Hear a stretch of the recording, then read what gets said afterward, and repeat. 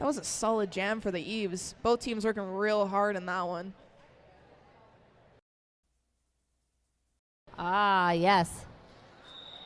And Centurion around 4 points. Veruca Slaughter trying to hold on to Centurion there. Wasn't able to do it.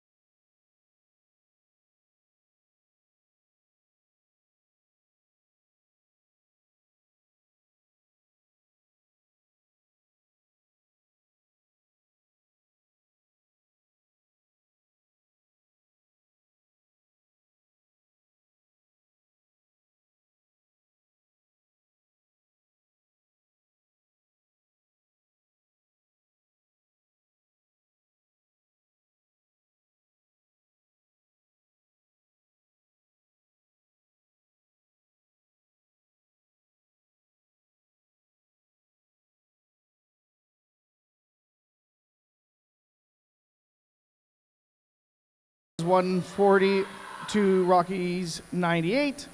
And game 5 to finish the day off. West Coast's 139 to Team Montana's 113. All right, and we are set to start Derby here. We've got SRDL's home team, the Mind Fox, going up against Team Montana.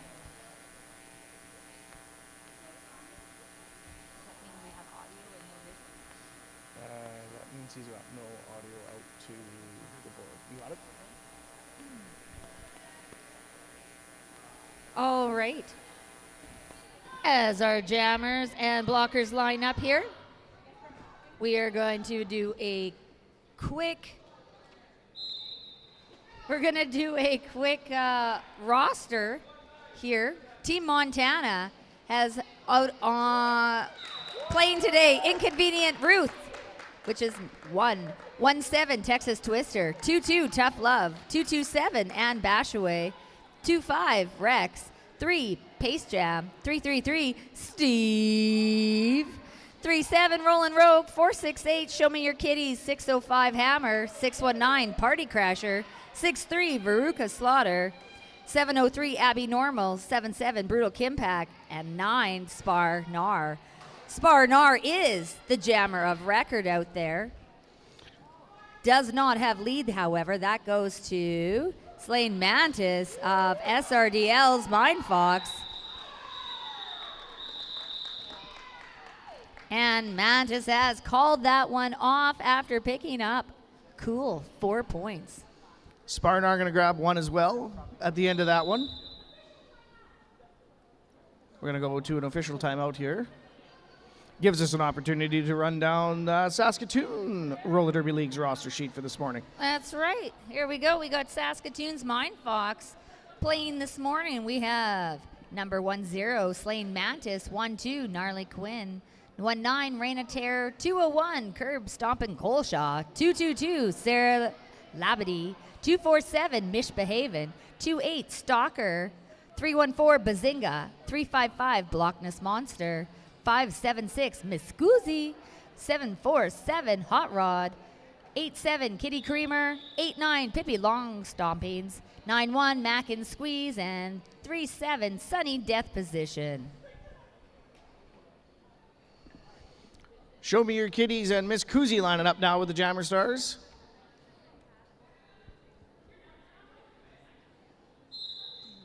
Pack's going to start tight right off the jam line, a little pushing and shoving, quick and easy on the outside line. Miss Koozie's going to get ahead for that lead jam.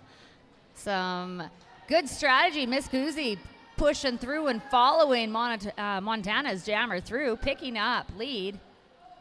Show Me Your Kitties getting pushed around a little bit, got knocked to the inside, managed to get back, knocked to the outside, worked back through, trying to get through that pack. Got Bazinga, the pivot for Saskatoon, rushing to the penalty box. That'll be our first penalty.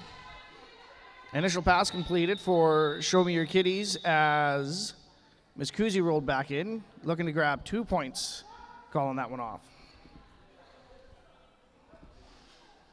So we've got 6 points. Mind Fox sitting with 10 points after Miss Koozie's 6, and Team Montana with 1. But we have lots of derby left to go as we're only about, 3 minutes into this game. That's going to bring up Raina Terror. And they're going against Texas Twister. Now, Texas Twister was not wearing the star much yesterday. And, it looks like Texas Twister is going to go to the penalty box for a high block. That'll be our first power jam in the morning. Oh, and Raina doing a beautiful apex jump. Nice little 4-point pickup as Raina starts to look to see what setup she can get from her team. Montana wisely moving off that apex. And ballerina moves by Raina, picking up 4 more points.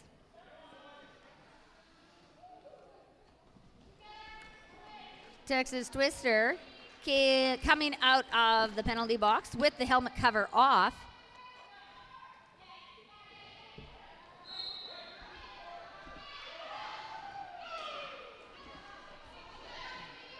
And Texas Twister does complete their initial pass.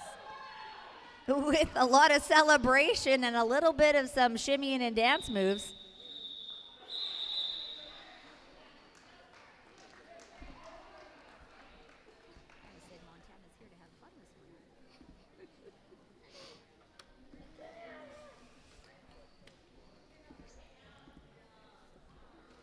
All right, we've got Roland Rogue for Montana up against Curb Stompin' Colshaw for Saskatoon. Brutal Kimpak out there along with Ann Bashaway for Montana. They're being braced by Pace Jam. Loch Ness Monster went in there to try and stop Roland Rouge from getting by, but took a little bit of a tumble. Roland able to get out in front, takes lead. Curb not far behind as they're pushing into a little bit of a speedy pack here, rolling around that second corner.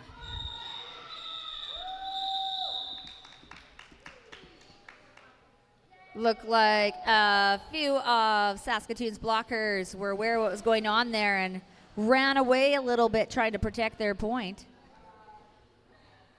Roland Rogue only able to pick up 2 that time.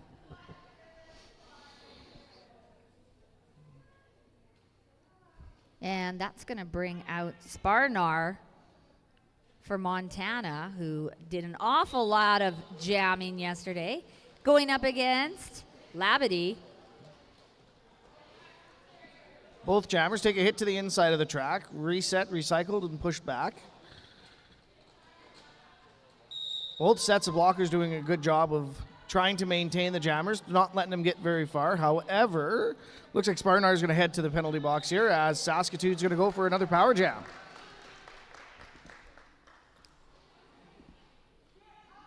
It was interesting. I was overhearing a conversation yesterday. I had talked about how jammers' styles have changed over the years, and there has been a lot more high block calls as jammers are getting lower and lower, and their heads sometimes get in the way. And we heard a few of those yesterday, nearing the end of the day especially. It seemed like it picked up a little bit.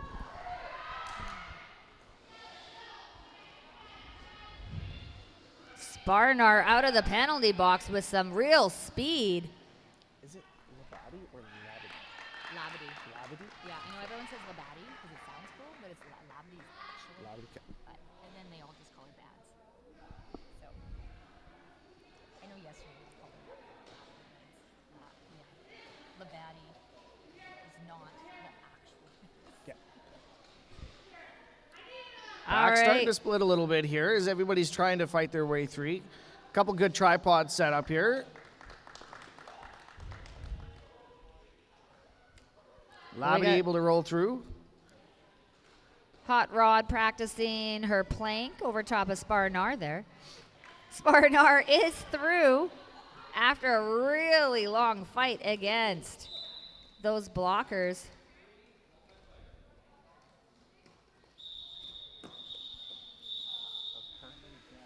All right, and looks like Labadie has decided to call this one off.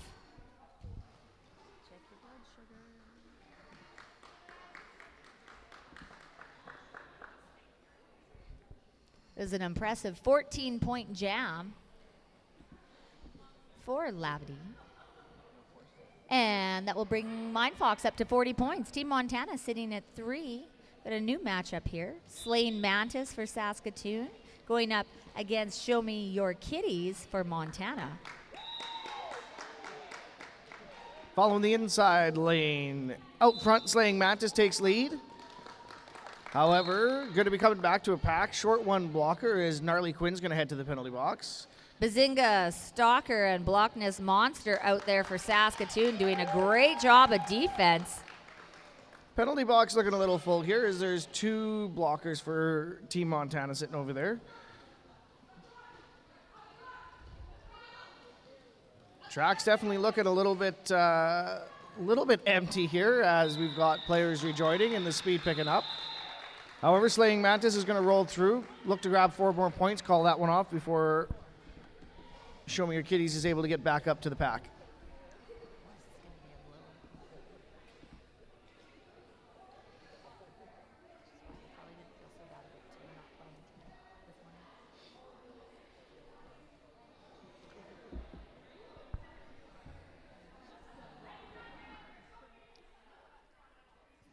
All right, Texas Twister out jamming again against Miscusi. Miscusi trying to work through that tripod in the back and forcing them to the front. Oh, Texas Twister almost through on the inside, but misbehaving. Got a piece of her. And Miscusi picks up lead jam for Saskatoon.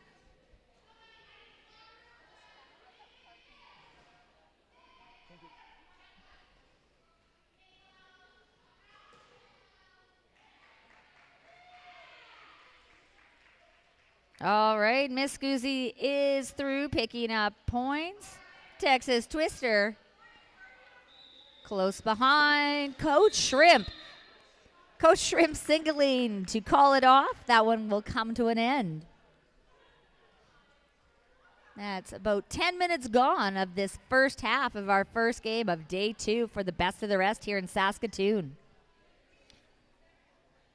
I'd like to just grab everybody's attention for a moment, please. We just had a phone turned into the announcer's booth here. It is a iPhone. It is got a pink case on it, and on the back of it there is a little pop-up of a roller derby club. If you can come identify the phone, it is yours. Please come identify it. All right, Roland Rogue out there against Reign of Terror. Montana losing a blocker to the penalty box. That looks like that was Brutal Kimpack. Reina picks up lead. More whistles going as Montana's going to lose another blocker to the pack. Reina just takes that inside line ever so easily, slightly, and just takes that 4 points. Oh, we got that line with Blockness, Stalker, and Bazinga again. Very effective so far in this game.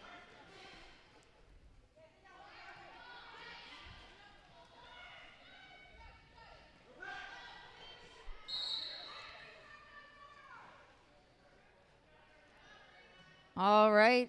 We've got Blockness heading to the penalty box, but Reina's been doing some laps.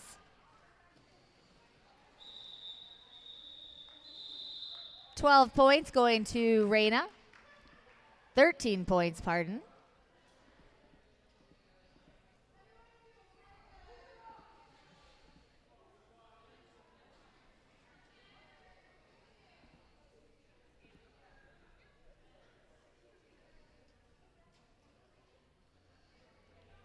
All right, we have a little bit of a reduced pack size here. I think we've got a player or two in the box. Looks like out there right now we got Tough Love working alongside Veracruz Slaughter and 619 Party Crasher out there for Montana. Hot Rod for Saskatoon is going to go take a seat in the penalty box.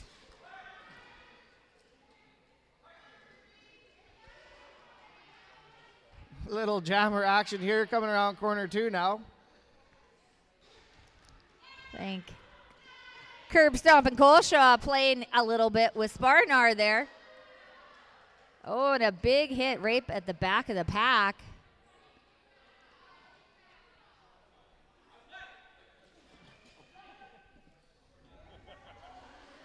All right, and I think we got a little confused, and I think the jammer got called out of play.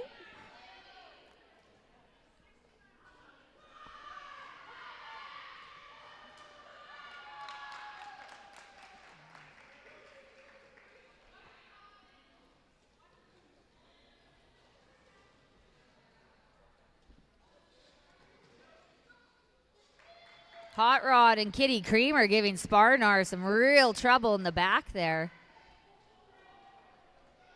Sparnar looked to the inside to try and get past, but Blockness came out of nowhere. Knocked to the inside. Sparnar's going to recycle once more here as Curb looks to get some teamwork from Blockness now, looking to get the offense going. That Curb's going to roll around, grab 4, and I think somebody went to the penalty box again. Tough Love in there for Montana, trying to create a little offense for Sparnar, but Blockness Monster forcing Sparnar to the outside and dragging them back.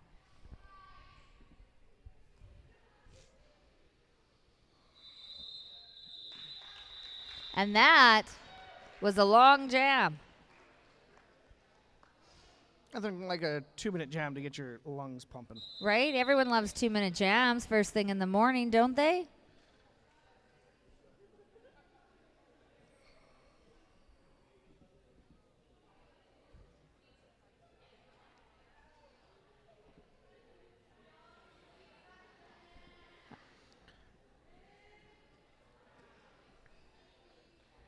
All right, it looks like we've got Gnarly Quinn, Sunny Death position, and Blockness out there for Saskatoon.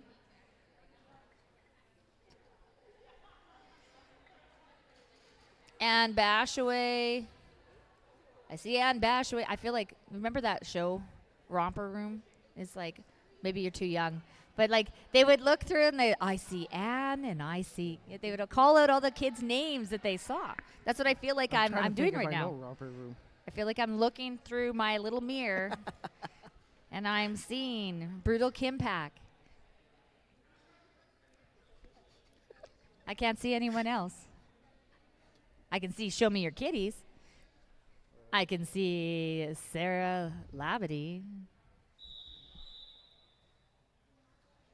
77. Brutal Kimpak. It's the one that's turned backwards. It's their pin. I can't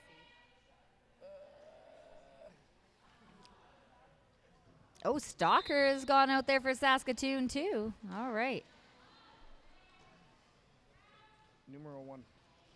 Inconvenient Ruth. The one number we couldn't quite see there at the start. Ah. All right. And let's see. Oh, Montana had one blocker come out of the penalty box and one go in. Little confusion up at turn 2 there, allowing Saskatoon to get through and pick up 4 points.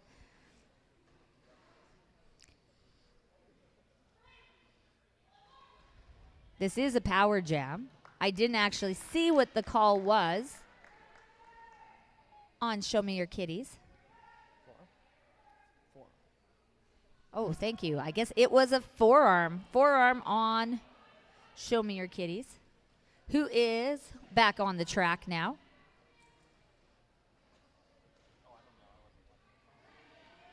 Gnarly Quinn, Stalker, and Bazinga holding Show Me Your Kitties at the front there.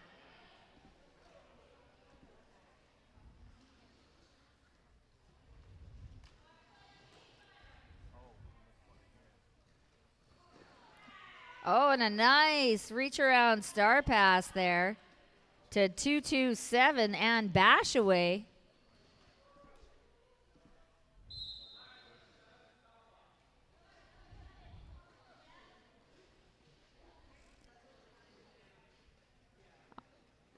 All scratched up here in the third quarter as both jammers looking to try and find a way through. Of course, now Ann Bashaway with the star. Couple bodies go down. Everybody's looking to get through here. Ann's having one heck of a time trying to get past Bazinga here. I guess they listened to us when I said it's lots of fun to do 2-minute jams first thing in the morning because they did another one. Well, I mean, somebody's got to listen to us. We're not here for nothing. It's true. At least I don't think I'm here for nothing.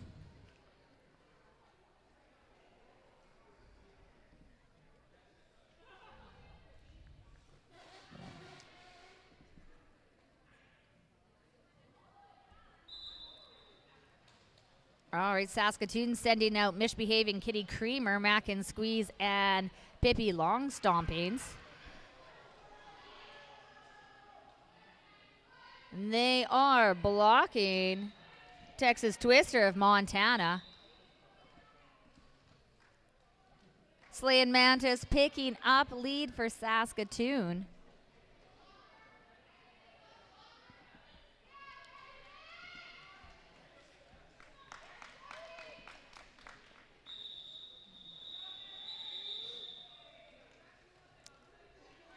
Who was that, sorry?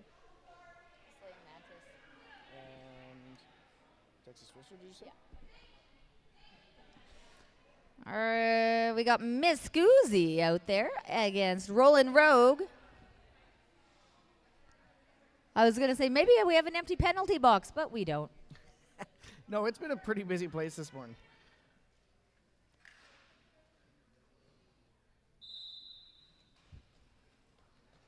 Miss Goozy trying to lead Roland Rogue right into their Saskatoon's tripod. Gnarly Quinn does a nice little move on the inside to get past the blockers for Montana to try and reset the tripod up for Saskatoon. Muscusi looks for that little bit of offensive help on the outside line there through corner one, takes lead jam. Some really nice edge work this morning by these jammers to stay in, even with all that force being pushed on them. Muscusi, quick 4 points, calls that off before Roland Rogue can get in there and pick up any.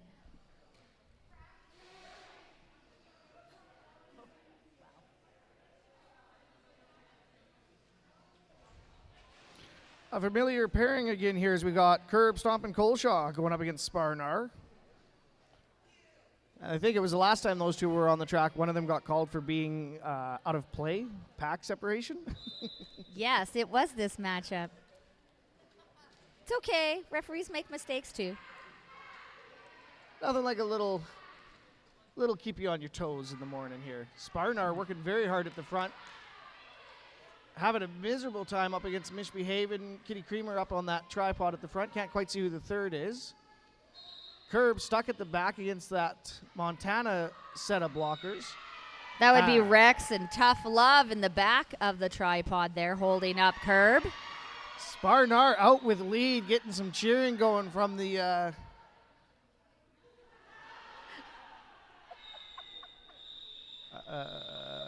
yes, Sparnar did have lead. Rolled in, took 3 points before calling that one off. Sitting there pointing at her that she's lead. She's like, I can't call, you don't have lead. Why are you pointing at me then? I'm glad I wasn't the only one that was sitting confused as hell. Reign of Terror out there for Saskatoon. Show me your kitties for Montana.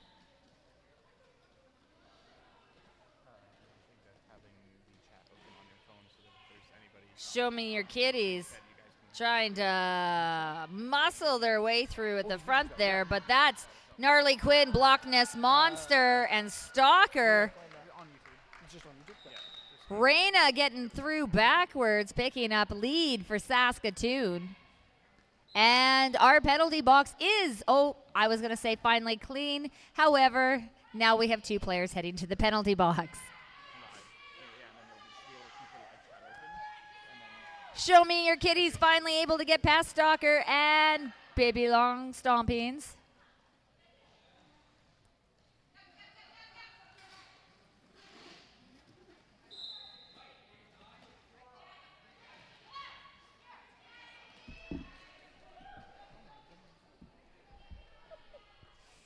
Oh, we have a 5-person pack, I think, now.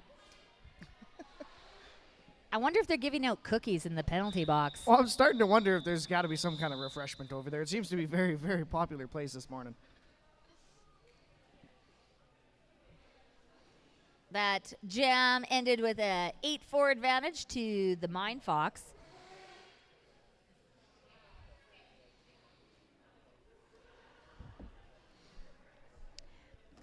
You know, I would like to clarify something, too. You said that you thought it was finally clean in the penalty box. I'd like to think it's probably substantially clean.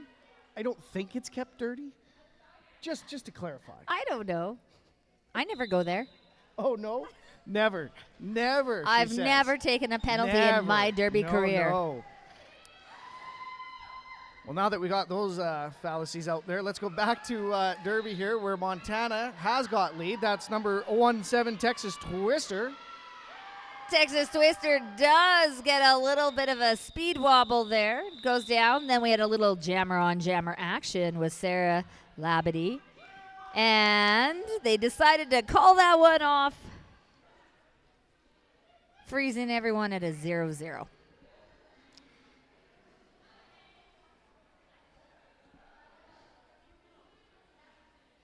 Slaying Mantis and Rolling Rogue now getting ready to line up here.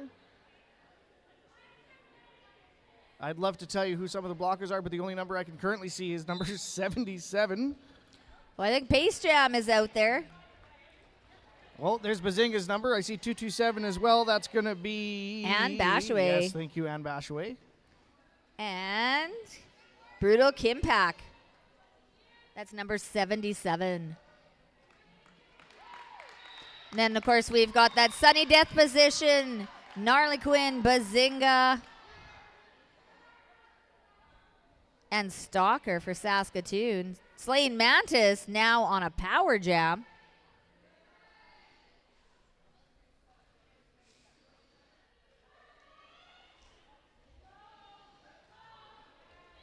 Hear the call from the bench from the Mind Fox. Looks like they're going to try a little offensive maneuver here, try and help Slaying Mantis push through, coming into the third corner.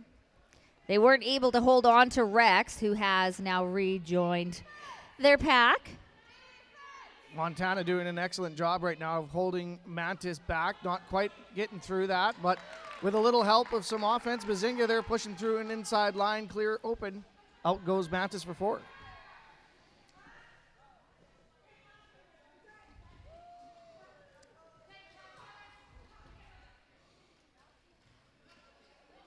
Saskatoon dragging Rolling Rogue all the way back. Pace Jam making sure that Mantis has no easy path there on the inside.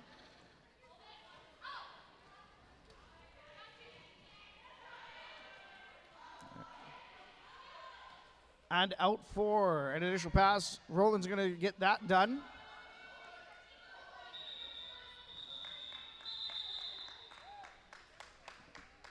And not a 2-minute jam, but awfully darn close to a 2-minute jam.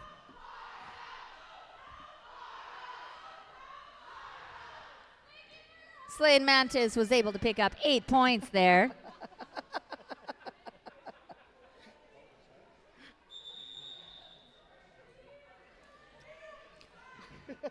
Montana calling a team timeout, which gives me the perfect opportunity to thank our sponsors.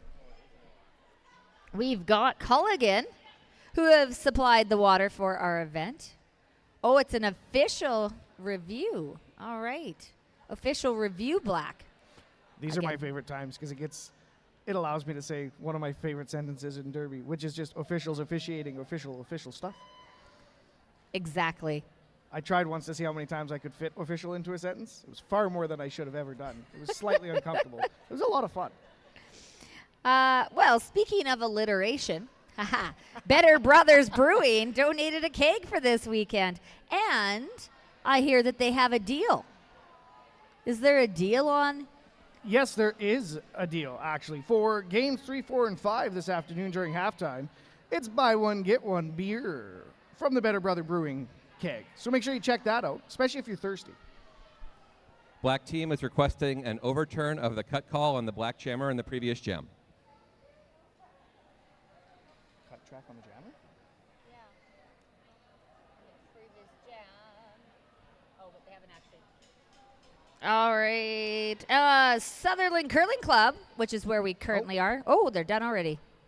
The consensus of the officials is that the cut did occur. The penalty will stand. The official review is not retained. No cut. No cut. Sparnar up against Miss Guzzi as we get going once again playing Derby in this wonderful Sutherland Curling Club. Oh, Sparnar dropping Kuzi out on the inside. Sparnar with a nice little jersey throw there with Veruca Slaughter. Miss Guzzi did pick up lead. Mish Behaven heading to the penalty box for Saskatoon, though, down a blocker. Naughty, naughty, naughty. Miss Guzzi finding a hole between a few arms. Breaks through that tripod. Looks like Mish has some company over in the penalty box. I think that was Kitty Creamer that was just sent over there as well for an infraction. Oh! Pip Sparnar. trying to hold Sparnar back, but Sparnar getting past, picking up speed, jumping that apex, getting through on their initial pass. Sparnar up to the front there. 2 blockers to try and fight through. Pip and Hot Rod. However, Pip, the pivot's headed to the penalty box, and Sparnar is going to roll through, grabbing 4 points. Pip the pivot to the penalty box. Holy smokes. See, this morning it's all about alliteration. Ha. We'll see what else we can come up with. I feel like it's too early for this. I might have to write it down. 135-26 for SRDL with 3.5 minutes left in this first half. I don't know how this has gone so fast. Don't lose your papers. There's a lot of stuff going on today. Curb stomping Coleshaw going up against 4-6-8. That's Show Me Your Kitties. Both jammers out already. Curb in front. Show Me Your Kitties isn't going to give her a whole lot of room to work with here as the pack decides to roller rink it and just speed around the track. Oh, once I said, the OPRs love this. Oh, Montana losing a blocker in their speed. They lost a blocker.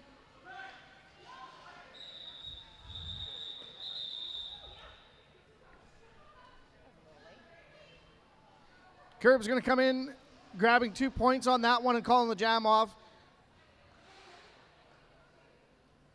Little kerfuffle at the end there as Kirby went down, but everybody's up and moving. Skaters are resetting for the next jam here. OPRs are going to try and catch their breath after that sprint. Because, there's nothing better than 2-minute jams, first thing in the morning, and then just full tilt. That's right, Why full not? sprint. Oh, Montana again playing the knock the jammer out and drag him back. Haven't seen a full eat the baby yet. That's Texas Twister and Reyna. Reyna out in lead. Texas Twister was recycled back. I think that was by Mish. However, Texas is going to get through for the initial pass. Reyna works a line to the outside, gets bounced around just a little bit. Manages to keep composure, rolls through, grabs those 4 points and calls it off.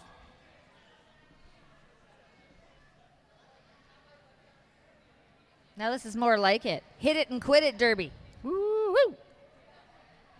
It's a lot easier than 2-minute derby. 2-minute derby, that's for like level 1. Yeah, I wouldn't know. I just hit a microphone and talk and click buttons, and I got it pretty easy. You do. All right, lined up here now. Roland Rowe going up against Sarah Labadie as we go into the 20th jam here. Of course, what we would expect to see, some pushing and shoving. Both blockers sets doing a great job. However, jammers both out of the pack. Labadie's got lead. Not very far away from Roland here as you can feel the wind coming off the track again as the pack is starting to speed it up. Yeah, we should tell him to slow down. I'm getting cold from the breeze. As Labadie came into the pack there looking for 3 points. Could hear coaching from the bench there telling her to call it off. And that'll leave us just enough time for one more jam before halftime. Who we got? Who's doing the last one here? We're going to have Slaying Mantis and Sparnar once again. Sparnar, busy. I was going to say, I feel like Sparnar's been out an awful lot in this game. Is it going to be Sparnar's 6th jam of the game already? Wow. And picking up lead. Slain Mantis also out. We'll see. Team's not choosing not to speed it up this time, though. Little bit of separation there, but Sparnar able to hit the pack, grabs 3, calls the jam off. Penalty was issued just at the same time there for one of the blockers. I don't think Saskatoon took any points on that last one. No points for Saskatoon. No, that brings us intermission. 144 for the Saskatoon Mine Fox, 29 for Team Montana. And just a reminder, everyone, Bad Girlfriend Skates over in Turn 2 is here until 11:30 only this morning.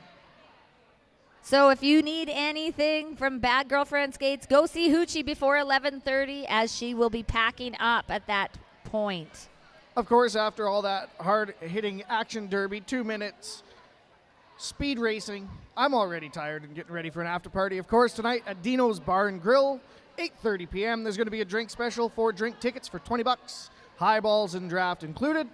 Make sure you come on out, check it out, say hi. And of course, if you just want to be a part of the roller derby community as well, we're always looking for people. There's always different times to join. Fresh meat and new skater intakes will be in August. And we're always looking for volunteers. That's all the wonderful people you see out here doing the NSOing, the officials, the announcers, the medics, the camera people, the concession stand people, I'm sure I'm missing somebody, but if you're looking to play derby without necessarily playing derby, come join the volunteer crew. If you like to talk at a microphone like we do, Yeah. could also come volunteer to do that. We also have Chuck a Duck running again today, $2. You can buy a duck, toss it underhand, and get it in Dark Wheel Duck's inverted helmet. You will get 25% of the pot, which continues to grow as we did not have a winner yesterday. What were we saying about alliteration? Chuck a duck, duck, chuck a duck, duck a chuck a duck, a duck.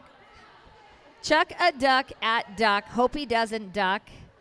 Don't Duck. something. Don't duck. All right, well, that was a great first half of derby here as we start our day, of course. We got 4 more games and another half after this one. So stick around, come back, check it out. We got roughly 12 minutes, and we'll be back. I am Fat Boy, joined along here with... Bellicose Blonde. All right, we'll talk to you guys in a little bit.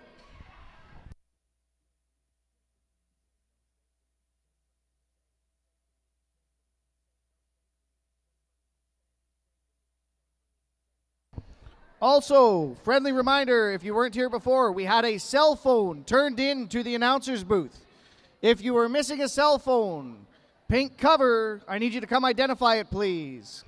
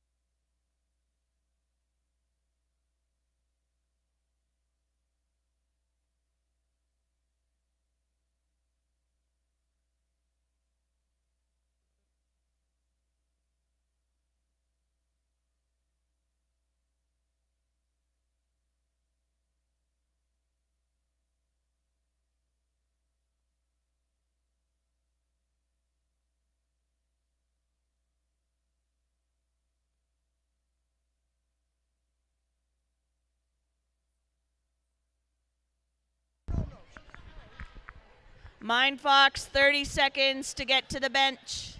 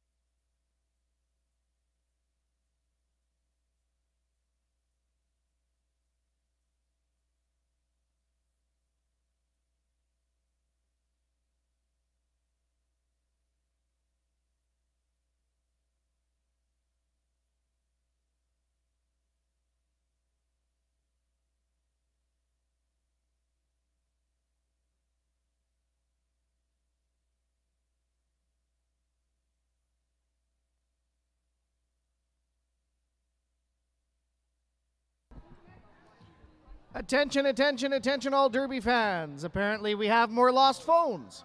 This one was located somewhere near a washroom. It is a Samsung. Looks like it's got a cracked screen. I have no really good way to identify it, but if you can come open it up because it's locked, then I guess it's yours? Question mark? Once again, if you're missing a Samsung phone, announcer's booth.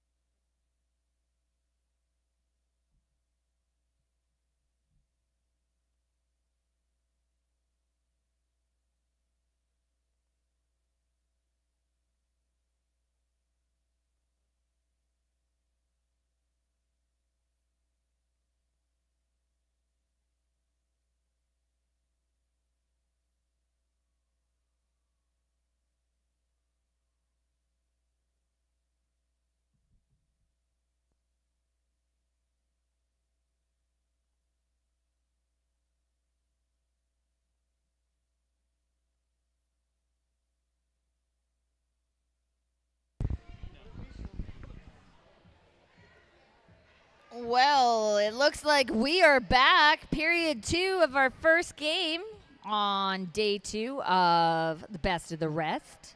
We've got Saskatoon Roller Derby League, Mine Fox, going up against Team Montana.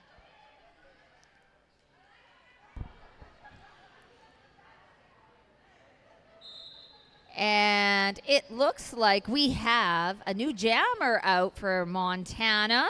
It's Steve.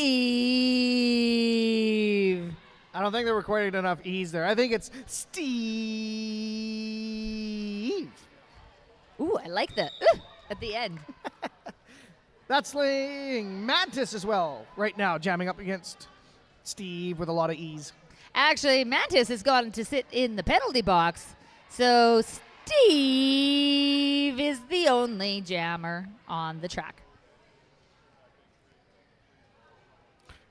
I think I just got Steve's number, 333. You think that's supposed to be E's? E's, yeah. 333. I watched all day yesterday. I never caught that. You didn't get that? No. That's okay. Good thing it's a smart Sunday morning. Steve looking to get past that Saskatoon tripod here. That looks like Misbehaving, Pippi Longstompings, and Hot Rod. Got Kitty Creamer with the bridge. Mish, dragging Steve all the way back. Slaying Mantis back on the track, looking for a little help, but getting stuck up there against number 17, Texas Twister, and getting some help there by 25, Rex. We are a minute and a half into this jam, and we still don't have a lead jam. With a whole lot of power there, Slaying Mantis rolls through, initial pass. Steve rolls through, takes lead, calls that one off. No points for either. So those of you watching, if you were wondering why Slaying Mantis got out first but did not receive lead status, it was because they went to the penalty box earlier in the jam, so they were not eligible for lead jam. One must behave to get lead jam. All right, we've got Show Me Your Kitties and Miss Goozy. Miss Koozie? Miss Excuse Goozy. me, Miss Koozie. It's exactly what it is. It's Miss Goozy. She was a very polite child. Ah, yes, very polite as she rolls through the inside line there, takes lead jam. That's right. She says, "Excuse me," and gets on through, picking up lead. Show Me Your Kitties fighting up against, I just saw that's Curb Stomp and Coleshaw blocking out there. Multi-talented athlete. Blocking, jamming. Dragging jammers back. Talking about multi-talented, Show Me Your Kitties out there right now as well, actually. And we do have a successful star pass to 227 and bash away of Montana.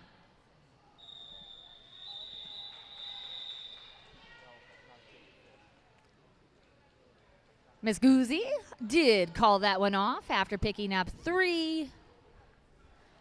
That would be an 11-point jam for SRDL.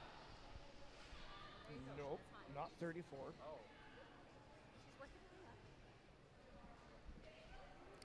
And that's going to bring out Sparnar, Montana, and Reign of Terror.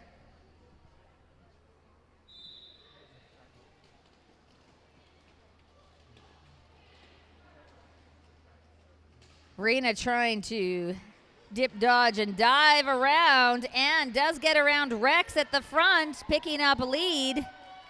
Pip holding Sparnar in the back. Pip and Sparnar both take a little bit of a tumble down there, get up and reset. Sparnar looking to get through, getting hung up here, but finds a nice little path on the outside line of the track, gets through initially. Hammers come out of the penalty box to join her team. Reina is going to call that one off and dance their way back to the penalty box. Or, sorry, to the player's box, I meant. Reina doesn't go to the penalty box.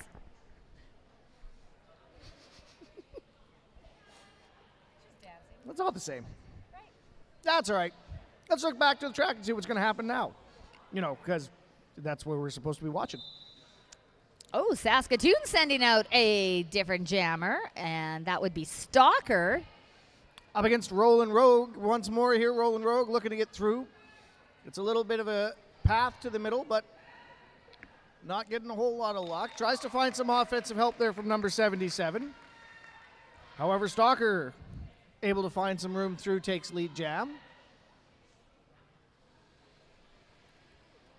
You start to get a little bit of a spread at the pack there as they work their way between one and the second corner. One in the second, first in the second?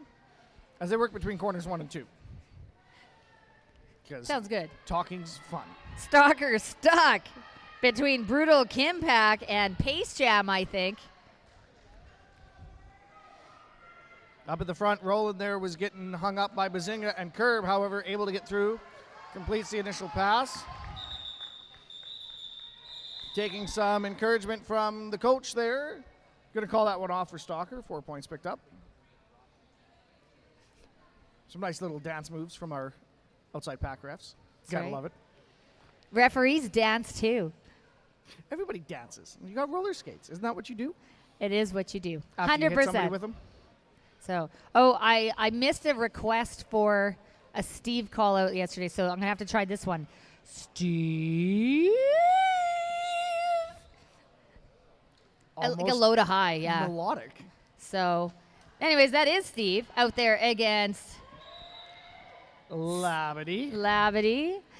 Who's got? Steve's got it. Steve has lead. Steve calls off the jam. Steve returns to the bench. And Steve. will set up to do it again. Never thought I'd have so much fun with the name Steve. Well, when it's got an infinite number of E's behind it, it's a good time.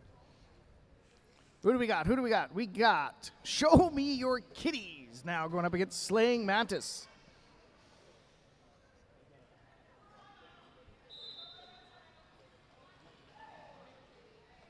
Both teams this time off the start, trying to get some offense from the blockers there. However, slightly less effective than I think they would have desired as both jammers get hung up. However, a little more fighting ensues, and out goes Slaying Mantis. We've got Block Nest Monster, Bazinga, Gnarly Quinn, and Sunny Death position doing a pretty good job of holding on to Show Me Your Kitties, but she has gotten out. But Slaying Mantis has taken a cut track penalty. Well,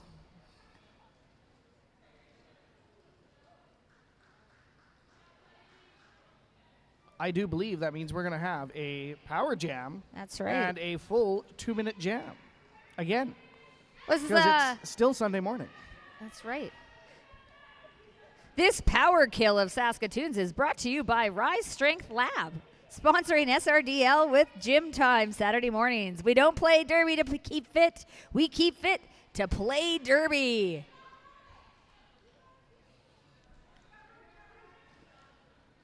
Show Me Your Kitties up against the tripod here.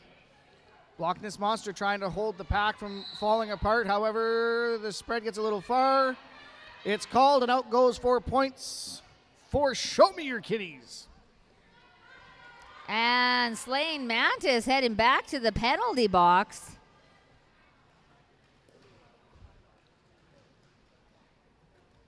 So Bazinga and Gnarly Quinn at the front here. Nice little spin move by Show Me Your Kitties on the outside line there. Bazinga picking up a forearm penalty. We've got the jammer and the blocker pair sitting in the penalty box. And that was a 12-point jam for Team Montana, bringing them up to 41.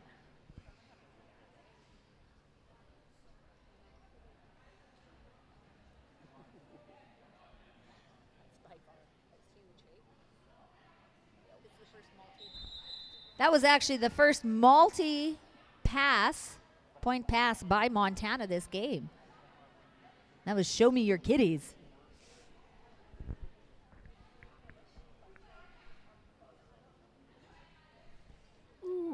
we have a timeout on the track now. Looks like it's being charged to Montana. All right, Montana timeout means that I can remind everyone that we have a photo booth. We have a photo booth. I know no one has seen it. It's hidden. It's actually back in the corner by turn 2. Way back there, there's a table. There's like a background. There's a whole table of pirate-themed stuff. Arr. I should have said this earlier when Team Pajamas were here. The onesies. They all had their awesome onesies, but I think they've gone to warm up. But I should have directed them over to the... Warm up because it's cold or warm up because they're next? I don't know. Oh, well, warm up because I think their game is next. But it is cold. They're trying to freeze us out. They've got the fan on in the like door it's open and background. it's There's a whole raining and table it's of... cold. Yes, we are tough announcers. Back to the real tough people here. That's The people right. that are to the people that are really fighting today. We got once more Sparnar, a busy jammer, able to take a quick lead jam position here. Of course, starting with that power jam as Slaying Mantis was in the box at the end of the last jam. Mac and Squeeze, Hot Rod, and Kitty Creamer, the blockers for Saskatoon. Kitty Creamer had a big block there on Sparnar. However, Sparnar shook it off, up and running. 4 points picked up.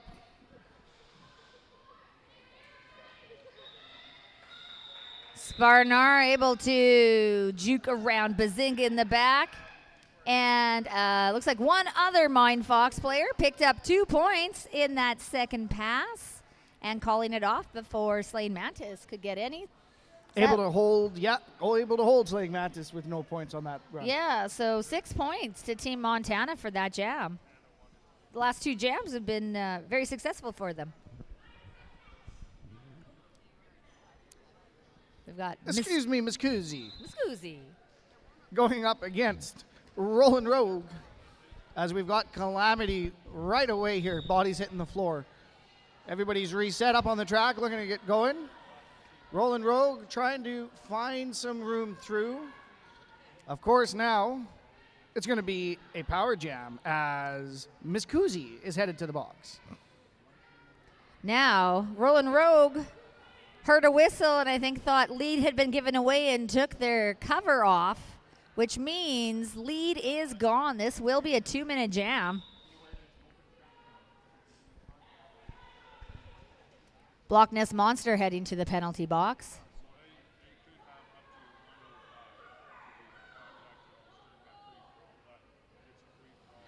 Looking for some support there by number 227 as Roland rolls in.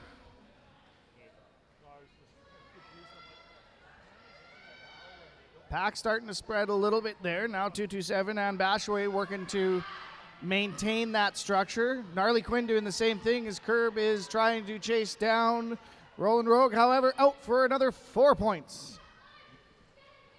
Miss Goozy taking off the helmet cover. Fakes everyone out. They think it's going to Colshaw. It didn't. Then they got through. And she'll come around to the back of the pack. Oh boy, put your coats on. It's going to get cold in here again as the pack starts to put it in overdrive. Looks like Montana's decided to run this jam. Oh, Miss Goozy transitioning through the pack, untouched. Sparnar with a little juke around Curb as she came in at the last second to try and knock that play down.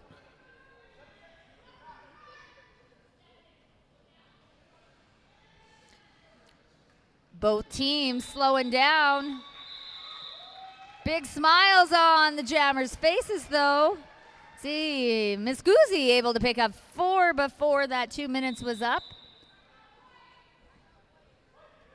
We've got 16 points to Team Montana. Again, another successful jam for them. 8 points for Mind Fox.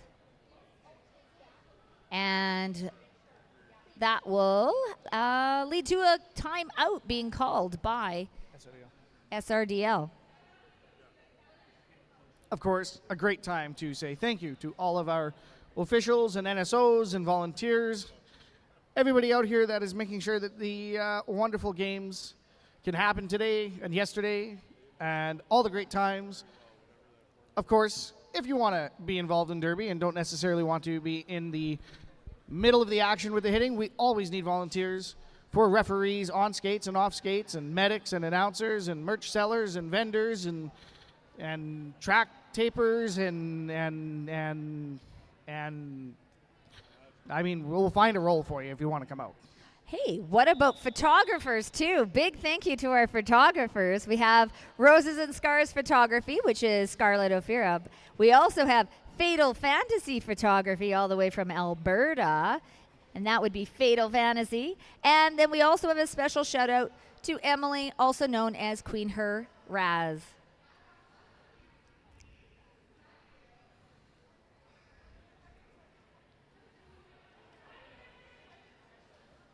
Hey, Fat Boy, do you want more Derby? I mean, who doesn't? Well, come on back June 1st and 2nd and join us in Warman at the Warman Home Center for Attack of the Eight-Wheeled Women, which is a 2-day tournament for Saskatchewan Roller Derby. Then we also have a team from Montana, Alberta, and BC coming. Back on the track for today's action, we've got Rain and Terror out front with lead as Steve works through. However, we're going to change that up a little bit. Looks like Steve has done a star pass over to number 17, Texas Twister. Texas Twister giving him the oh shucks and darn because Raina called it off before they got to score any points. It's the hardest part about being a pivot. You get a good star pass, you get through, you're so excited, you think, I'm actually going to score a point, and almost always they call it off, and you leave disappointed.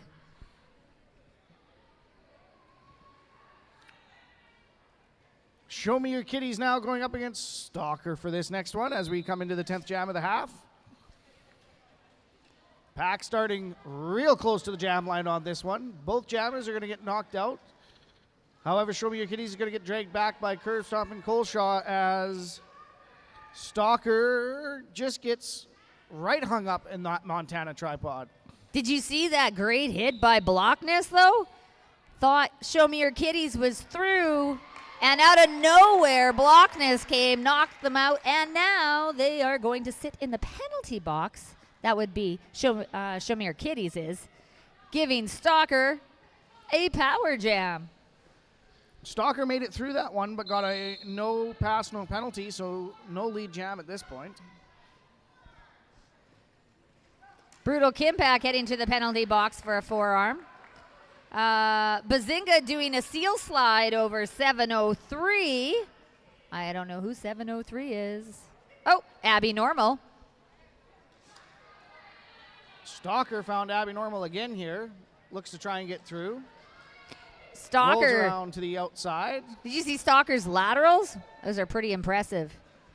It's like level 1 on steroids. Oh, and a sneak in. Coming in low, quick turn, and Stalker's through. Barely touched on that one. Oh, there's been a star pass for Montana. And 227, that's Ann Bashaway, will now be the jammer.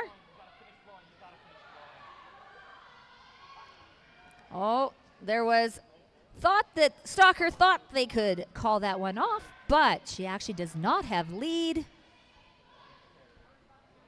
Luckily, Saskatoon was aware and was able to catch Ann before she skated through untouched. And did pick up 3 points on that pass. That was a 12-3 jam in favor of, 14-3 in favor of Mind Fox. Great jam for Stalker. SRDL's Mind Fox 195, Team Montana 66. 13 and a half minutes in this second half. Montana calling a timeout. Well, you're wondering what to do with yourself during this timeout, you can always take a look around at team merch.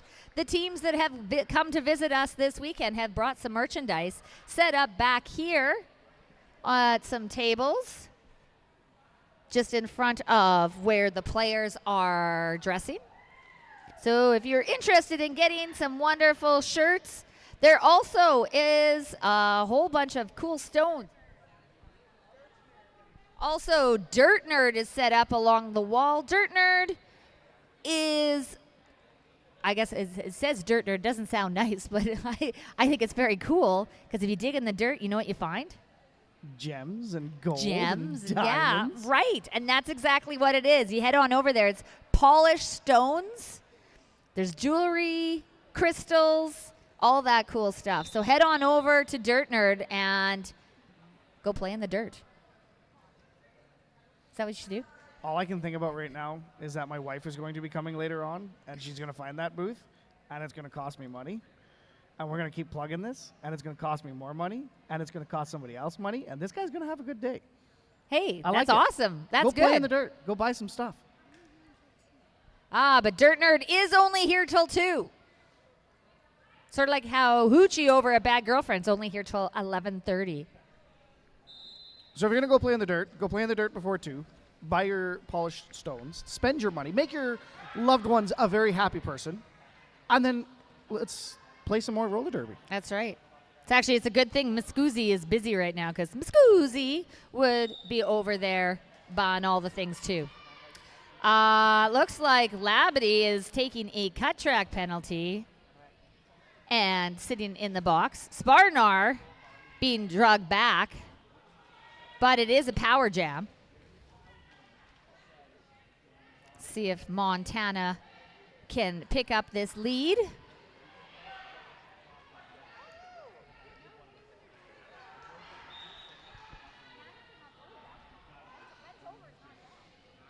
And pivot for Saskatoon, sent to the penalty box. That's going to be Pippi Longstocking as Sparnar is out now with a lead jammer.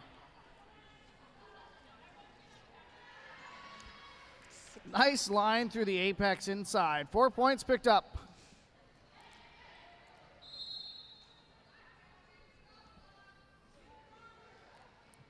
Sparnar back in for a scoring pass. Going to be short one blocker, though, as Tough Love was sent to the penalty box. Pippi Longstomping's back out for SRDL, which will bring them up to full strength.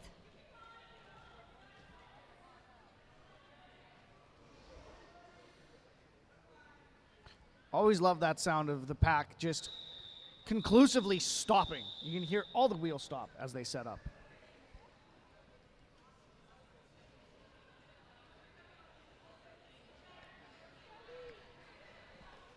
All right, that was a close one. Oh, hey. It's Curb Stompin' Coleshaw's number. Mine Fox, 201. Team Montana, 74.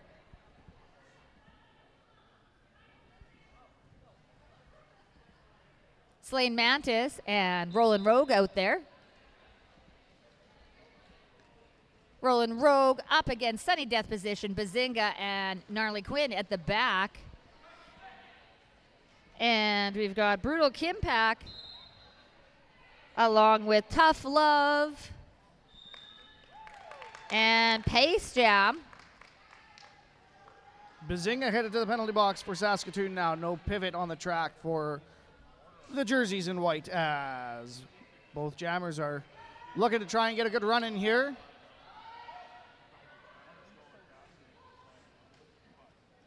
Who's got the white star? Oh. Who's got the white star? Who's jamming for Mantis? Mantis getting caught up there, but is through. So is Rollin' Rogue. That is called off, but Bazinga does get out of the penalty box. That was an 8-4 jam in favor of Team Montana. Mindfox were able to kill all the penalties, though, for themselves. Who had lead, sorry? Manny.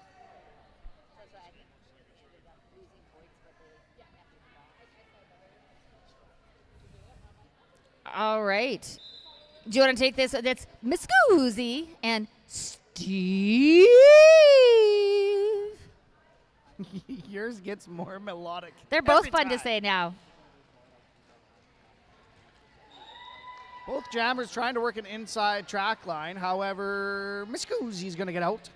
Showing a little love around the corner there. Steve took a big hit from Misbehavin', but held on. Did get through. Miscusi did pick up 4 points and called it off. That's going to bring out Reina Terror. You are so terrifying. Oh, the lipstick is scary. Not the giant smile and the dance moves, right? Yes. Nothing scares me more than a jammer on the jam line dancing. It gives me shivers. Montana taking a time out.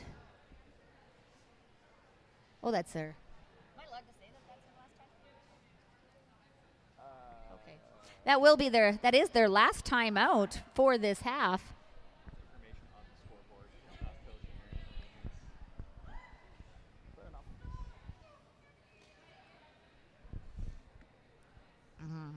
I know it's a little early yet.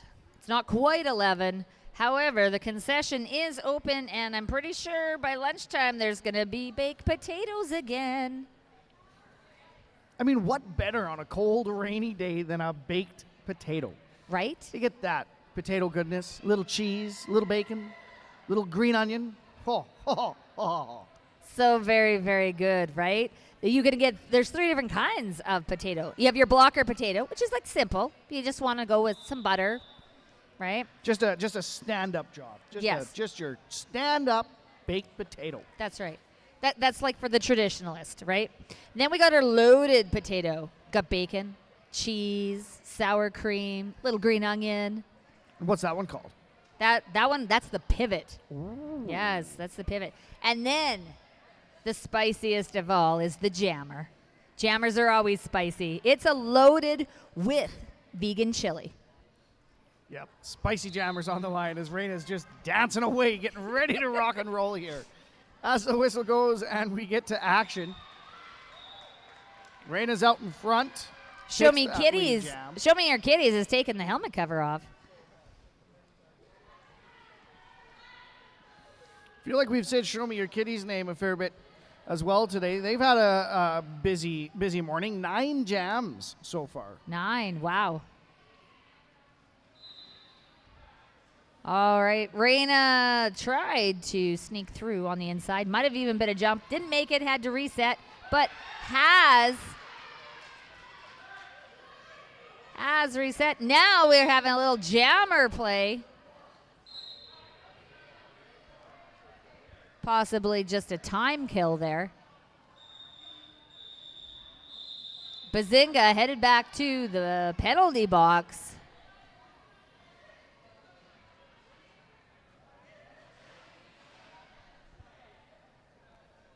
We've got 7 minutes, just 7.5 minutes left in the second half of our first game. 2-11 for the Mind Fox. 84 Team Montana.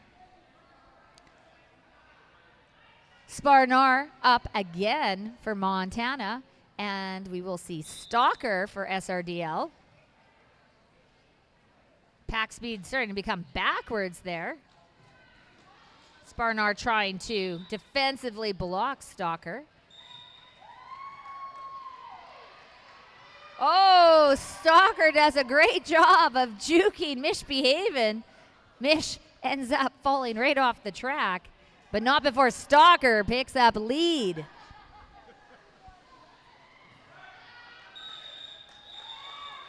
Stalker looks to get that quick point as soon as he gets past his last set of hips, starts calling that one down.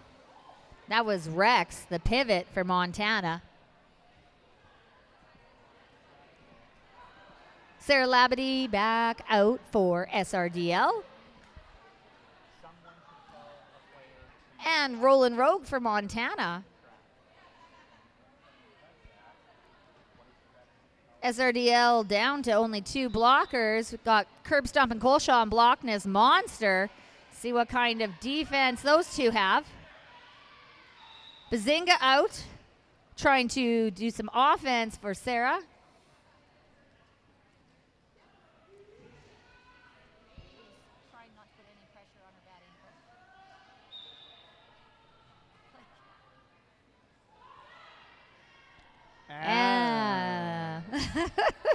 Looks like a penalty to Sarah Lavity. Going to go sit in the penalty box, giving Rolling Rogue, who has the lead, a power jam. Saskatoon does have all their blockers out at this point. That would be Bazinga, Curb Stomp and Colshaw, Pippi Long Stompings, and Blockness Monster. Rolling Rogue doing a great job of bridging or pushing everyone out, stretching them out so they have to bridge. That pack was really starting to get spread out there between the first and second corner. Holy smokes. Right? Well, hey, if you're good at it, you go 10, 10, 10, 20. 10, Do math. 10, 10, 20, 10, 10, 10. That's 30, 20, 40, 50. 50? 10, 10, 10, 20, 50? I think you can go 50. If you do it right. Yes, my math skills are fantastic.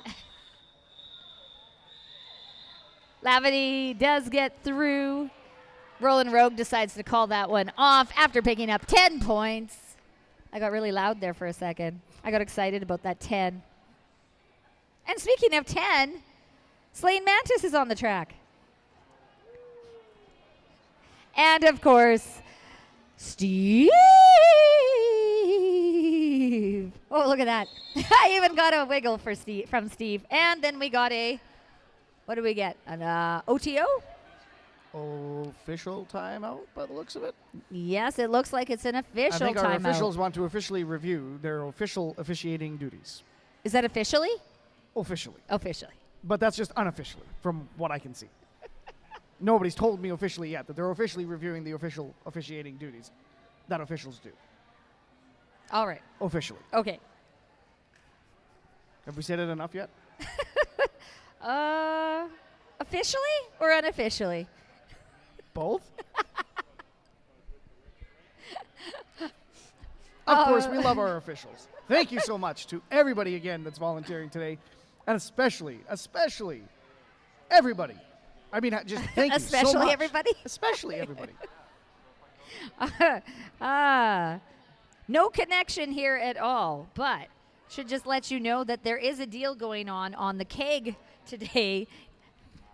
I lost it, though. What is the special? What are we looking for the keg. The keg special. Oh, the keg special. Yes, there's going to be a BOGO buy one, get one beer during our third, fourth, and fifth games of the afternoon. Of course, that keg is being provided to us by Better Brother Brewing. So if you're thirsty, get a beer. I mean, if you just like beer, get a beer. If you just want to support us, get a beer. I mean, just get a beer from Better Brother Brewing. I think some of the players would like a beer. They might have to wait until after their game. Maybe. But, yes, go have a beer from the keg. Also, go after you have your beer, go dress up in a pirate costume and get a picture taken at our photo booth over in the corner of, turn 1. And, of course, if you're looking for something for that pirate gear that you maybe don't have, Bad Girlfriend Skates just might be able to help you out. Of course, they're closing today at 11:30, so make sure you get over there and get your merchandise. And then you can go see Dirt Nerd for your treasure. It's your pirate booty.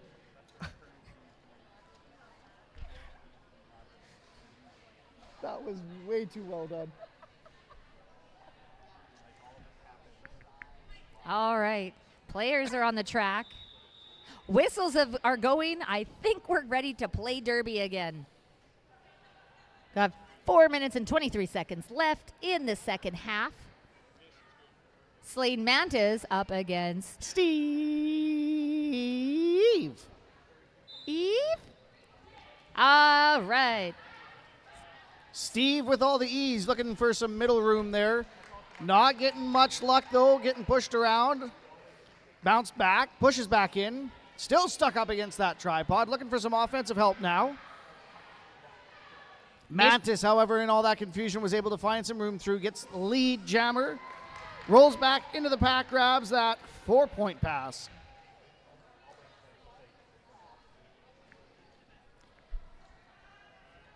Oh, those SRDL blockers are not making things easy, as there has been a star pass. That's Texas Twister, I believe, that now has the helmet cover, but still stuck. Oh, I spoke too soon. She is out of the pack.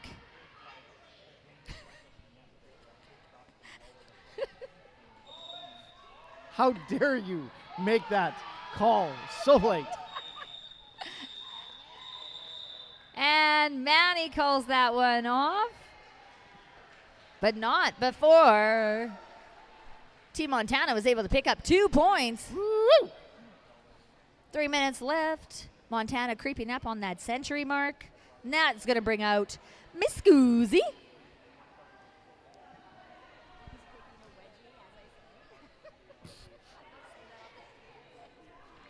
And show me your kitties. Photo opportunities. Here we go. The whistles have gone, and the Jammers are trying to fight their way through. Miss Kuzi's looking outside line. Gets a little help from Blockness there through the Montana blockers as Show Me Your Kitties finds a nice little line around outside as well. Both Jammers now completed an initial pass. Nice offense by Bazinga, making that 4 points easy for Muscuzzi, who's going to call it off.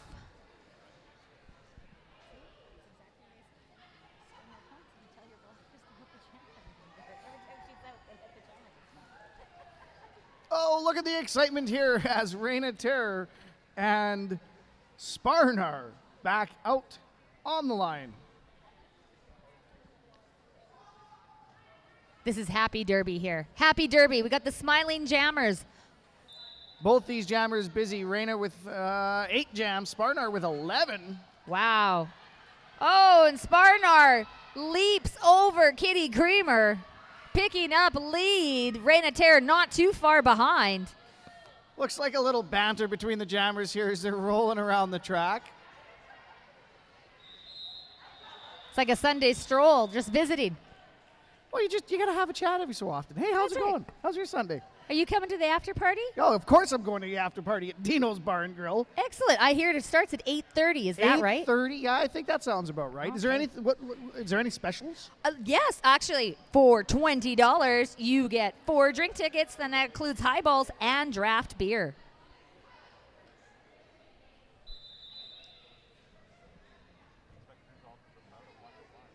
Oh, we've got an official review for Team Montana. Thank you. Black is using their official review as a timeout. As a timeout. They're using their official review. So for those of you that don't know, you do get 3 timeouts and an official review. If you've used all your timeouts, you can choose to use your official review as a 4th timeout. But that means then that your review is gone. Okay, I think it's your turn.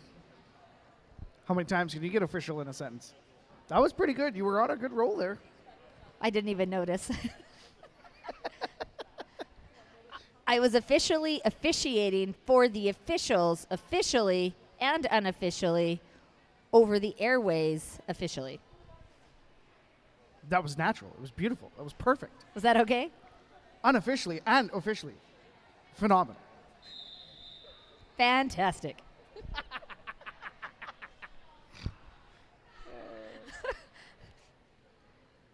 All right, Stalker, rolling Rogue up there. We got 1:04 left.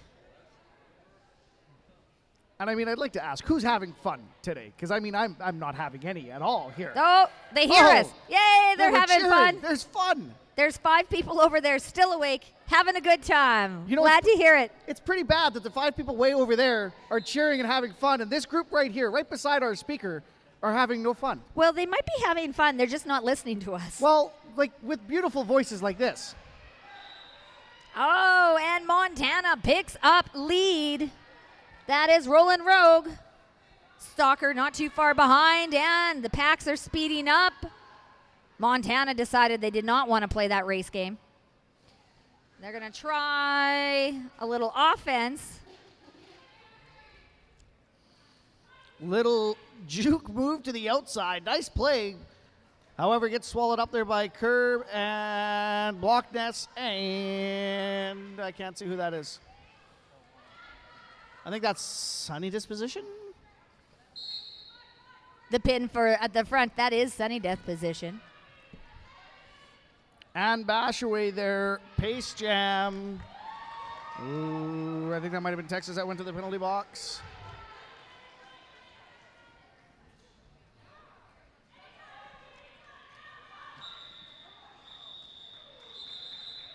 All right, 4 points picked up there by Team Montana, 6 by Mindfox. And that will bring us to our unofficial final. Team Montana able to make that century mark. So we ended up with 237 to 100 in favor of Mindfox. While we give a chance for the officials to corroborate, make sure the score is good, we invite you to come line up alongside the track and give that big handshake, hand clap, come do the celebration thingy, cheer on the teams, all that great stuff. The derby things, the things that make derby. Hey, if you saw stuff that you like, you should vote on MVPs. Yes, Very, please. very, very important. Yes, if you look around, there are QR codes hung up around the building. Scan the QR codes and vote for the MVP, jammer and blocker for each team. Hey. Prizes will be awarded at the end of today. Please don't forget to vote. And have fun. I mean, it's all about the fun. The derby is great, but the fun is fun. That's right. You can go and you can get like some new toe stops and a amethyst necklace and a t-shirt from down in the States. You can grab a beer off the keg. You can get a baked potato, buy a duck, and then vote for your favorite jammer and blocker. And last call, but not for alcohol. Reminder, you got about a half an hour before Bad Girlfriend Skates is going to be on their way out of here. So once more, last call, not for alcohol, but Bad Girlfriend Skates. You got about a half an hour. So if you got your stuff, get your stuff, get on over there. All right, and it looks like it's picture time. Oh, look at this. We got Charlie's Angels happening here. Well, thank you very much for everybody that came out and watched and for everybody on the stream. Great way to start the morning. My name, of course, Fat Boy, joined alongside with Bellicose Blonde. And I think we'll probably chat with you a little later.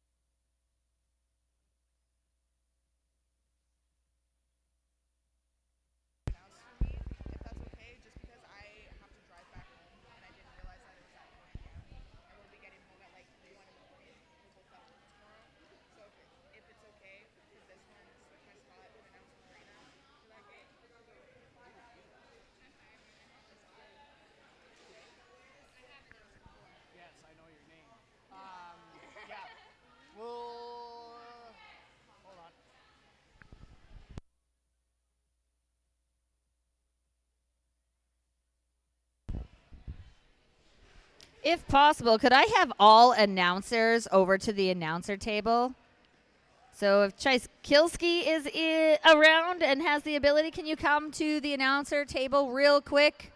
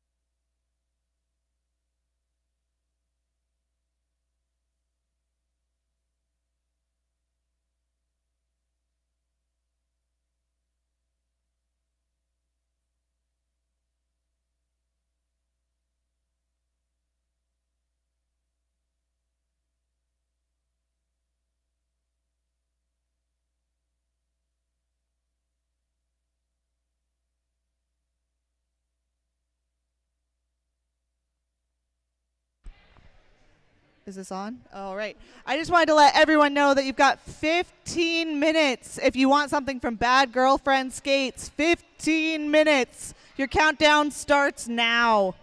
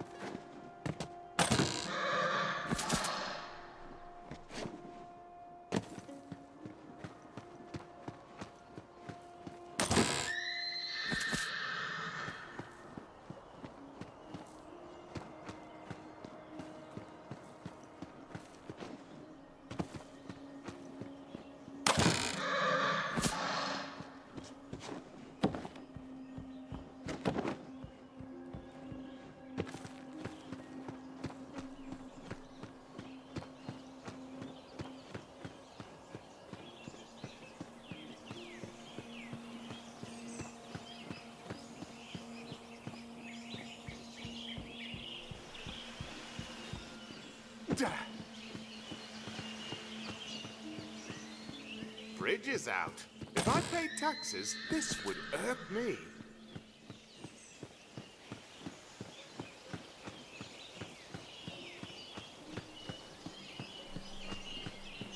You recognize one of the Queen's waystones. It seems to call to you. The Queen's magic enters you through the stone, granting you the power of... Aura! You now have magical sight and hearing, baby. Queen Butt Stallion! She's guiding us on our quest! Sure enough, baby. A trail of spectral hoofprints leads off into the wood. A fallen tree bars your path. What you gonna do about it, huh? I cast Identify Tree. It's a species called Jumpus tutorialis, and weirdly, it only grows in this one valley.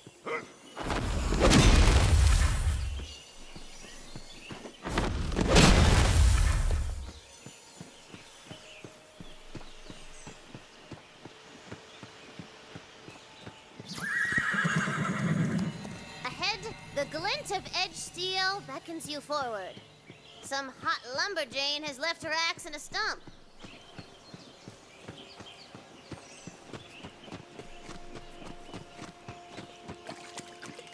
Still sharp?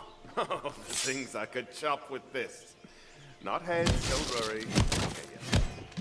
Love a good axe. Great for cleaving, hacking, even a good old-fashioned chop. A cave mouse sits covered over nearby. If only you could get in. Though the magical footprints continue through the cave, the rocky ceiling dips low to the ground. A true fate maker knows when to stand tall and when to crouch. Yeah, work them sweet glutes. And if you get a running start and crouch, you'll slide around like a cool action figure.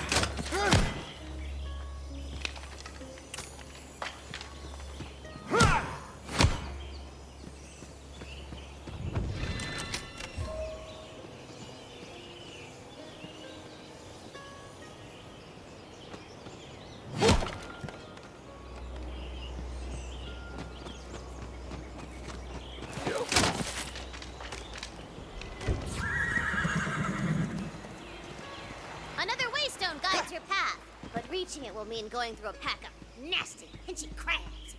Yeah! Combat! Kill 'em all! Ah, pinchy! They're so pinchy!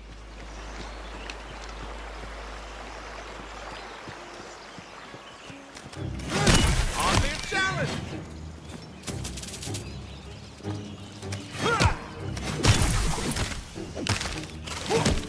You have defeated the crabs! Luckily, they were carrying their life savings for some reason. All yours now. I think we killed everything down here. Climb up there and follow the hoof prints.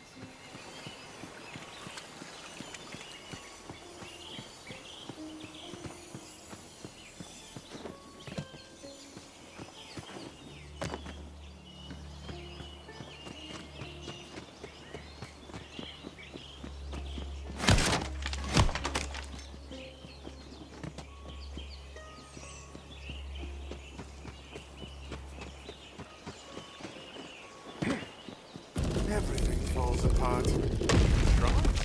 That's right. The Queen has ruled the Wonderland since I was but a humble player, like you, Bing Bongs. She has foreseen your arrival and left a powerful weapon for you. The weapon of a fate maker.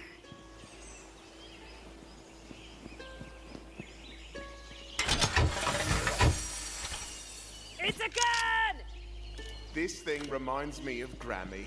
Old and weathered, but still capable of shooting skulls off necks from 20 paces. Wait, there's guns in fantasy? You're in Tina's fantasy, baby! A shrine floor rises beneath you. From here, you can spy a quaint little village nestled in the bodacious bosom of the valley. But beyond it, a dark and ancient castle lurks... lurkingly.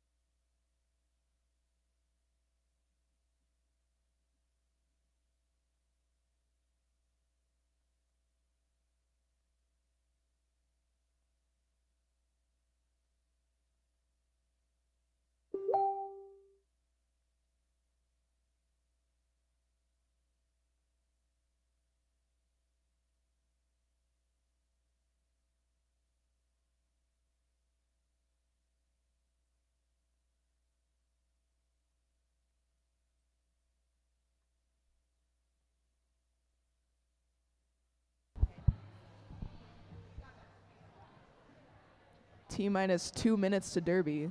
2 minutes. If you're not sitting down and getting comfy, you should probably do that.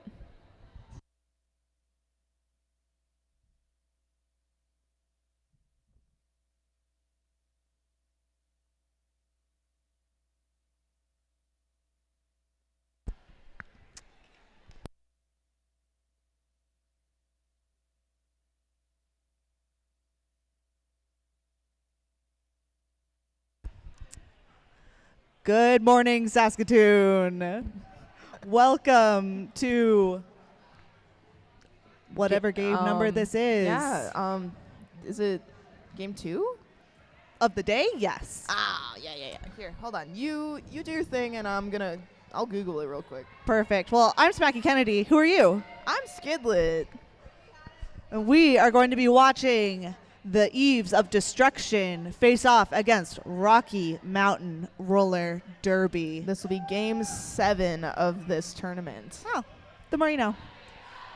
Anyways, let's talk about who's playing for the Eves of Destruction. We've got number 115, Lightning Striker. Number 1166, Wife of Wrath.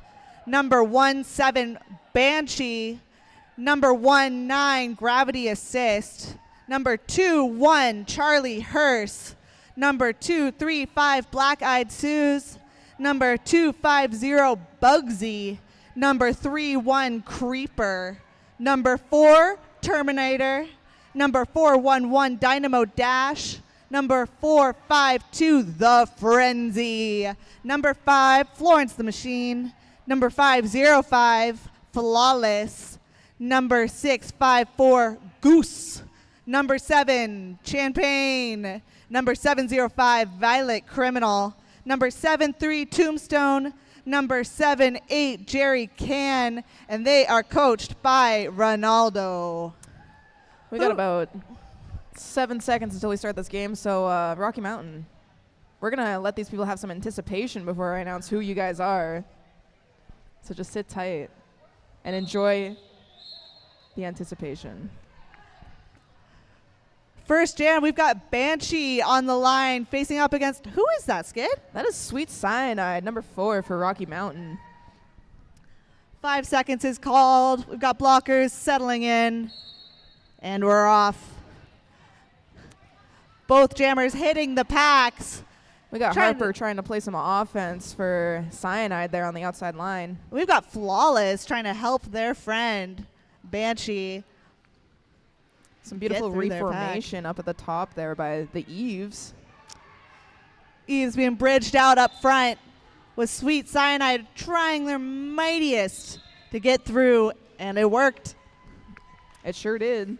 Out with lead, ready for some points. Not before Banshee passes the cap to The Frenzy. Make some noise for The Frenzy. It looks like they need it or want it. I'll stop talking now. And a quick call up there by Cyanide, but not before the Eves can score 2 points, throwing themselves up on the board alongside Rocky Mountain. That was Banshee, passed it to The Frenzy. Up next, we got Charlie Hearst facing off against OK Ultra.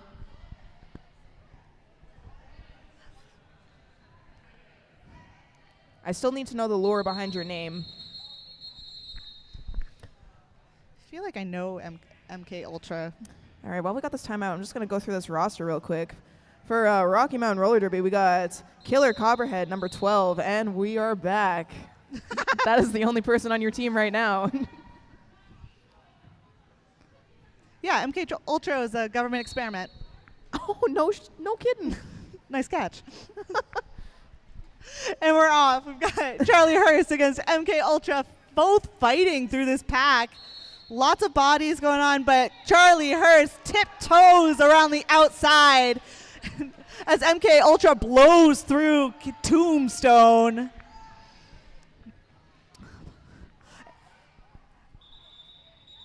Charlie Hearst calls off the jam. We'll see if MK Ultra got any points. No points scored in that jam. 0-0.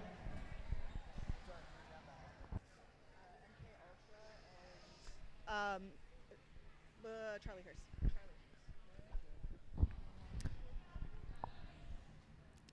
All right, we got Slim Skady out on the line jamming for the Rocky Mountain team. Facing off against Creeper.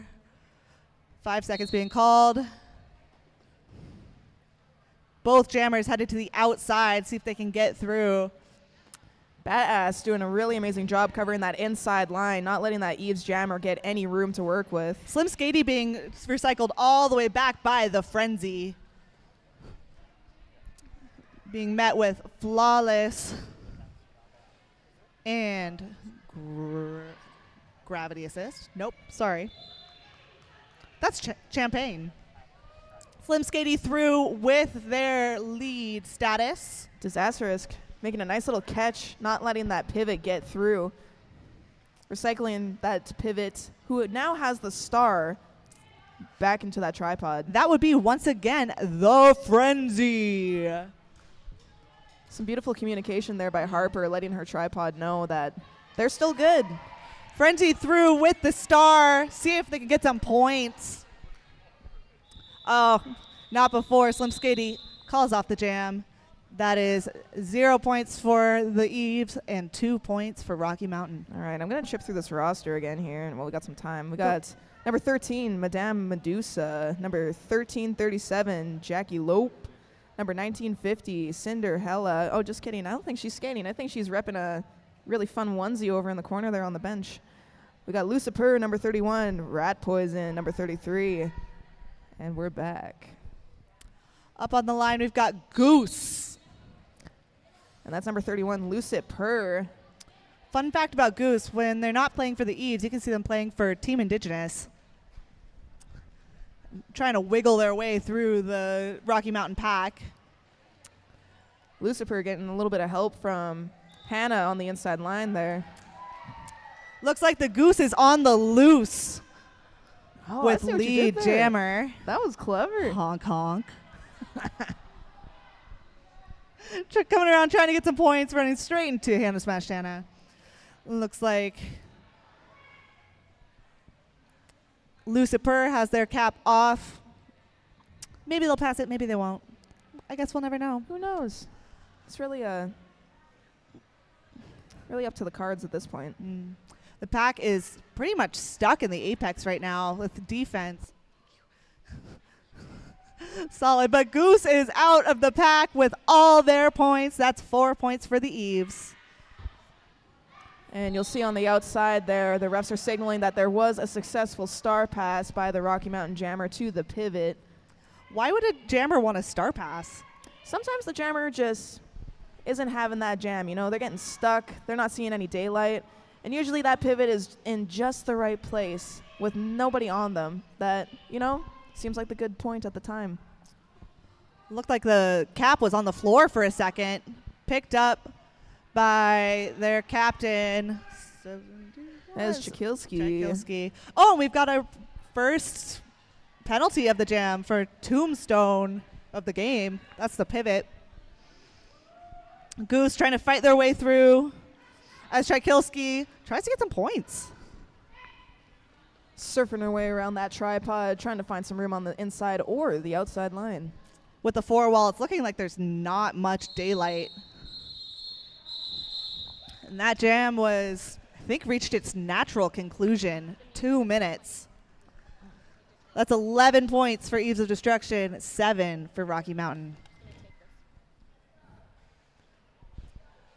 Well, the game was tied before that jam, and it is tied again. We're at 13-13, and that will be going into jam 5 of this game. On the line is Jerry Can. Will Jerry? Jerry Can. Jerry Can. And we got Cyanide jamming for the Rocky Mountain Roller Derby. Lots of commotion in the ocean happening on the first. About to say that. Oh my gosh, we're best friends. Stop. Commotion happening on the first turn. Just bodies everywhere. This pack is so tight-knit right now. There is no room to work for any of these jammers. The Frenzy heading to the box for a cut. Luckily, not the jammer. Blockers can get cuts too. It's true. Unfortunately, I know that. I've seen it happen. No, you haven't. Never done that in My my eyes life. don't lie. I was wearing my glasses that time. I saw it. For once. Sweet Cyanide being taken all the way back by, it looks like, the wife of Wrath. To her friends, she's called Wow because everything she does elicits a wow. World of Warcraft. We got Cyanide up at the top of the pack, getting bodied by the Eve's pivot there, but right back up, not letting that stop her as she gets lead jammer status. Jerry Can still fighting her way through, and a big hit by Disastrous? Question mark? That's it. That's the one. On it. We've got, and Disastrous immediately sent to the box for another cut. That's the second blocker cut so far. It's the announcer curse. We got to stop talking about it. Uh-oh. Jerry Can hit to the outside by Badass, but that's no match for Jerry Can because Jerry did get her out of the pack. It's Jerry Can, not Jerry Cannot. Sweet Cyanide calling off the jam before Jerry can get any points. That was 6 points for Rocky Mountain, 0 for EOD. I'm going to try and tackle this roster once again. Go, go, go. All right, we got number 37, Disastrous. Number 4, Sweet Cyanide. Number 406, Ruth Slater Ginsburg. Number 503, Civil War. Number 617, Harper Disaster. Number 7, Hannah Smash Tana. That's a tough one to say. Still the coolest name I've ever heard, though. Banshee facing off against MK Ultra. Some bodies hitting the floor as MK Ultra is recycled back. And Banshee goes out with lead, sneaking around the outside line. Let's see if she can get some points. They can get some points. MK Ultra hot on their trail, though. A little assist from Harper on the inside there, allowing her to get out of that pack. Quick call off by Banshee. Let's see if any points were achieved. 2 points for the Eves, 0 for Rocky Mountain. All right, we're almost through this roster. Let's keep tackling it. We got 71, Chakilski, number 716, Slim Skady, number 734, MK Ultra, and number 9707, Badass. And of course, their coach, Ray. Thanks for coming out. We've got Creeper up against Slim Skady in this jam. Bodies are hitting the floor. It's roller derby. What do you expect? That's why we wear all those pads. We've got Ease of Destruction setting up in the back. Had to move up a little bit because of a no-pack situation. Nice little drawback there by the Eves blockers. That's Wow, wife of Wrath. You can tell because she did a drawback. Wow. And you went, wow. And a nice little sneaky star pass there to Harper. But unable to score any points for that go-around.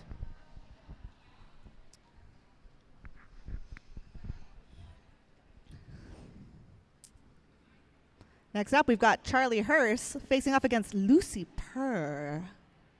Which reminds me, the Rocky Mountain Roller Derby has some awesome shirts, some Rocky Mountain shirts. Stop, I can't with that. That's so clever. They're so good. You know how long it took me to realize that, too? It's They kind had of to explain it to embarrassing. you. They had to explain it to me. All right. All right, Eves feeling really comfy in the back. Looks like they've been in the back quite a bit this game. we got 4 defense going up against Lucifer.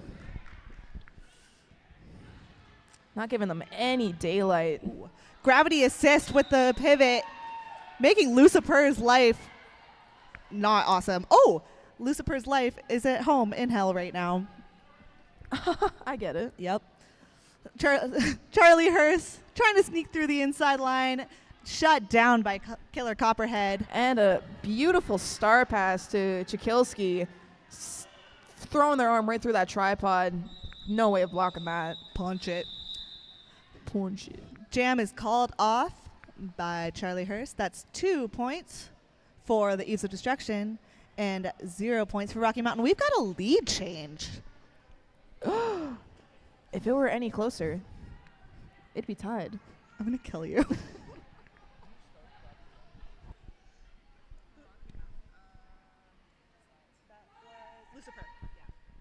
We've got Goose up against Sweet Cyanide. Look at that tripod nice and wide by the Rocky Mountain, covering up all lanes. Bugsy popping the sweet cyanide to the inside line. Oh, but immediately gets a cut. I know Bugsy because Bugsy and me do roller derby athletics together. Oh, wow. Mhm. Congratulations. Goose tried to almost my got hit to God. the inside line, recovered, out with lead. There's a lot going on right now. Whistles are being blown. Looks like the frenzy with the pivot cap for the Eves And into some the box again. Really good offensive play by Badass there. Sweet Cyanide out, trying to get some points. Goose hit to the outside line. And that was by Recycle. number 37. Disaster-esque. These Rocky Mountain blockers are menaces on those lines. You think you see some daylight, there's like an inch of room there, and whammo, you're a goner. Shut it down. Got Jerry Can on the line for the Eves of Destruction. Who's on the line for the Rocky Mountain Roller I'll Derby? tell you, that's MK Ultra. We love MK Ultra. It's a very fun name to say. I'm a big fan of your name, and I will continue to say this. Oh, yes, get into it. Got some cheering from the crowd for MK Ultra as Jerry Can flips back and forth, trying to make some room for themselves. That's some beautiful reformation by the Rocky Mountain tripod there. Oh, it's so pretty. No pack being called as MK Ultra skates on through with lead. Jerry can and did get out of the pack, trying to get some points right behind MK Ultra. We'll see if anything can happen. Oh, a hard hit by MK Ultra to the Frenzy and then immediately to Dynamo Dash. It calls off the jam. 4 points for Rocky Mountain, 0 for Eves of Destruction. And another lead change just That's a nice happened. little hip check there by Hannah Smash Tana on the inside line on the last second.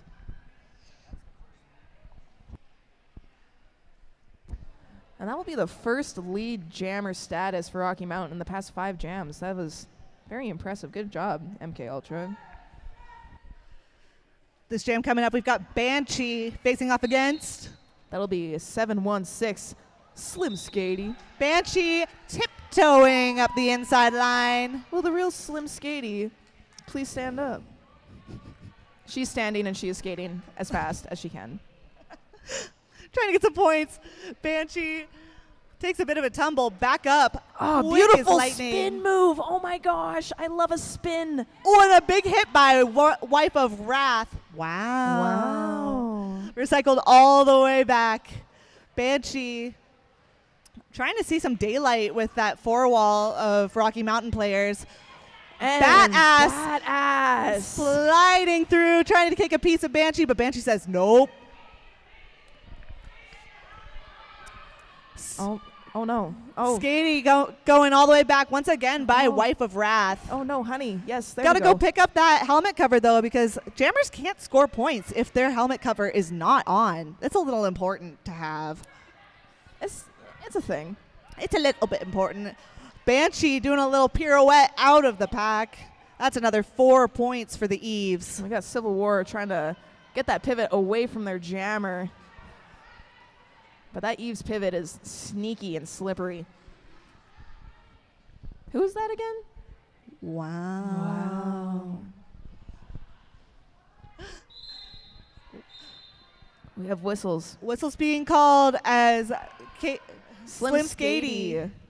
Going to the sin bin. And Banshee calling it off, trying to start with a power jam. And we have another lead change. Everyone's getting real hydrated today. Stop. Take a sip. I'm going to take a sip right now. Wow. Hydrate or dihydrate? I'll hydrate. I've got coffee. I don't know if that's hydrating or not. Is there any scientists out there? Does coffee make you less hydrated? Does that like dehydrate you? Thank you. I'm getting a thumbs up. Anyways, we've got Charlie Hurst out on the track, and that's the only jammer on this track right now because it's a power jam for the Eves of Destruction. Oh my god. The Eves trying to cause a no-pack as Charlie Hurst gets out on the first apex with lead. Let's see how many points they can get. We got Chakilski, Badass, and who else is out there? Oh, that is Hannah. Eves of Destruction making a little 3-wall, preparing for Slim Skatey. Coming hot out of the box.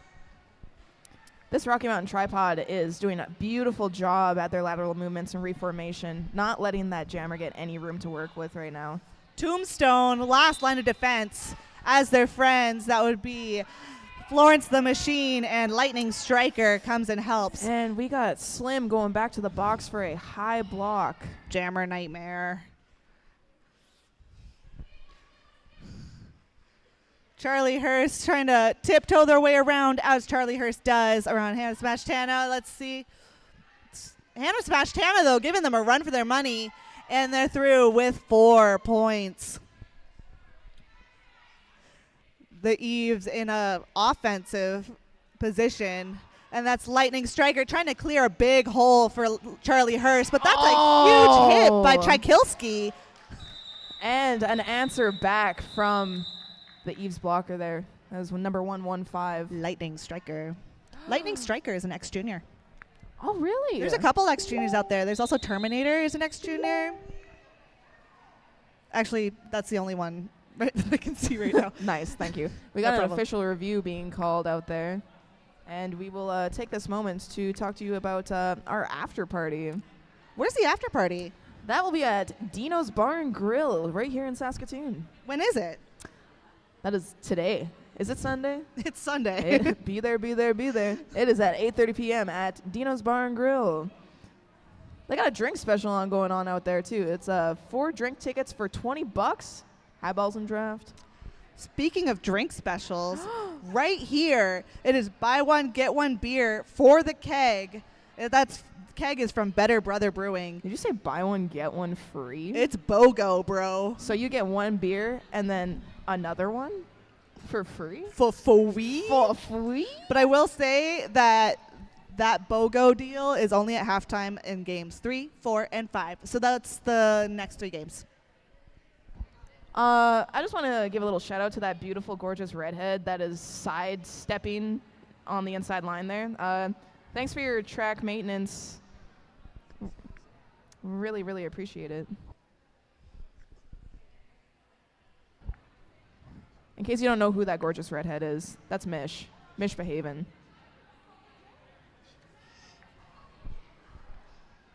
She always tells me to compliment her, but then she never listens to me when I actually compliment her. Hey, refs, what's going on? Do we know? I want the tea. Spill the tea. So White was...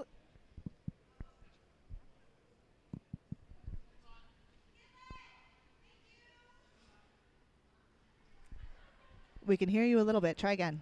Nope. Oh, it's worse now. But now it's better. White was looking for an insubordination call on the purple jammer, or the white jammer. Purple was looking for an insubordination call on the white jammer. On review, no call will stand. Because no call will stand, that means that the Eves will lose their official review for this half. Thank you, refs. We love you, refs. That rolling whistle means that the game is back on. Let's wait for the 5 seconds to have the jam start. All right, we got number 4. That is Cyanide out jamming for the Rocky Mountain. Next to number 3-1, Creeper. Creeping around. Creeper does happen to creep. You know what? She's real for that. She's a little toe stop monster. Oh, and a hard hit out there. That was Flawless. Fun fact about Flawless, she is also a pinball champion back in Victoria. Are you serious? Yeah, she's a part of a pinball league and kills it. Didn't they make a song about that? It was about Flawless, actually. Oh, my God. Yeah. She's famous. The frenzy moonwalking back to bring Cyanide all the way back. Doing a little tiptoe action as Creeper also comes back. Just barely Asking for in a play. bit of help, but unfortunately there's no help to be given. Doesn't matter, though. Creeper blows through the Rocky Mountain wall and gains lead jammer. And we got some offense being played there by Jackie Lope and Rat Poison. Ooh, a little juke around. Creeper grabs her 4 points and says, "I'm good." Calls it off. Actually, I'm done. I've decided to stop now. This is a close game, folks.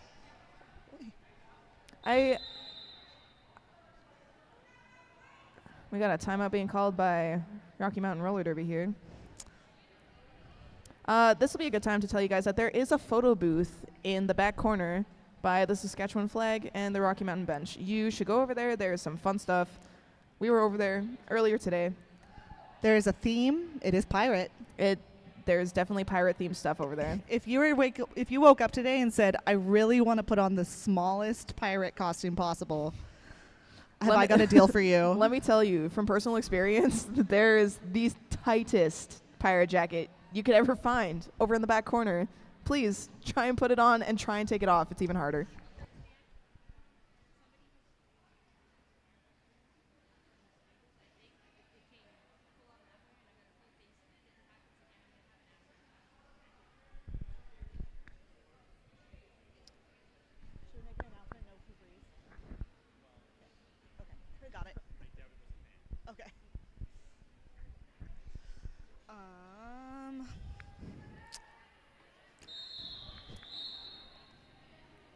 Got a roll and whistle.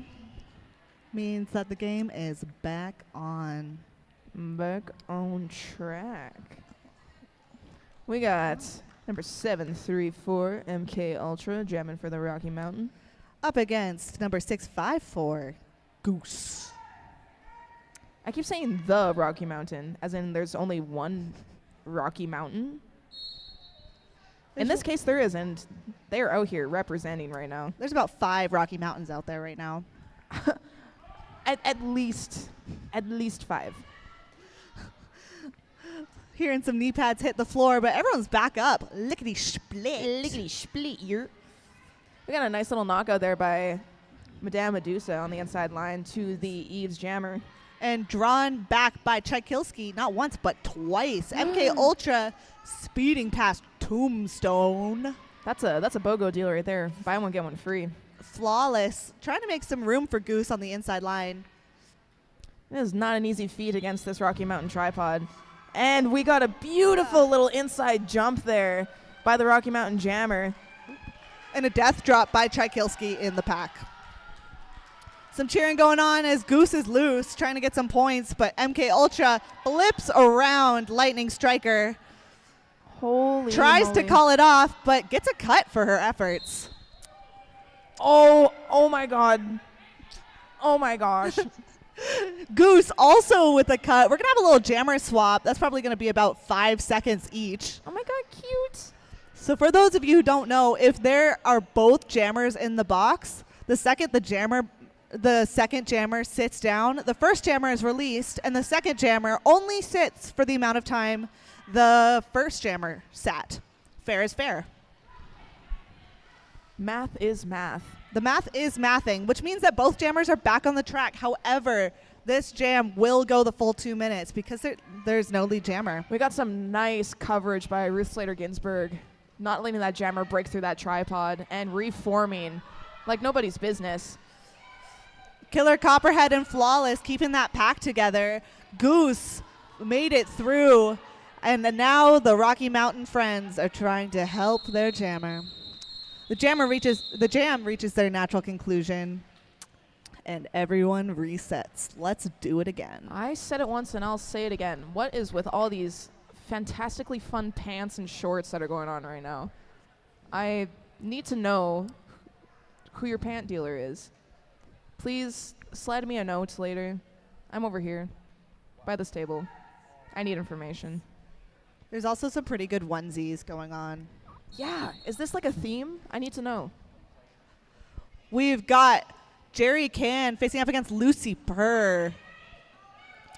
Lucifer trying to break through those two butts of the Eve's Destruction tripod, but to none avail. Looks like a quad pod right now. Quad pod. Frenzy trying to...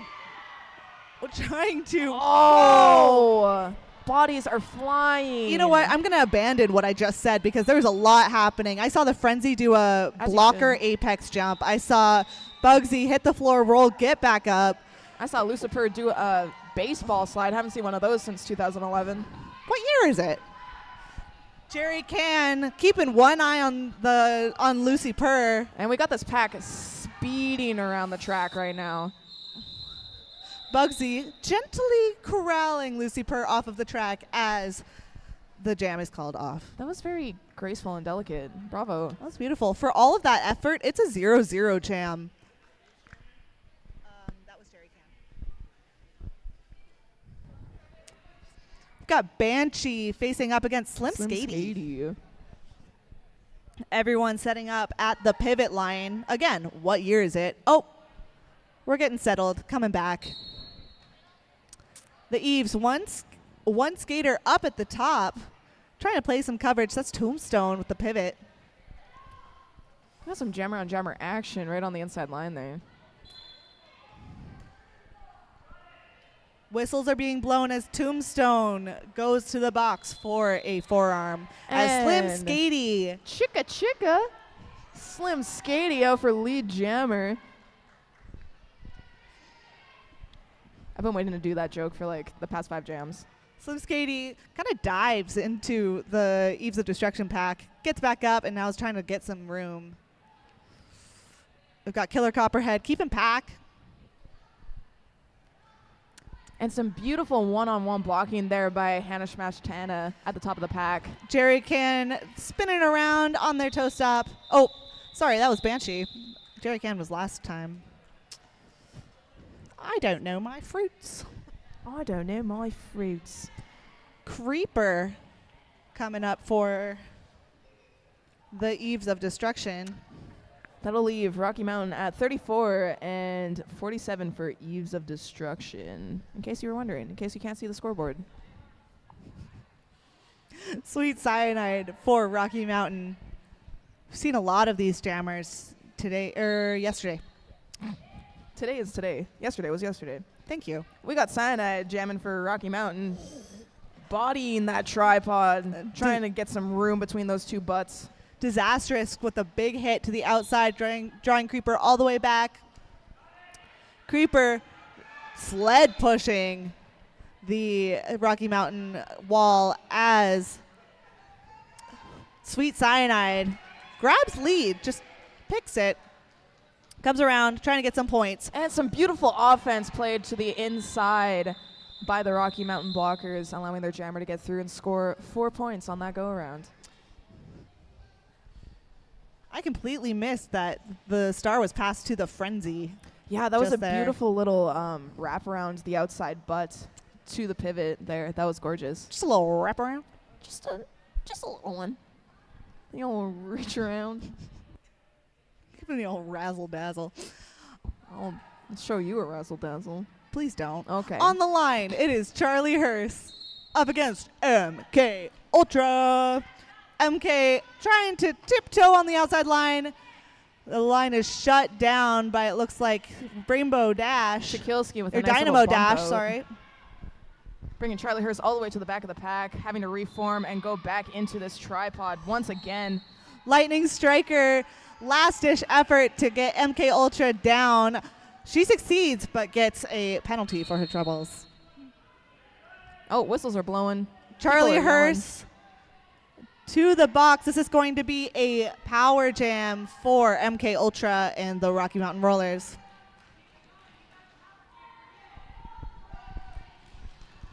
Eves of Destruction setting up in the front. They've only got 3 as Rocky Mountain tries to help their friend with some offense. Shakilsky, 1 foot in it against one of these Eves blockers, but getting knocked over.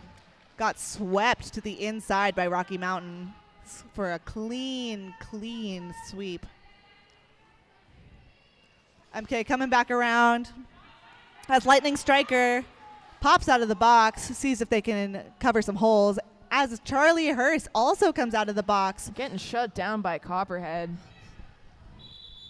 There are some blockers that you just look and keep looking up. It seems like Copperhead is one of them.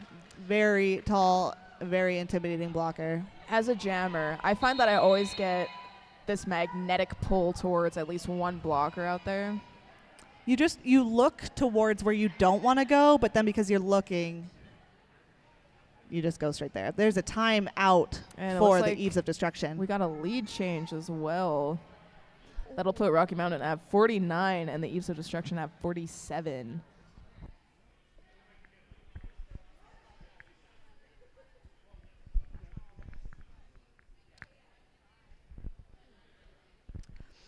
I also want to mention that we're still doing Chuck a Duck. That's $2 a duck. You get to toss it underhand into Dark Wheel Duck's inverted helmet. Winner gets 25% of the full pot. That's the pot from yesterday and today. And a free t-shirt if you get the duck into the helmet. No one has done it yet. That's crazy. Also, I don't know why the term inverted helmet just like... I'm not going to finish that sentence. Anyways. Okay. The timeout is over. Kind of reminds me of a belly button. With the timeout over, all the skaters are getting back on the track. Looks like Goose out there for this jam. A little fist bump by Harper Bazaar.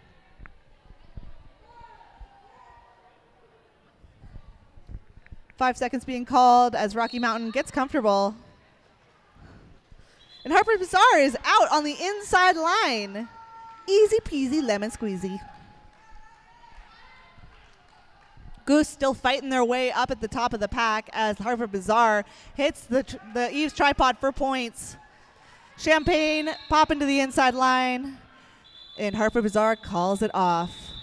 Looks like Harper Bazaar got about 2 points. I have come to notice that the Rocky Mountain team is very good at controlled, uniformed offense as a team, and I respect that very much as a jammer. It's harder than it looks. It really is. Trying to get 5 people to coordinate and do one thing at a time is like herding cats.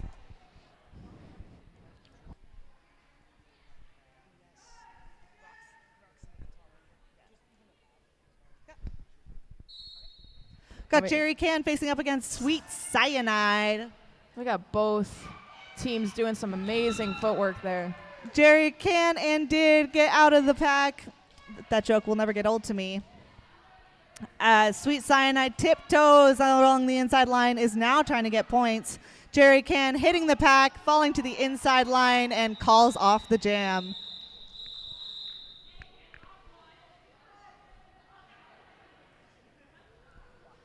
We got a bit of a pack advantage here for the Eves, having one of the Rocky Mountain players in the box.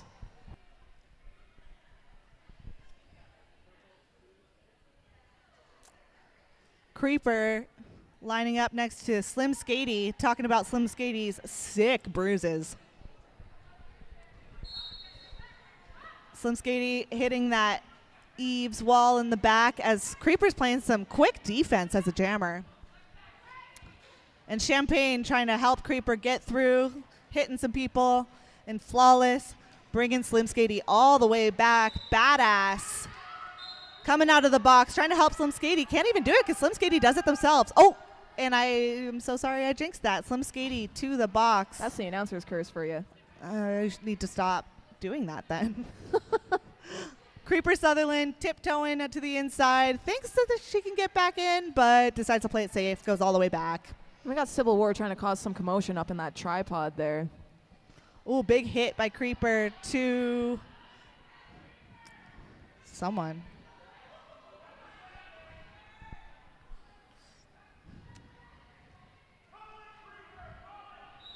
And that power jam will be frozen by the Eves.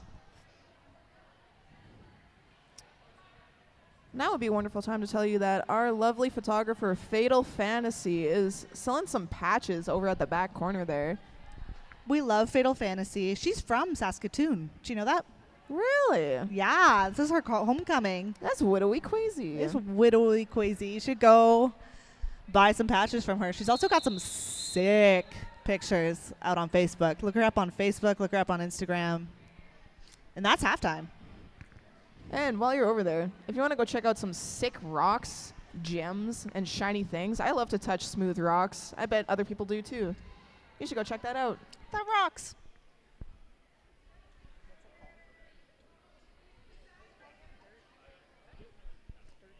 That is Dirt Nerd.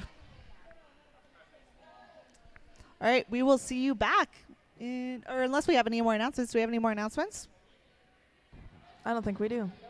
All right, we will see you back in about 10 minutes.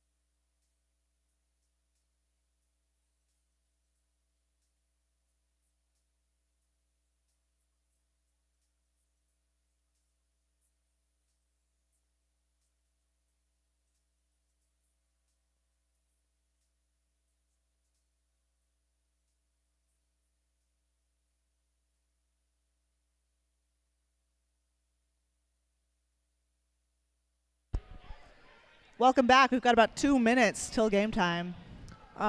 We have been told to inform everybody out here that potatoes are not going to be ready until 1:30. There's no more potatoes, so don't ask them.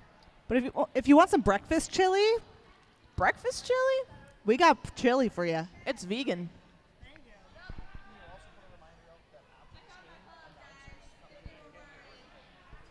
We also want to remind everyone who's announced today and yesterday, please come to the announcing table to take a picture. We want to encapsulate this memory forever. Forever. So that would be Tchaikovsky, Mish, Bell. Mr. Bubs, if you're in the building. Thank you. We just got a present. Oh my God, we just got a letter. Sorry, that was so loud. Tidbit just brings out something in me. I don't know. A tit of goofiness. I also want to personally shout out my grandma, who I know is watching. Hi, Grandma Janet. I'll call you soon. I love you. And Crystal, I also know you're watching. I was just about to say, my mother is also watching. She is always watching. She is never not watching. She loves the Mind Fox so much and will support anything they do, along with Skid. She loves Skid so much and will support anything she does. So this is the best of both worlds. Thanks, Mom. Love you. I would also like people to know that I am selling handmade pins. You can get 1 for 10, 2 for 15, or 3 for 20, and they come with a coupon for your next tattoo with me. So if you want one of those, come find me later. Better late than never. Got about 30 seconds left in this halftime.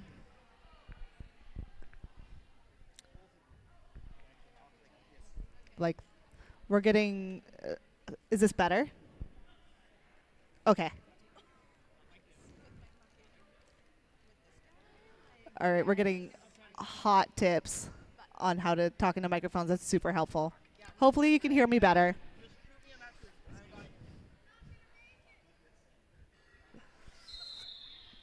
That rolling whistle is... we're learning here. That rolling whistle is to start the game. We've got Banshee on the line. They are the only person on the line because Slim Skady is frozen in the box, standing, which means she's got less than 10 seconds to go. We got some nice line coverage there by Harper. Banshee tiptoeing on the outside line, got lead jammer as Slim Skady is recycled all the way back. That's Dynamo, Dash, and Tombstone trying their best to keep Slim Skady back. Slim Skady tiptoeing their way on the outside, but getting held up by that last line of defense on the outside line. And just as I say that, the announcer's curse, Slim Skady is out, ready to score some points. Cap in hand. And Banshee is told by their bench to call it off.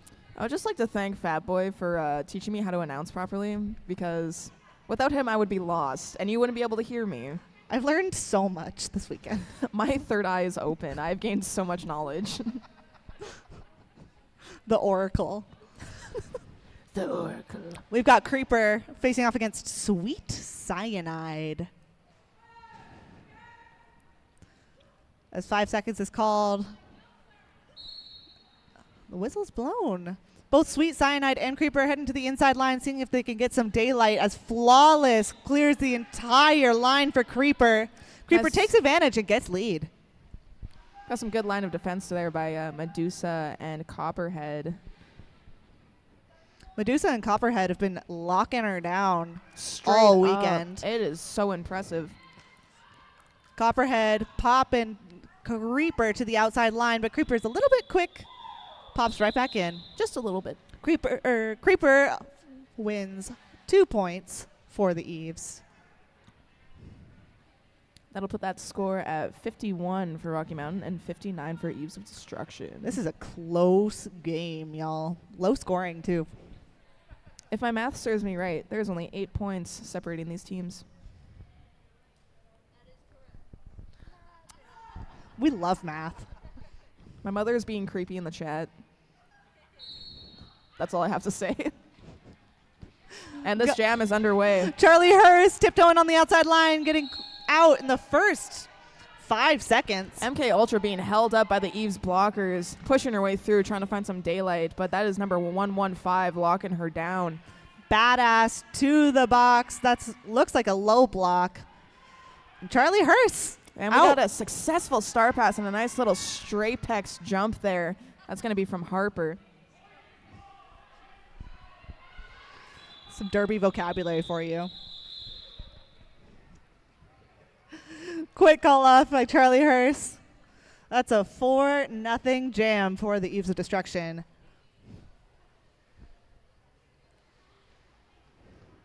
We got some love for Hannah Smashed Hannah, Medusa, and Harper in the chat. Shout out.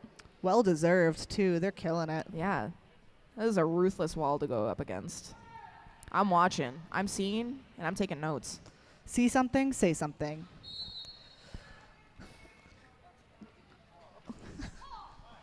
I've been informed that seeing something and then saying something is literally my job. I'm not special for doing it. A nice little run back there by Chakilski, drawing Goose all the way to the back of the pack. And beautiful line coverage for another drawback again. Able to get a call called on Goose there in favor of Chakilski. The Frenzy speeding up to the front, trying to get some coverage, getting with their friends Champagne and Wife of Wrath. Lucifer getting a little bit of help from her tripod as they get a goat at the back of the pack. Trying to hold her back, keep that pack definition loud and proud. Flawless sled pushing all the way up. We love a sled push. Badass out of the pack, trying to make some holes for their friend Lucifer. Follow the sparkly pants. And Goose hot out of the box, looking to score some points. Taking out a few blockers along the way. Mostly their own, though. So no harm, no foul. Knocked to the outside line and recycled back in. Wow, trying to make some holes for Goose. And we got Copperhead going to the box for a forearm penalty. That's going to be 3-on-4 blocking. Some beautiful reformation and shutdown here at the top of the pack. If you guys are watching this, this is textbook right here. That's Hannah Smashed Hannah, Badass, and Chykilski. And it's Hannah Smashed Hannah going to the box for some illegal contact. That means that they actively made a hit as there was no pack. If there's no pack, you just have to yield until pack is done. Goose loose out of the pack for a scoring pass. That's 4 points for the Eves. As the jam comes to an end. That's it. That's all, folks. Lots of high fives all the way around. From everything I've seen this weekend, both teams just super keen to make friends. I'll put a 67 on the board in favor of Eves and a 51 for Rocky Mountain. Going into jam 5 of this half.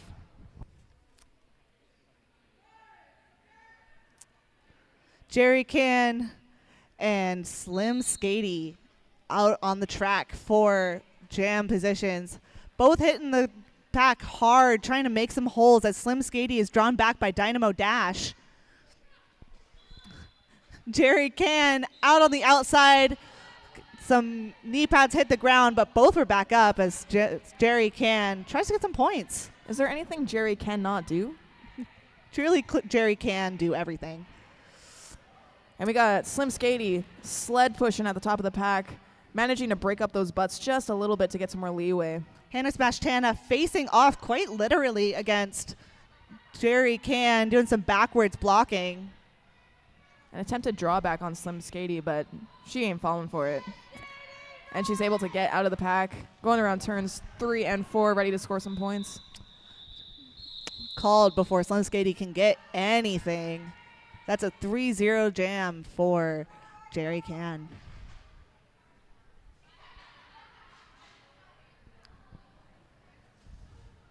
We got Sweet Cyanide on the jam line for Rocky Mountain. Up against Banshee. We got Chakilski, Copperhead, Ruth Slater Ginsburg out on the line. Seen a lot of them this weekend. I agree. This is a solid tripod formation to put out for Rocky Mountain. And as I Banshee say that, attempting a whip to the inside line, but shut down by Killer Copperhead as Bugsy draws Sweet Cyanide all the way back, feeding Sweet Cyanide into their wall of Flawless and Wow. attempted hit out there by Badass, but this Eve's Jammer is just too quick. Fancy feet. She's got them fancy feet. She got them twinkle toes. Sweet Cyanide out of the pack, trying to catch some points. As we Whistles are say being that- blown as... Who's that, Skid? Let me see the number. That is number 406. Ruth Slater Ginsburg headed to the box for a penalty.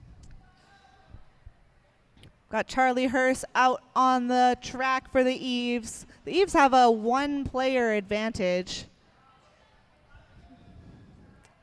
That means that the Eves have one more player, one more blocker on the track than the opposing team, Rocky Mountain.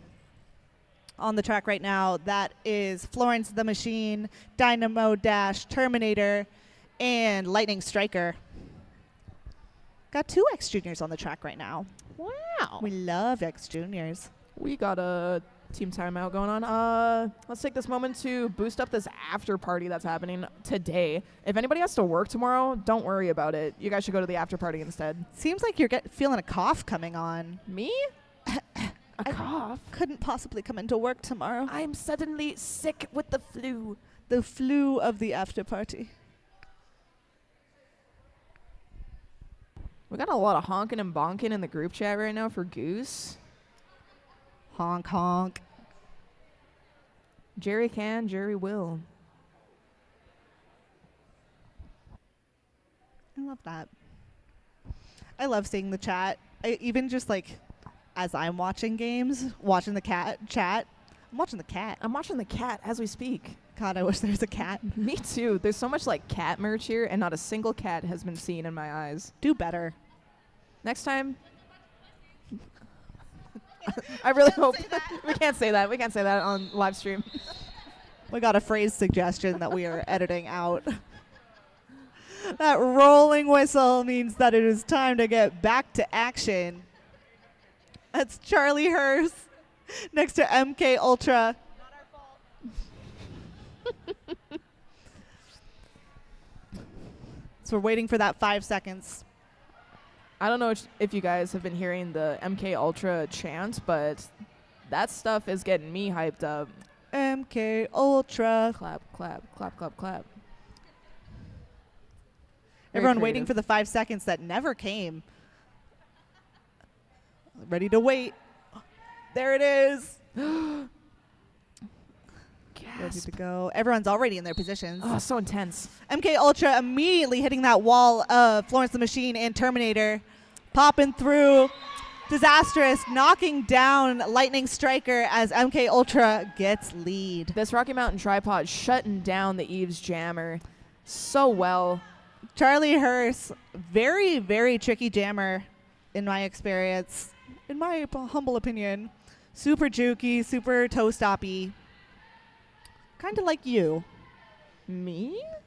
You. I try my best. Charlie Hurst out trying to score some points. We'll see if MK Ultra lets them. Blasted through Dynamo Dash and called it off. That's 4 points for Rocky Mountain, 0 for the Eves. I just want to give a little shout out to Jackie Lope for that amazing shutdown on the outside line. Gorgeous. That shutdown was sponsored by Jackie Lope. That'll put the score at 72 in favor of the Eves, 55 for Rocky Mountain as we speak. All right. Creeper Sutherland on the track right now, which reminds me, we are right now at the Sutherland Curling Club, hosting the first ever fully WFTDA sanctioned tournament in I love Saskatoon. how you did that. That was so clever. I've been waiting to make that transition all day. I'm so glad you did it. We got Lucifer jamming for Rocky Mountain, getting drawn back by number 505 of the Eves. Flawless. Flawless drawback. Flawless is truly flawless. And the Frenzy. Oh, that's a tough wall to get by. Ooh. The Frenzy and Flawless and with Champagne at the top. Hannah smashed Hannah trying to make some holes. As Creeper is also trying to get through looks like Champagne's cleared both butts in Rocky Mountain. But Killer Copperhead says, no, you don't. Making holes like Swiss cheese. Oh. And a big hit by Hannah Smashed Hannah to Creeper. Hannah very good at staying put, waiting for that jammer to get back up. We are a full minute in with no lead jammer. And we haven't even made it past the pivot line. This is incredible. Hard defense going Derby on right now as Champagne is trying to help their friend. Both tripods really shutting it down right now. This is incredible. See if we can. We've got 30 never mind. And we'll see how long we can get with no lead. Hard hit to the outside by Chekilski. She waits on the outside line for that jammer to draw back.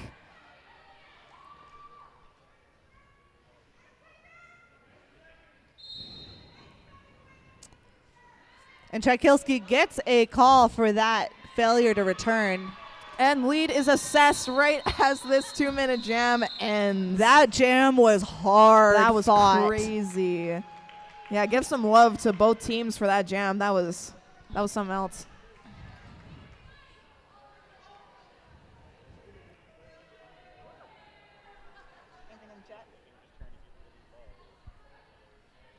Next up, we've got Goose next to Slim Skady.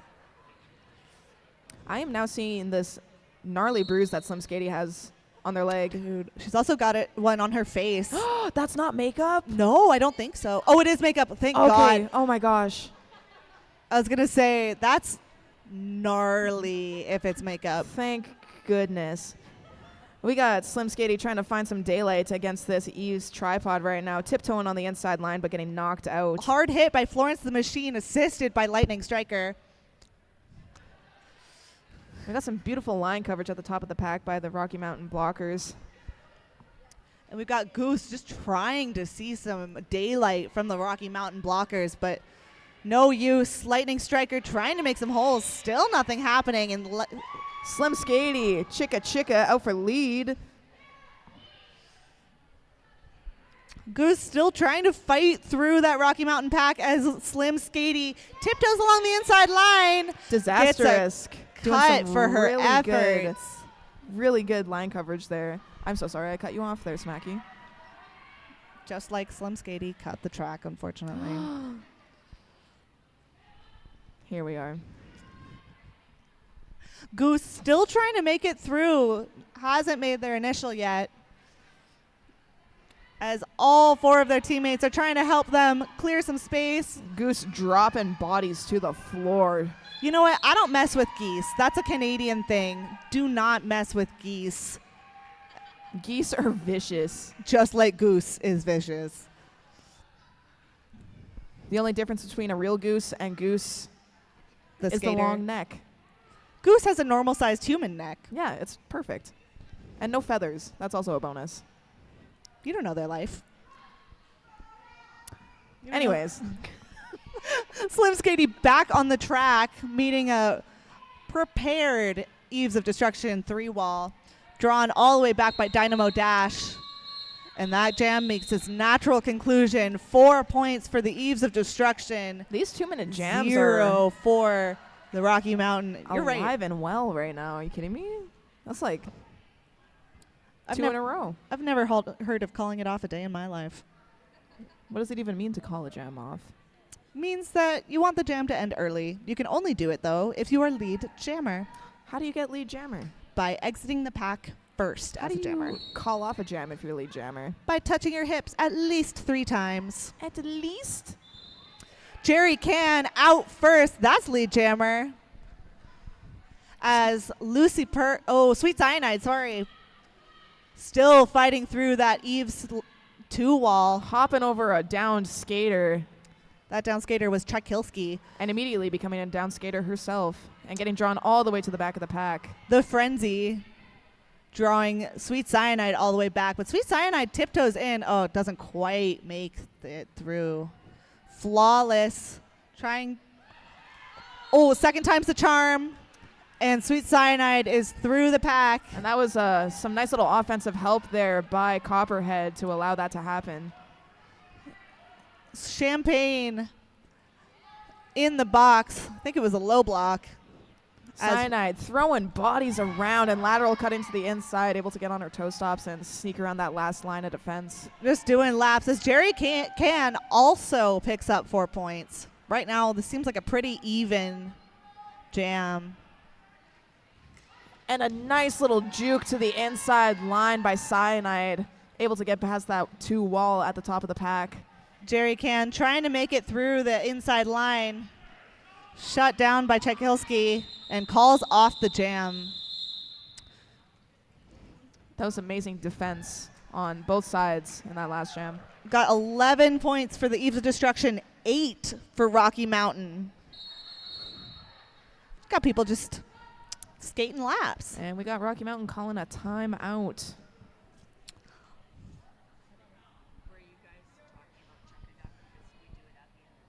Oh, do another one. No, I just didn't hear it. I've been wondering. We did one. Just wanted to remind everyone that at the end of this game, we're going to be chucking ducks at Duck. Please go get a duck to chuck. If you get a duck in Duck's helmet, yeah, that was right. If you get a duck in Duck's helmet, you get 25% of the pot from yesterday and this morning and a free t-shirt. That's a big pot. Big pot. That's an awfully hot coffee pot. Plus you get the glory. Yeah. Because my God. no one's done it yet. No one's done it. It's harder than it looks, folks. It's a small helmet. Duck has a small head. Big beard, small head. And you know what? We love him for that. There's a big brain hiding in that small head, though. Exactly. He's our producer for today. It's crazy. He's got a whole setup behind us. You guys can't see it on the live stream, I don't think, but it is glorious. He's like a king in a throne chair right now. His keyboard has glowing rainbow keys on it. Stop. Yeah. Do they glow up whenever you tap serious. He That's takes fantastic. this seriously. That's 5 seconds calling for the action to be back on. Banshee on the line next to MK Ultra. Banshee popping up the outside line, shut down by Jackie Lope and Slim Skady, who we've seen a lot as a jammer today. Yeah. Oh, my gosh. MK Ultra fighting through that Eves line. Got a 3-wall set up in the back as Banshee gets lead. And we got the Eves pivot going to the box. Tombstone. And we got a star pass to Slim Skady with a successful little spin on the outside. I love a spin. Oh, a nice little spin balance for Banshee as Slim Skady gets through unscathed. Banshee calls it off. I think it'll be an even jam. Oh, I lied. I'm so sorry. I would never lie to you on purpose. I think it was a 4-8 jam for Eves of Destruction. I'll let it slide this time. Oh, it's not being called. Would be 4-4. You got hair on you. I just saw it a little bit late. Next up, we've got Charlie Hurst jamming for the Eves of Destruction next to Harper Bazaar. I think this is the first time Harper has jammed this game. She's been out pivoting like a madman this game. She jammed a lot the last game that Rocky Mountain played. We love a triple threat. Oh. And we got both jammers trying to do some tiptoeing on the outside and inside lines, but getting shut down. Charlie Hurst taking advantage of a wide open hole in the first turn. Just tiptoeing right through. And we got Hannah Smash Tana playing some beautiful offense for Harper at the top of the pack. As Charlie Hurst gets hit after hit but does not get out. Comes through with 4 points.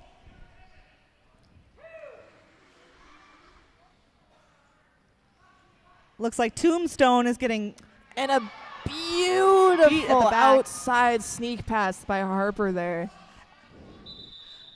Charlie Hurst calling off the jam. Now it's a 4-8 jam. I just predicted the future last time. That's why I said 4-8 last time. You opened your third eye and peered into the future. I was learning so much about announcing that I suddenly was able to look into the future and announce for the future. I saw it. I saw it myself. She opened a portal right in front of me and looked inside of it like a little puddle and then closed it back up. I'm built different. I respect you for that. Got Goose up on the line next to Lucy Purr. Goose playing a bit of defense. Just, why not help your friends if you're in the right spot? You know what's And then worse than following 4 blockers? 5 blockers. You would know. I've been there. No. Goose trying to follow Florence the Machine up for some but shut down by the Rocky Mountain players. I don't know if you can see the size difference between Lucifer and Eve's blocker pivot right now, but by God, is that... That would be Lightning Striker. That's Derby for you. Yup. Beast. In the best way possible. We got both tripods shut down in corners 1 and 2 right now, not allowing these jammers to get through at all. Goose fighting up front, just sled pushing. That's a nice little grab by Slim Skady. We're seeing Partnered Slim beside Skady again as Disaster. Badass sent to the box. And Rocky Mountain gonna successfully star pass to Slim Skady once again. These are some amazing sneaky star passes by Rocky Mountain. Some triple threats. Goose going up against Disastrous and thinking, maybe not, and calling it off. We love a triple threat. It looks like Rocky Mountain's got a plenty of them. It's a good tool to have in your toolbox, that's for sure. A secret weapon. Sweet Cyanide up against Creeper. Got Badass in the box still, which means that there's going to be a blocker advantage for Eves of Destruction. It seems like she just sat down in there, too, so it's going to be a little bit before she comes back out. Got some time. Hannah Smash Tana up against Creeper, just shutting down the inside line, saying, go somewhere else. Creeper knocked to the inside line. Oh, that's the outside line by Killer Copperhead. Sweet Cyanide trying to do some lateral movement to split these butts of this tripod open, but Creeper this reformation is so good. All the way through, lead jammer. Let's see if she can get some points. Copperhead and Hannah trying to play some offense. Badass out of the box, immediately thrown into defense with Hannah Smash Hannah and Tchaikovsky. And we got Sweet Cyanide coming around for points, but getting denied. That's full 4 points. Don't worry about it. I'm worried. For Creeper, 0 for... I've already forgotten. That's okay. Cyanide, Sweet Cyanide. I know my players. I don't know my fruits. We got MK Ultra jamming for Rocky Mountain. Next to Jerry Can. And we got Slim Skady pivoting again for Rocky Mountain. Working overtime. Sybil War caught in the middle of this wall. Just playing both sides. Disastrous doing some nice funneling into the tripod, allowing that jammer to get stuck once again. Jerry Can throwing some punchy hits, trying to get through this huge solid wall. Civil War doing an excellent job at being that last line of defense, communicating to their tripod. As MK Ultra gets through on the first apex, Jerry Can takes off her cap and hands it to Tombstone. This is going to be Tombstone's first jam. And it is denied. Sorry, Tombs. Better luck next time. You'll get it. Tombstone, fun fact, is a harm reduction worker in Victoria. What does that mean? It means, you know what? I just kind of know the general vibes. Okay. General vibes working with people struggling with addiction in Victoria. Oh, that's lovely. She does some crazy important work, and it looks super intense. And I have heavy respect for it. Mad respect. Banshee coming up against Harper Bazaar. Both doing some zigzags. But Banshee gets out first, followed closely by Harper Bazaar. That leads to all the blockers racing, trying to get to the front probably. Jammers are racing. Blockers are racing. Refs are also racing. Refs, we love you. Sorry for the cardio.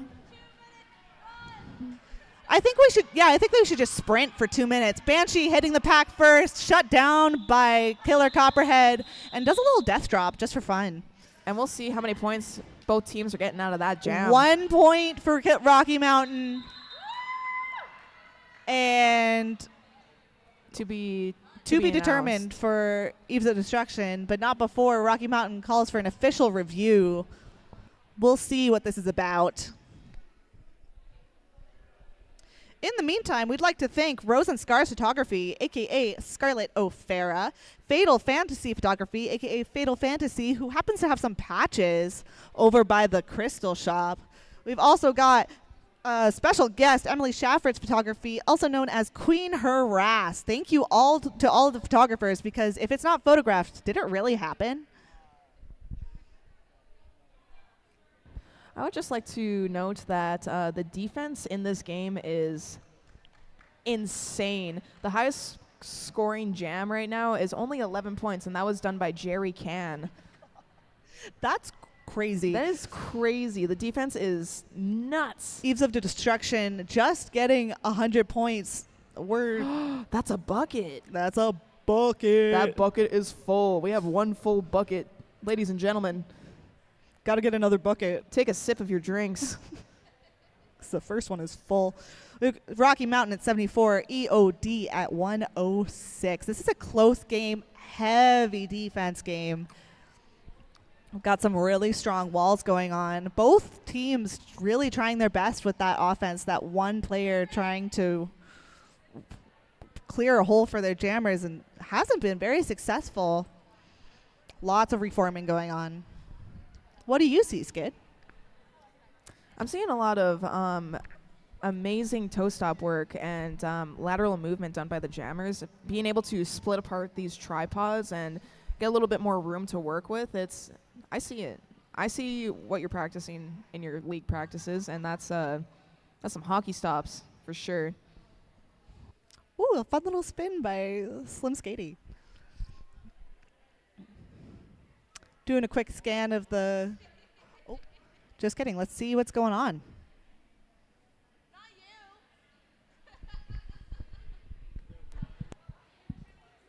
White was looking for a skating out of bounds call on the purple jammer at the end of the jam. On review, the no call will stand. No call will stand. That means that Rocky Mountain will lose their official review of the half. We got a lot of love in the chat for these triple threats, and a lot of love for Tombstone and Flawless as we speak. I also have a lot of love for Tombstone and Flawless in my personal skating career. In your heart. In my heart. Got Charlie Hurst up against Lucy Purr. Fun fact, Lucy Purr used to be on this team for EOD as well. Oh, no, not no that kidding. Lucy Purr, though. Sorry, Oh. another Lucy Purr. There's another one? Are they twins? One's really tall, and this one looks pretty short. Oh, hard fall by Disastrous That'll as be against Charlie Hurst gains lead jammer. Fantastic. Tombstone trying to chase Slim Skatey with the star. It looks like there was a little sneaky pass going on there. This is 100% amazing star pass success rate for Slim Skatey at the moment. Slim Skatey trying to sneak through the inside line as Charlie Hurst comes and gets some points. Disastrous shutting down that jammer, but just as I say that, is able to toe stop around her on the inside line, gaining 4 more points for their team. Doing a little show pony step. We love a show pony. And just as I say that, another galloping show pony movement on the outside line. Just going for a Sunday skate. We really love to see it. Slim Skatey playing double duty. As Dynamo Dash gets an illegal contact, heads to the box. Rat Poison trying to knock out Charlie Horse, but unable to. Charlie Hurst, rather. And we got that 2 line of defense up at the top there. Looks like Lucy Purr literally just went under Florence the Machine and Lightning Striker's arms, standing straight up. That's about the size difference we've got going on here.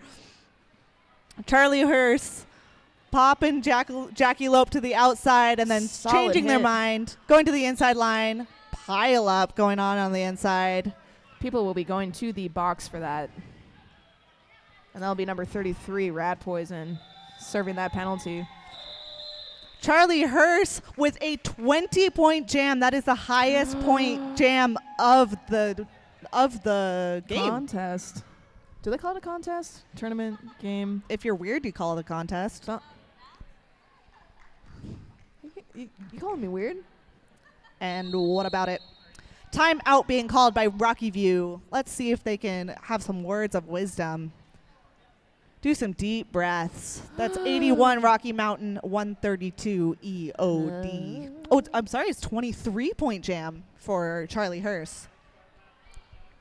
We got some love for Charlie in the chat right now as well. Well deserved. Want more Derby? June 1st and 2nd. Join us in Warman at the Warman Home Center for Attack of the 8-Wheeled Woman two-day tournament and all Saskatchewan roller derby you could ask for. Plus, some teams from Manitoba, Alberta, and British Columbia. Find it on our Facebook. As well, house team season begins August 1st. Have roller derby experience but want to play low commitment, high fun derby? Join us August 1st when we head back to the Saskatoon Soccer Center. Games once a month, Team Mischief or Team Mayhem. You be the judge. I love house teams because that's where you can really have the most fun. Rolling whistle calls for the end of that timeout. I just want to note that Slim Skady has had almost half of her success rate has been from star passes. So that just shows the triple threats out there are very, very good and very talented. We've got Hannah Smashtana on the jammer line for the first time, popping on the outside line against Goose. Hannah Smashtana trying to force her way up the inside. The frenzy, thinking she was out, tries to run all the way back. And a beautiful spin move done by Hannah on the inside line, out for lead jammer status. Sometimes you just need some fresh legs out there. Hard hit by Hannah Smashtana. That's going to be a back block. It's now a power jam for Goose. It's going to run the full 2 minutes. We love a 2-minute jam. Goose trying to wiggle their way up. And that last line of defense is Copperhead, no less. Good luck. Oh, brother. Bodies are hitting the floor. Goose is loose for 4 points under their feathers. Honking and bonking out there. I can't think of any more Goose puns. Me neither. I will get back to you on that. Swimming or flying, you decide, through the pack, but getting hit out by Killer Copperhead. Had to go all the way back as Hannah Smashtana is back from the box, shut down by that EOD wall. I see Bugsy's yellow helmet out there being pushed forward. Maybe they can get some room for Goose as Hannah and we got a nice comes around 4 points nice for little Hannah drawback Smashtana. by Chakilski there. Sorry to interrupt you. Just wanted to note that. Looks Before like I Hannah. How could you? I'm doing it again. I'm so sorry. Rude. What were you saying? No, please continue. I was going to say that Hannah Smashtana has the best of both worlds because she's a pivot and a jammer. I see what you did there. Yep. Little Mix blast it all of the together. past. And you know, that is the best of both worlds. Goose tiptoes up the inside line. Clean 4 points. Hard fought. As the jam comes to an end. That was an 8-8 jam. That was an even jam. Somebody should pull that limo out front for Hannah because that was an amazing jam there.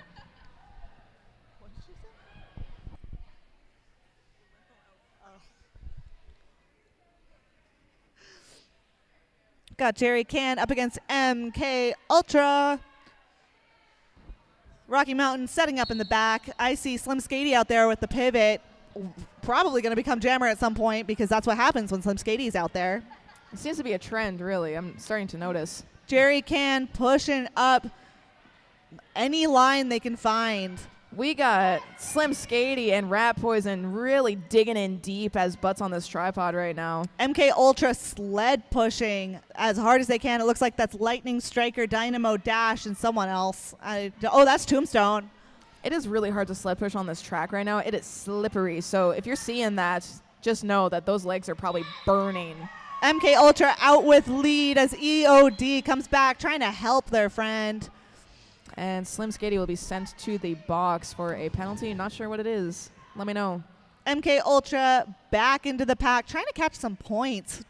Dragged all the way back by Dynamo Dash. And we got a successful star pass with a beautiful spin on the outside line for the Eves. That would be Tombstone. MK Ultra calls it back. Tombstone is denied points once again. Once again, I am so sorry, Tombstone. We know you're trying your best, and you called off that, or you forced that call off, and for that, the Eves are grateful.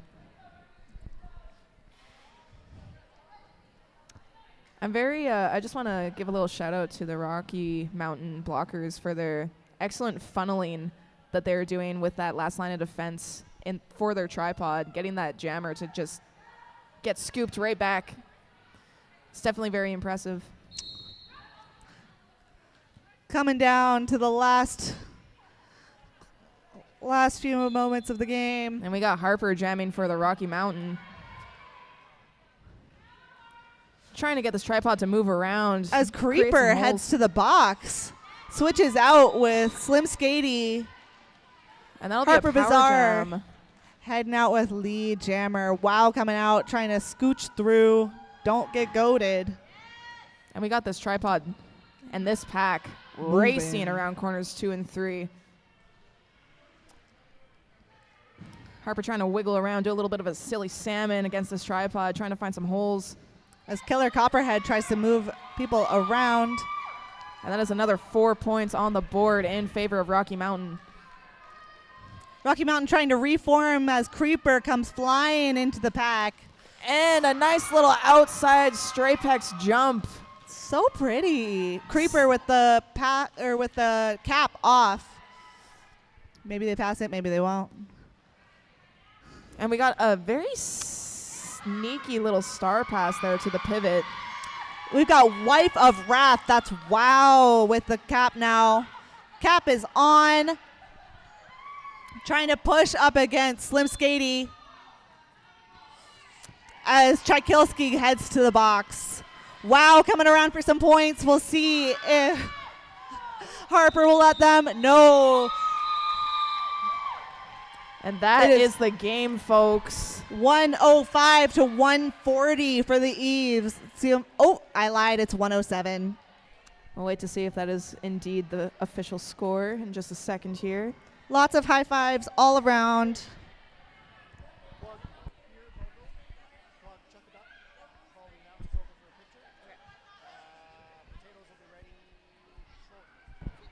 We just would like everybody to know that the potatoes will be ready very shortly. So if you're craving a tater, get ready. You know what sounds really good with the tater is a buy one, get one beer. That sounds so good right now. You can get a buy one, get one beer from the keg only at halftime in the next game and any game after that. You know what else would be good with a potato and a beer right now? What? Is if I got to throw a plastic duck at Duck's head. All right, beer in one hand, potato in the other, duck in Duck's helmet. Perfect. That's all you can do. That's the dream life right there. $2 a duck. Winner gets 25% of the big pot and a free SRDL t-shirt. $2 a duck. Let's go. The next toss is going to be at 1 p.m. Get your ducks. We would also like all the announcers in the building. If you announced yesterday and today, even if it was just for one game, please come over to the announcer table. We are going to take a photo right after we're done high-fiving everybody. All right. Well, I think that's it for us. I'm Smacky Kennedy. And I'm Skidlet. We out. Thanks for coming out.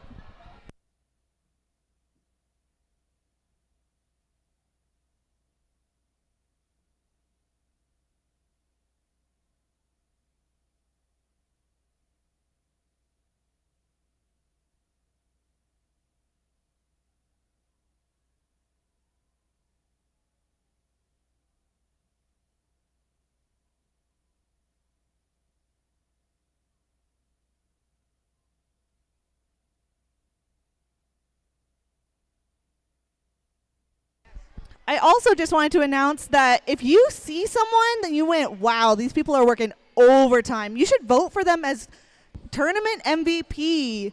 You just find one of the QR codes taped around the track, and it'll lead you to the voting page. See something? Say something. We want recognition for these amazing players. Again, if you were announcing or are announcing for this tournament, please come over to the announcer table. We want to get a photo. Thank you so much.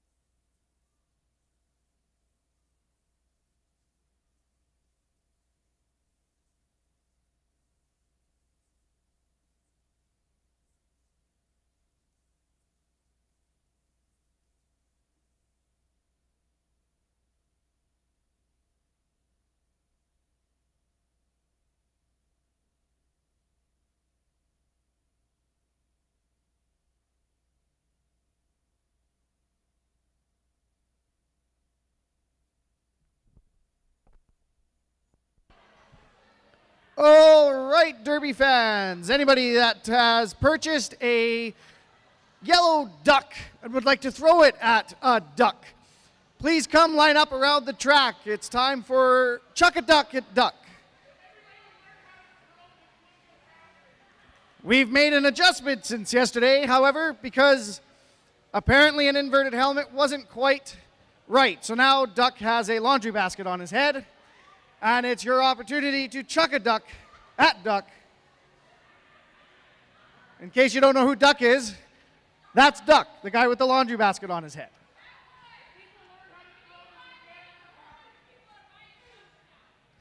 Perfect. Go buy your ducks. If you haven't bought a duck yet, go buy a duck.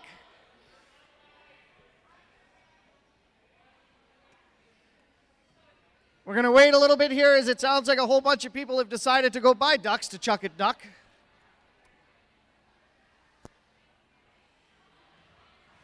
I'd like to give you some strategy and advice. It is underhand only. The goal of the intention is to get it inside the bucket, not to knock the bucket off his head. Let's all be nice. Underhand.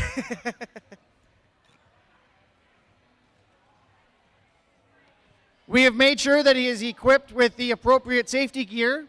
He has his helmet. He has his eye protection. And most importantly, he has pool noodles around the cut in the laundry basket so he doesn't cut his neck.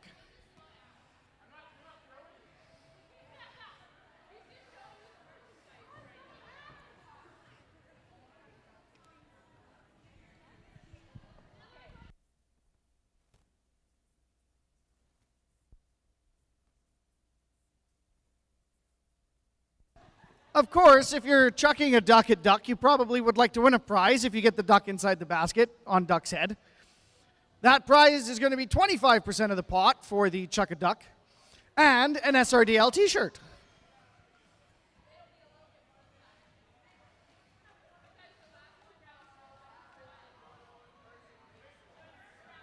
That's a good question. Terror, what happens if more than one person makes it? I think this one's better. Split it? Throw off? I like it. So, I've been informed that if more than one person gets a duck in the laundry basket on duck's head, then we're going to do a throw off, and those people will see who gets the duck on duck's head. I love this.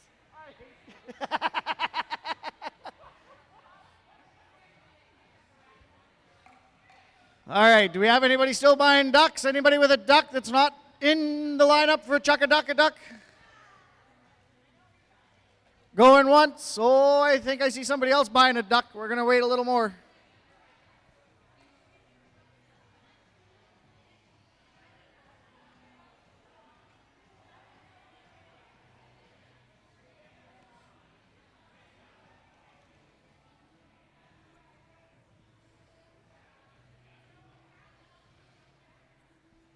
All right.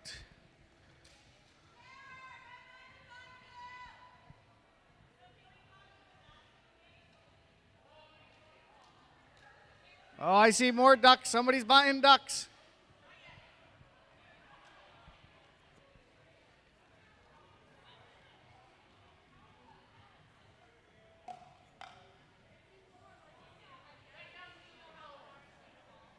All right. Nobody's buying ducks. Are we good? All right. This is the lineup. Here we go for chuck a duck at duck. I think we're going to get started, Ducky, so make your lap. All right, everybody, start chucking ducks. Oh, that was close.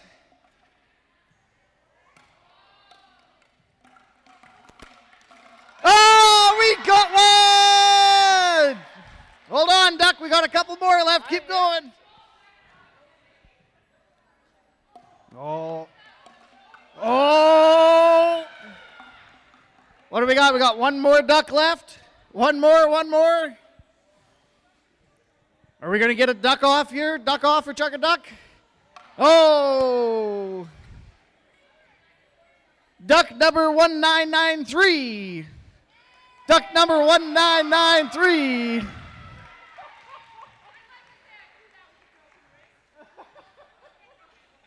This feels rigged, but I guess I'll give it back.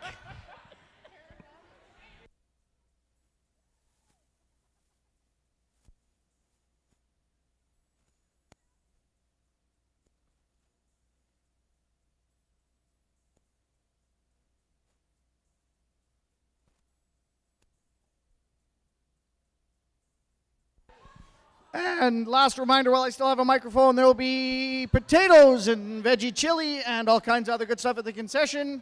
Buy one, get one beer from the Better Brother Brewery keg is going to start here with the 3rd, 4th, and 5th games.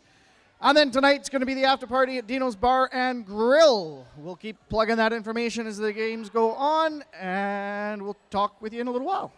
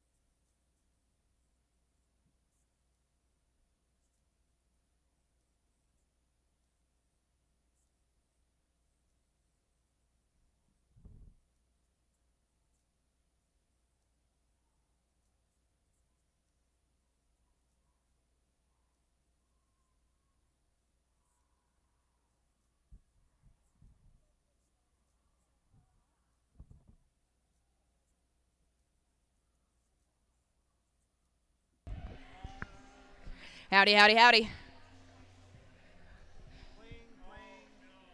Let's go. Let's go, Dark Wheel Duck. Time to Derby 350. Hi, my name is Chad Kilski. We'll be joining you today with Mr. Bubs. We've got the West Coast Derby Knockouts TKOs versus the home team, the Saskatoon Mind Fox.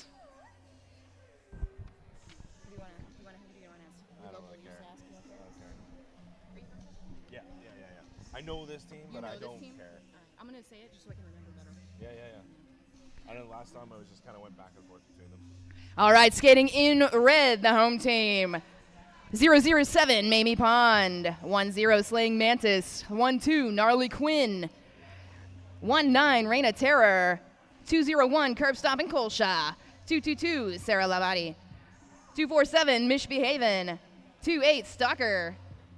All knows. 576, Miss Koozie. 747, Hot Rod. 87, Kitty Creamer. 89, Pippi Longstoppings. 37, Sunny Death Position. Wow, that's really different. And Bella is playing.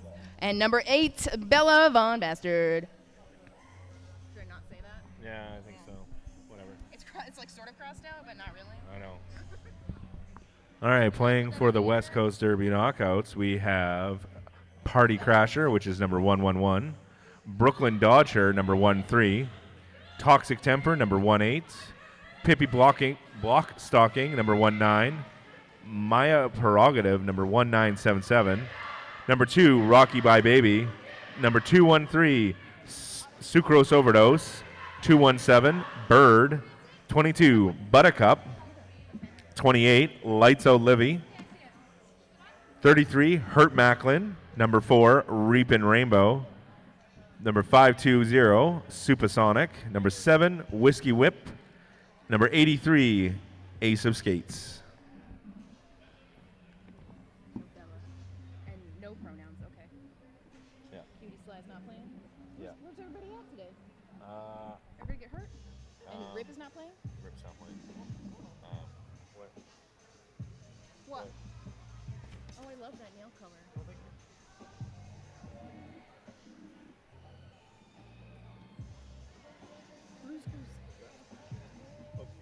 Cutie is playing?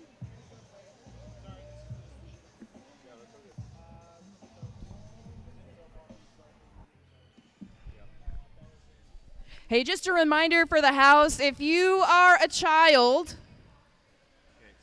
if you feel like a child, don't sit in the front row. If you are under 18, you cannot sit in the front row. So got to keep the kiddos safe.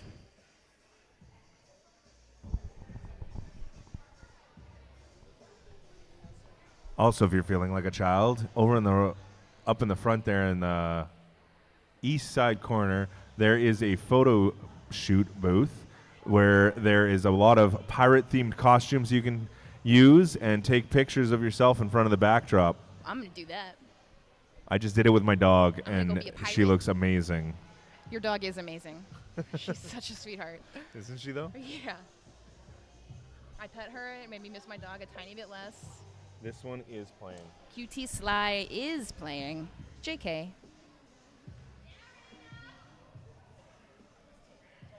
Oh, yeah. Pronouns? Thanks. Pronouns?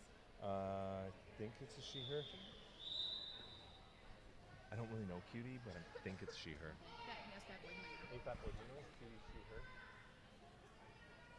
Yeah, I believe so. Okay. Well, if we mess up any pronouns, we'll do our best to correct that. We'll get corrected. Go ahead. Confirmed? Yeah, thank you. First jam, Raina Terror up for the Mind Fox up against the Reaping Rainbow. Rainbow having a very good weekend with the TKOs.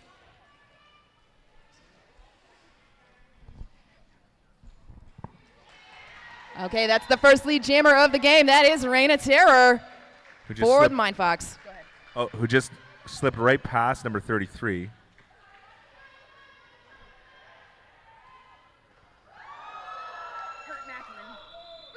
Yeah. That's a great name. Yeah. Great. And it looks like Raina missed that apex jump and decided to just call off the jam. So we have a 0-point jam today. You don't see many games start with 0-0 like that. Oh, yesterday we had several start just 0-0 for like 5 jams. Defense game is strong this weekend. Oh, yeah. Yeah. All weekend. All, Everybody. yeah. Yeah. Everybody so far seems to be playing a very defensive game. Yeah. I'm for it as a defense person. Yeah. All right, here we go. Maya Prerogative on the line for West Coast, but it is going to be Curb Stop and Colshaw with the lead jammer for the Mind Fox. And looks like Stalker just got sent to the penalty box. For stalking? Definitely for stalking. I've seen her play. She stalks. Ooh, power jam. Is it a power jam? Is it a power jam? Oh, yeah, power jam. Curb heading to the box, but hey, we've got a star pass. You got Rocky by Baby for West Coast with the star. Getting some offense. And there is no lead jammer since Curb is sent to the penalty box. 2-minute jam. We're on jam 2. Yeah, jam 2, 2 minutes. They're going to be tired New rule, today. jam 2 has to be 2 minutes, yeah.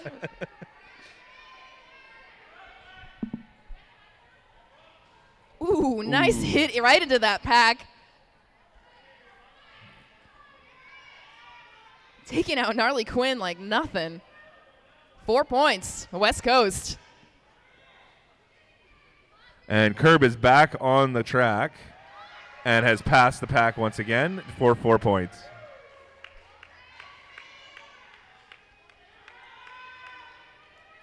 Rocky by Baby with another 4 for the knockouts. And it looks like the pack is making a high speed chase here. Curb just slide right past number 1977. Reaping Rainbow. No, that's my prerogative. My bad. Ooh, a back block on a Mind Fox. 007 there. Mamie Pond. 4 more points for Curb. And that is going to be the end of that jam. Big jam for both teams with a star pass. Yep, West Coast coming out on top here. 15-12 jam.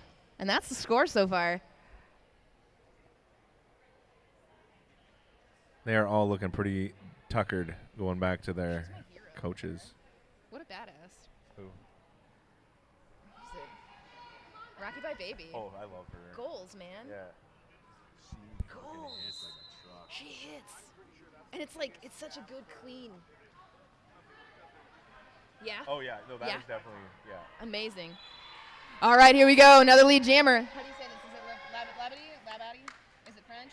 It's Labadie. Labadie with the lead for the Mind Fox. Labadie. Okay, got it right. Oh, is it Labadie? Yeah. Oh, that was Labadie. Hey, if we ever mispronounce anything, somebody tell us. And just as West Coast got back to the pack, they called off the jam. Bads. Yeah, Labadie, right? Labadie. But she goes by Bats? I'm going to write Bats, yeah. Bats. Yeah. All right, we got Reapin' Rainbow for the West Coast and Slaying Mantis for the Mind Fox jamming. Rainbow. I'm sorry, it's such a great name. We're going to play them later, and one of our jammers has the same number, so we're going to be like, all right, pay super attention to those penalties. Yeah. All right, Reaping Rainbow pushed out to the inside, but really clever on the lines here. She just got pushed out on the outside by number 12, Gnarly Quinn, and then run back. And this gives enough time for the lead jammer to be assessed to. Slaying Mantis, Yeah. number 10.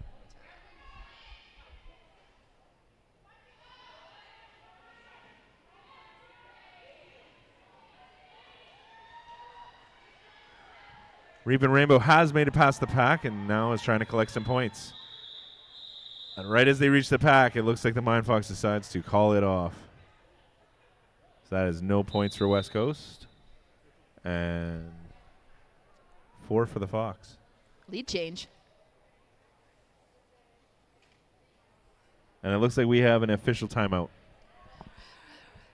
Big shout out to all the volunteers this weekend, officials, announcers. Everybody who makes this happen, medics, thank you so much for that ice earlier. All the captains and coaches who could be here this weekend and take care of everybody. We couldn't do it without you. Okay. During half times, we are doing buy one, get one free on the draft beer by Better Brother. That'll be during halftime for games 3, 4, and 5. Let's kill this keg. We don't want to take home a half-empty keg. If I do that, my wife will kill me.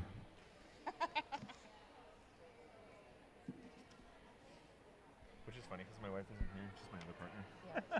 Who's this? Okay. Are we not doing Culligan? Yeah, we are. Oh, we are? So Okay.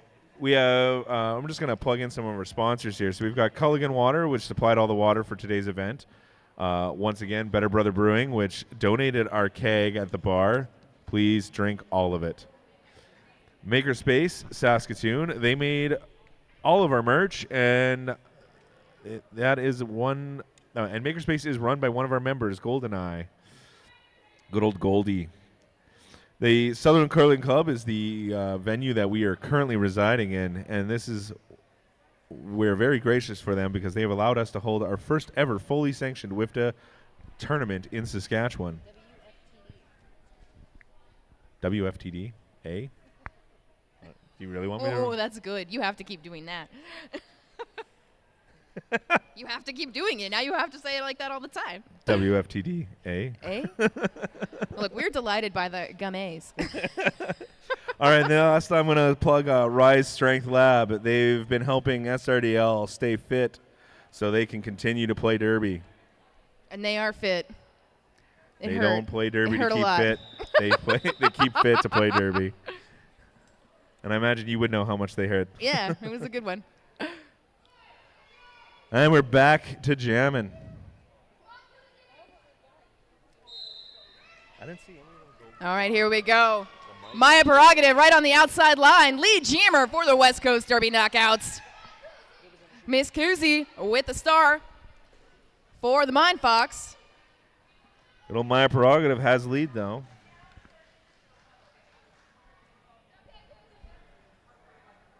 What are you looking for? Yeah. Ooh, first lead of the game for West Coast. Probably not the last. Here we go. 4 points on the board for West Coast Derby Knockouts. Number 8 tried to make it difficult for them at the last minute, but ran out of track space. Maya's going to get us a lead change.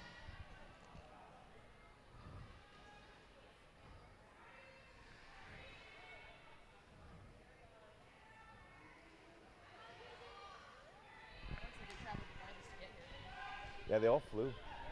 I flew. Fair. It's a 16-hour ride straight south. Yeah.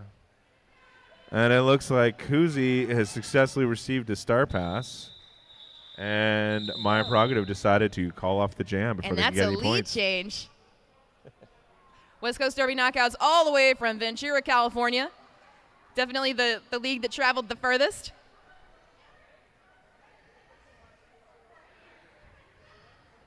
Sporting that pink flannel. I dig it. Oh, I think they have I'm the into best it. uniform. That pink flannel is to die for. It's like a good pink, too. Oh, it's a great It's pink. great. There is a bad pink out there. Yeah. All right, here we go. That is All right. Sucrose Overdose jamming for West Coast up against Reina Terror. Who just got run back by number 22, Buttercup. Here we go. Reina popped out by the pivot, but they are going to go to the box for that. And it looks like Reina managed to get it through the pack, but Sucrose Overdose has lead. There we go. Sucrose going to call this one off before the Mind Fox can score. No points for you. And it looks like Stalker tried to get her to get one last point in the last minute, but missed it.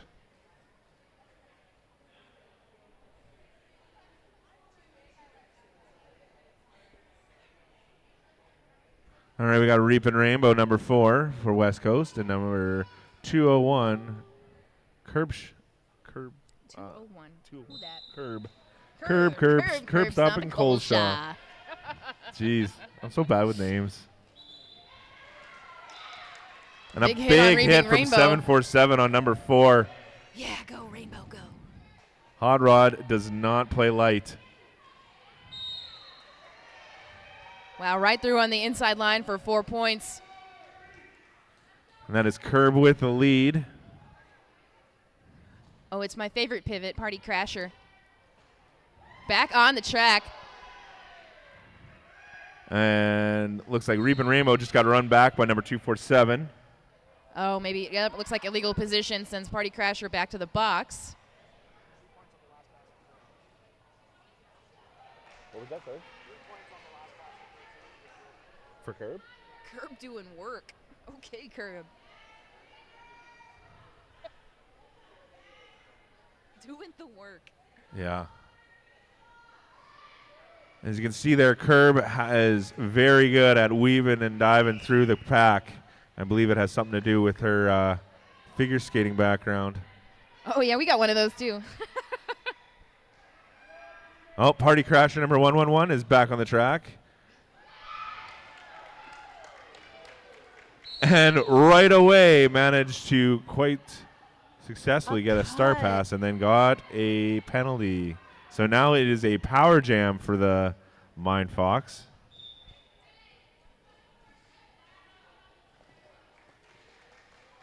Number 83,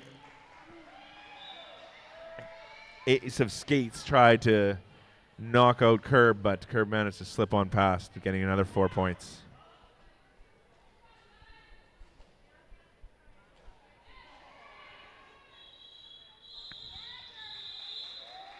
After an astounding 26-point jam, Curb decides to call it off. Is that the highest scoring jam this weekend? I don't think it is.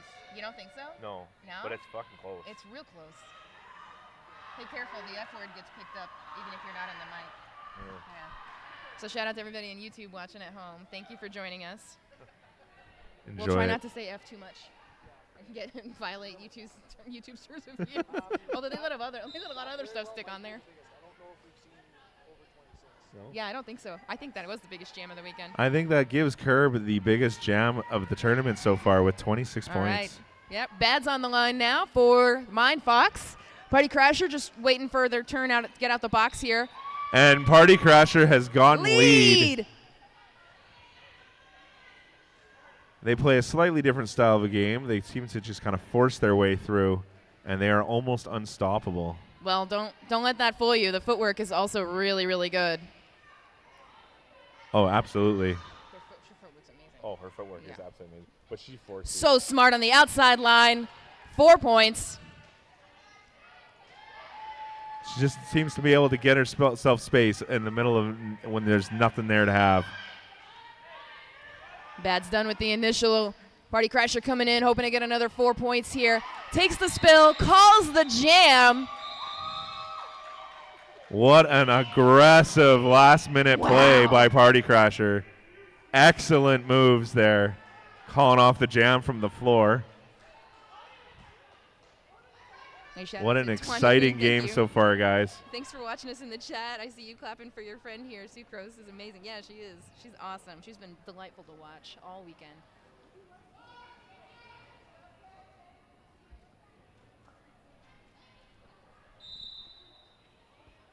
After that last jam, we're sitting at 46 for Mind Fox and 34 for West Coast.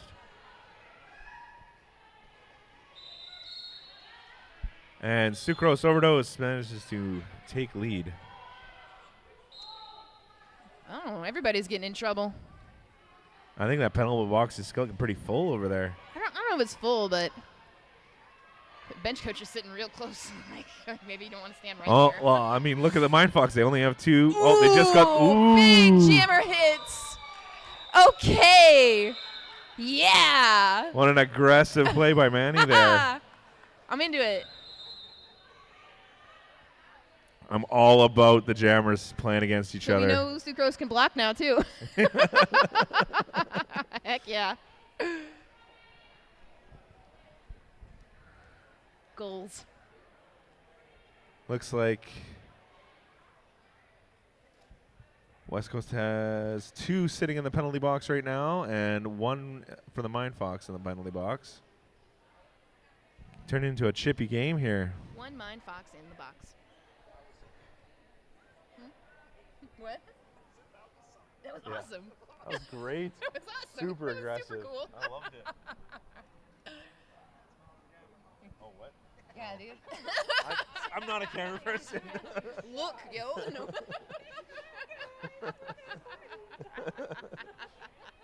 I am the most important here. You give somebody a mic, you usually think we are. Yeah, right? But we do. Yeah. Hand anyone a mic, and they are the most important. Yeah, I feel really good right now. Important, valued, beloved, even. I don't feel as important as Definitely. the lovely lady over there repairing our track. I Definitely think she's a smug. little bit more important than we are. And track repair might be the most important job after officiating. It is. Just slightly after And us. followed by the person who's making the potatoes. Fun fact, Miss Kuzi is the daughter of Did you know that Miss Kuzi is the daughter of Bellicose Blonde? No. Well, now you do. All right, we got Miss Kuzi jamming for the Mind Fox up against Reaping Rainbow, and that's And gonna be manages Miss to Kuzi, take lead. jammer.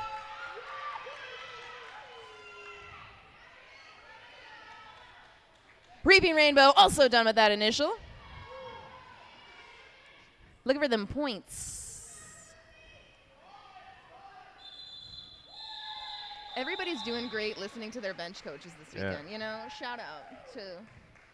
Yeah, this has been a very defensive game and a lot of really listening to what the coaches have to say.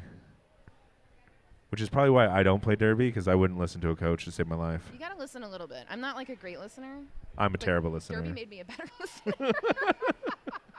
I am a terrible listener. I don't listen. Announcing made me better at noticing referees. All right, my prerogative on the line for West Coast up against a Reign of Terror. That is absolutely Reina Terror. Only Reina plays that way. I feel terrorized, and I'm not even doing anything. Here we go. But that's going to be but my prerogative. Lead jammer. Sorry, I get excited. No, it's okay. Just go. I have a habit of, like, I don't know, whatever. We'll figure each other out. Yeah, we're good. I keep announcing people who just don't want to talk, so I just go. Yeah, and then it's like, yeah, which is good. We'll figure it out. We'll take it. It's all good. I don't really care. You can talk over me all you want. Yeah, we'll talk over each other. It'll be fun. It'll be great. No one will understand what we're saying. Yeah. Except the stream. They'll get it. We're here for the stream We're anyways. here for you guys. We're here for the YouTubes. And it looks like the 11 jam was a 0-0 jam. Same as the first. Okay, we got Sucrose Overdose and Curb for the Mind Fox. All right, here we go. Yeah, Well, there you go. Sucrose manages to slip on past before Curb does. The footwork. It's all that footwork. She is a crafty, sly player. Everybody taking a spill. I'm told it's because of the slippy floors. Curb tries to throw her blocker into another player. Almost works. We are going to see a forearm on Party Crasher. Calm down over there. Is that what I hear right now from the audience? Calm down. Yeah. And Curb manages to make it past for their first pass.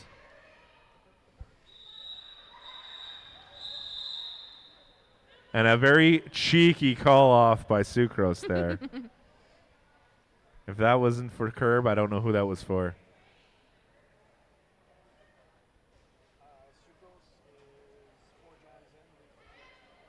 What's that? Oh, out of the 4 jams that Sucrose has participated in, she has managed to take lead 3 times. Ooh, 75%. It's not bad. That's respectable. That is quite respectable. Yeah. All right, here we go. Reaping Rainbow up for the West Coast Derby knockouts, TKOs. And number 222. That is Bads. Bads. Bads. Not bads. Goods. Bads is goods. Bads is goods.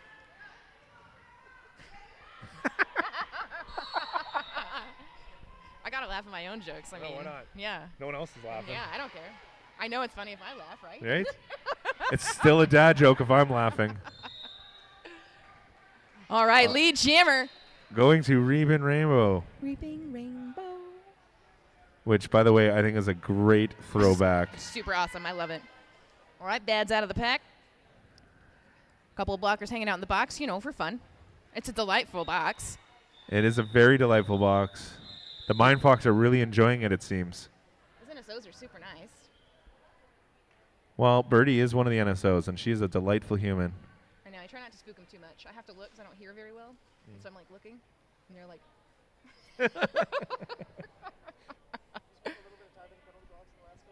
Yeah, I got 4. They were all different this time. So we have a very First game I light got 4 jam directions. this time, as there's only I've adjusted. 3 blockers for West Coast and 2 for Mind Fox. Everybody else is sitting in the sin bin. But we've got Maya Prerogative and number 10. What's number 10? Is that Slaying Mantis? And Slaying Mantis jamming. And Maya Prerogative has managed to gain lead once again.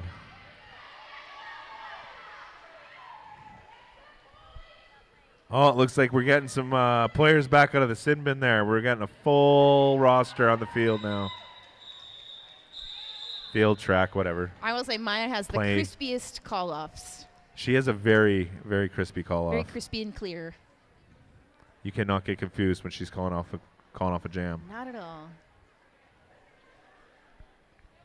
All right, who we got? We got Sucrose Overdose And Miss Koozie. Koozie. I won a koozie off Montana first game. Did you? Yeah, I got Team Montana koozie. Nice. They're doing little MVPs for everybody. Oh, I like it. They were delightful. Well, actually, speaking of which, if you're looking for some merch from some of these away teams, they have a little merch village over by where they're getting changed here in the back. There's also another vendor over there as well. You should check it out. Their merch is pretty amazing. Rocky Mountain has a kitty-themed shirt that you can buy that says Rocky Mountain. Donation. Oh, by donation. Yeah, fair enough. So, yep, that's Dirt Nerd Mining over there, one of the vendors. We also have a chiropractor here. And, of course, our photographer, Emily.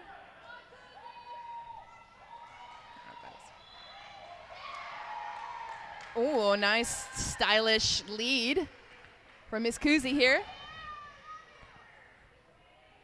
She always looks so calm when she gets back into the pack. You know, that's how it always looks from over here. Not I gonna know. lie. It doesn't always feel that way. No, I'm sure there's a little bit of fear in the gut. But when you slide on past like that, I don't know how you can't be calm. Miss Koozie makes it look effortless.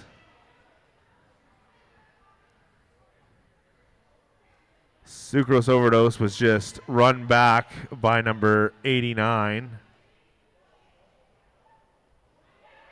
Pippi Long Stompings. Koozie once again is getting another 4 points. And taking her time to get back to the pack. I didn't see So it. this is a power jam. Oh, it is. So it is. Yeah. Looks like Sucrose is getting into the box. What's that? No. This is like second or third. And then I think 12 points was enough for Koozie. She decided, you know what? I only need 12. I'm done. She called it off. Let's start the next jam as a power jam.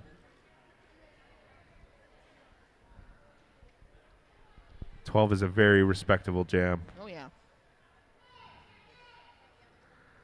All right, Reign of Terror starting the power jam for the Maya Fox. That is not the jammer I would start in the box, but, you know, what are you going to do? Although she has her star off, so she can't get lead now. Nope. Jam's live. Here we go. And there we go. Reign of Terror has made it past the pack and has the lead. with her little finger guns there showing off. Pew pew. And an apex jump. Wow. Not gonna risk it. But didn't make it. All right, for That real this time she made it through. There we go. There's her 4 points. Sucrose Overdose back in the pack, looking for that pivot. Mindfox not going to let this happen too easily, but there we go. Nice little hop on the inside. Sucrose Overdose out of the pack. Done with the initial. As Reina continues to score. And Reina calls it right as Sucrose slams into Stalker there. Will she get a point? That is a good question. I don't think she did. No? Come on, 1 point, as a treat. No, I think Stalker did a really good job of making sure she didn't pass her hips. Dang. Timeout called by West Coast. All right, what can I talk about here? I like to talk, so The I got after something party, to talk dude. about. After party. After party. After Oh, party. we do have It's an after happening. party. We got an after party tonight. It is pirate themed. We're all really excited about that, Rocky. Dino's Bar and Grill, Sunday, 8:30 p.m. There's a drink special, 4 drink tickets for 20, highballs and draft. You know, that's pretty cheap. That's really 4 cheap. drinks for $20. Yeah, You don't especially really this get that exchange anymore. rate. Okay, American, go home. That's like when I went to frickin' Tampa. Yeah. I was paying like $1 or 50 cents a fucking drink. Oh, I love it. So good. Yeah, yeah. But I was a messy night. That's okay. And Tampa's one of those. Well, Florida is one of those states where they still do free pour. So when you just order your shot, it's like half the fucking bottle down there. I'm gonna do a little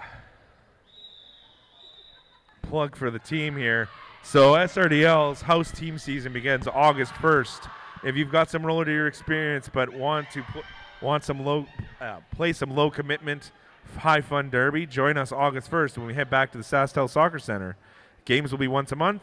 It'll be either a team mischief or team mayhem. You be the judge. As well, since we were talking about volunteers, where's my other sheet? For all of us that are little babies like me. Are you a little baby? I'm such a baby. I don't like getting hit. So there is options to be heavily involved in derby without getting your ass heading to you. So join us by volunteering. Forget about that. Look at this pack. Oh, shit. There's actually a game going on. Yeah. So Maya had lead. Curb got out. Maya got a point. Okay. That was a fun jam. You see all that bridging? I did not. I was too busy talking to myself. There'll be another opportunity.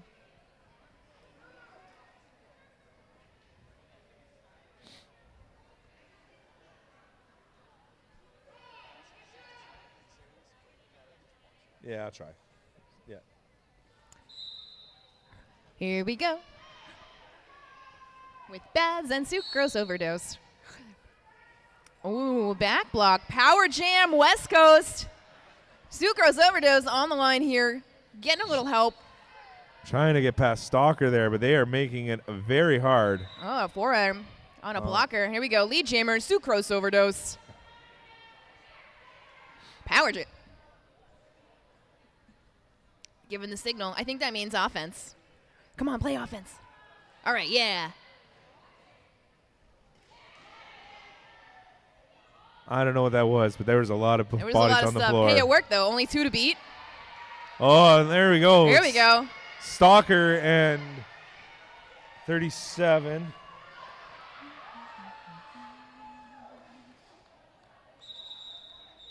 Sunny Death. Sunny Death position. There we go. But if you're a lawyer, Sunny Deposition could be a good name. Yeah. Yeah. I'm really curious if that's totally a lawyer name. Sunny Death position. Yeah, that's totally a lawyer. Oh, thank you. That makes it way easier to see. I know. Pens.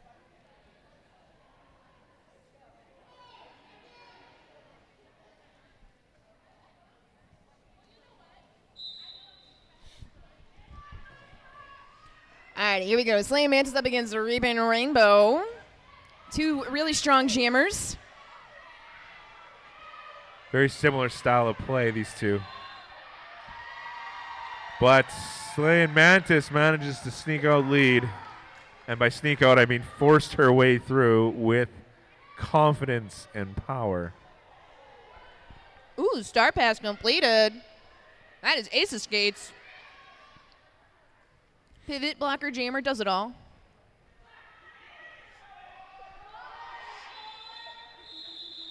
But it looks like Manny doesn't want to see her do anything, so she calls off the jam. Come on, let her do something.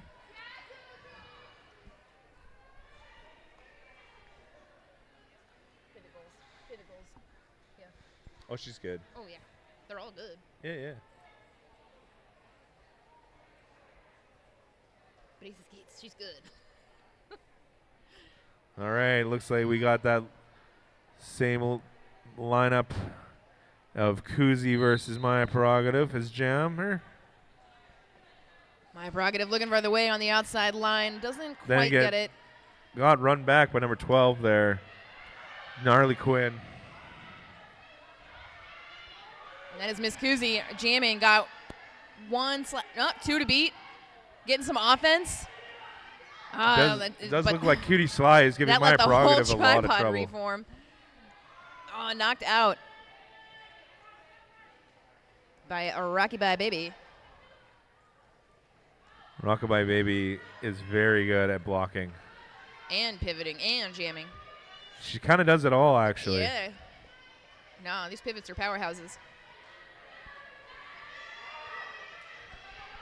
Yeah, Cutie Sly is really giving Maya Prerogative a lot of trouble. And Stalker just did a full-on body check. And then ran Maya Prerogative back. We saw Stalker and Cutie Sly keeping an eye on Maya Prerogative here.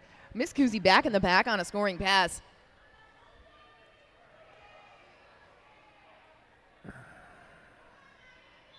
Knocked down and out by Rockabye Baby. Gonna call this one off.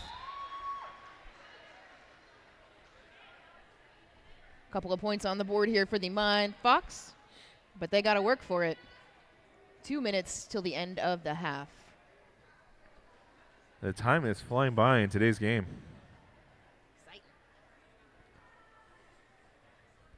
West Coast has used up 2 of their timeouts, and they have an OR and 1 team timeout left. Mind Fox doesn't need it, I guess. All right, here we go. That is Reign of Terror on the line for the Mind Fox. Sucrose Overdose for West Coast.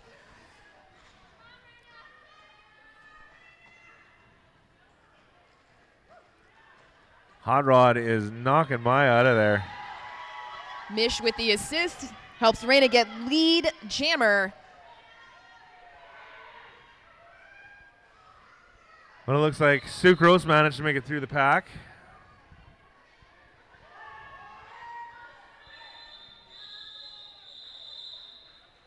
One Mind Fox blocker sits at the end of the jam. 4 points. So that's another 4 points for Mind Fox and nothing for West Coast. We're currently sitting with a minute left to go, and Mind Fox is sitting at 80 and West Coast sitting at 56. It's a lead, but they're making them work for those points. Yeah, they are definitely making them work for those points. That is a tight game. And they are hitting hard. All right, Curb back on the line up against the Reaping Rainbow.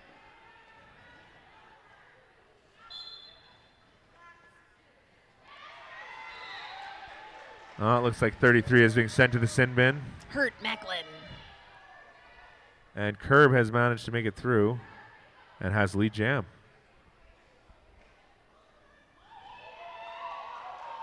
Oh, nice hit from the pivot on West Coast. That's 83. That's ace of skates. Knocking Curb out.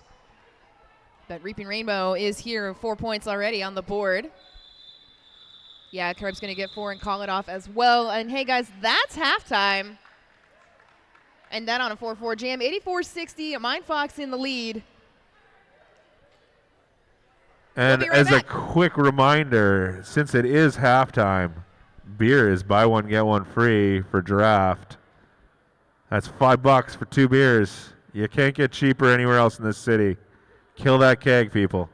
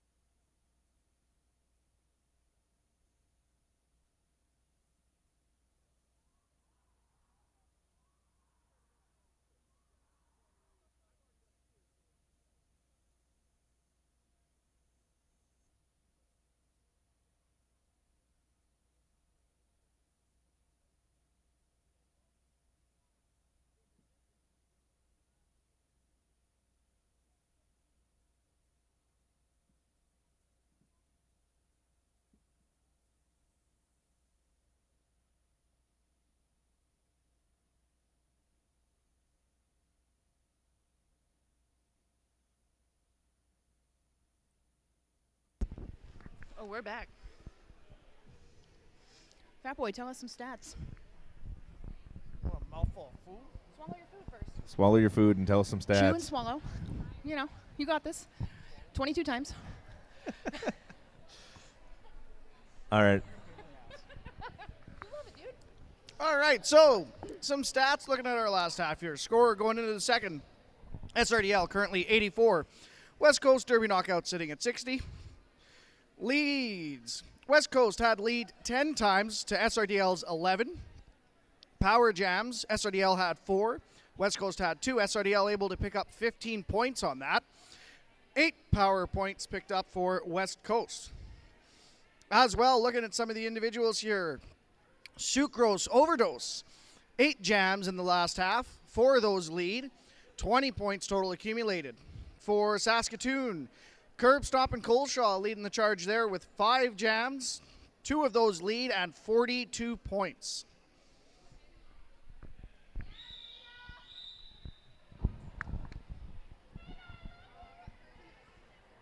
Okay, I gotta put my glasses on or else I'm not gonna see shit. Oh, there we go.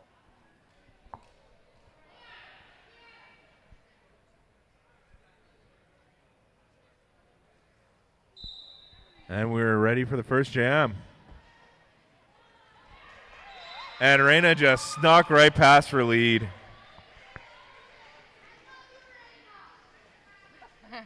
The crowd loves Rita. The crowd loves Reina.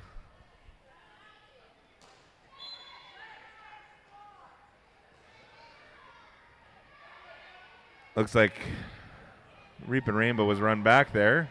Now she's trying to get through the tripod of the Mind Fox. And it looks like she did a successful star pass to number 83, Ace of Skates.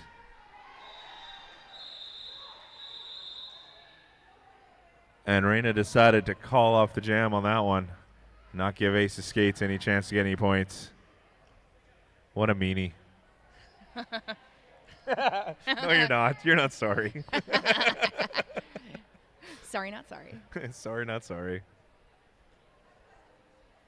All right. 2 strong jammers now. We've got Curb for the Mind Fox, number 201, and 1977, Maya Prerogative for West Coast. And it looks like the jammers are knocking each other around a little bit. Just some light maiming. And Curb sneaks into lead.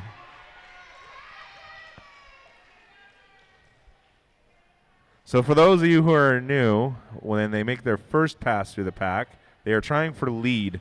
The first jammer to make it through the pack gets lead. That gives them control of the jam. They can call it off at any point within the 2 minutes. And it looks like the West Coast have done another star pass to Rockabye Baby. And Curb sneaks in for another 4 points.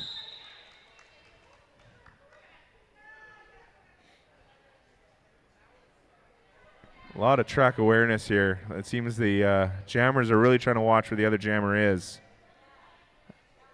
So they're calling off the jam before they can get any points. That is a very defensive way to play this game.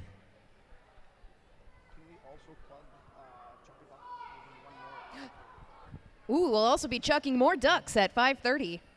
It's a good old duck. If you want to throw a duck at Darkwheel Duck's head, please get one. He deserves it, please. He's very Get excited more about ducks. it. He will like it. He consented. Likes the pain. He signed a waiver and everything. The waiver is you work for him.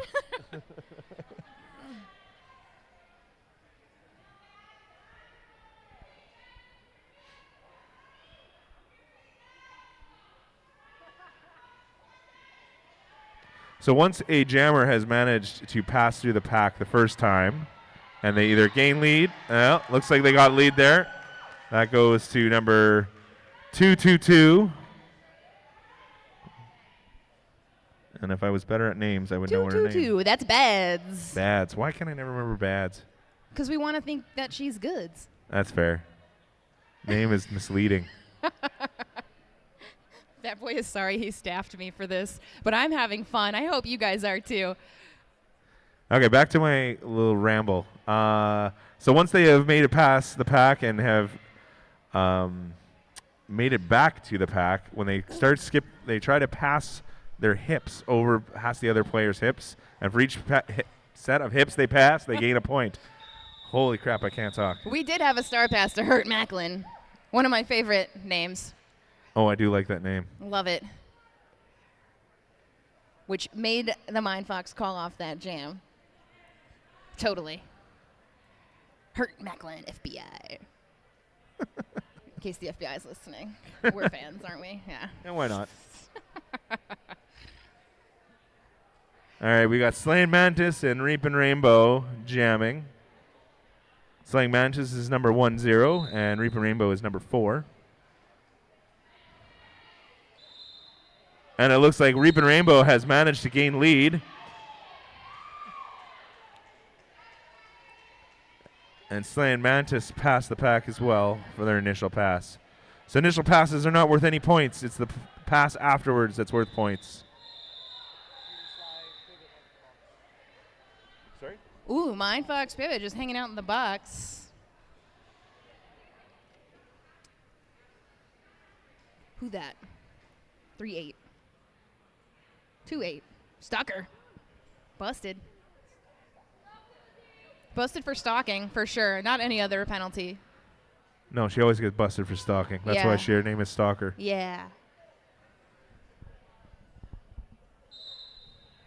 Here we go. My prerogative on the line up against Miss Koozie. You know, if you jam together 3 times, it means you're best friends. I don't make the rules. And what a hit by Kitty Creamer on Maya Prerogative to run her back. Ooh. We do see a direction call. On number 8. That is Bella.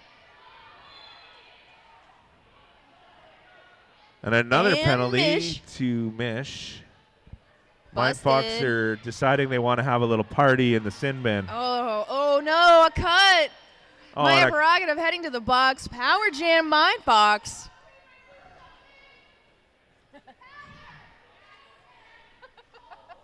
And a heck of a hit on. Oh. Okay. Okay. We're going to call this one off. Little official timeout.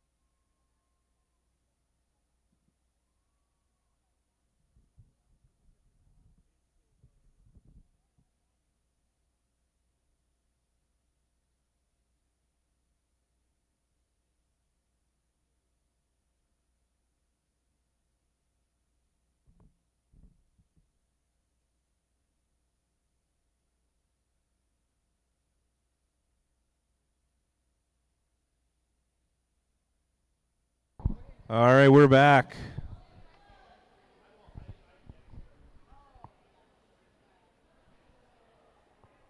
Players are setting up for their jam.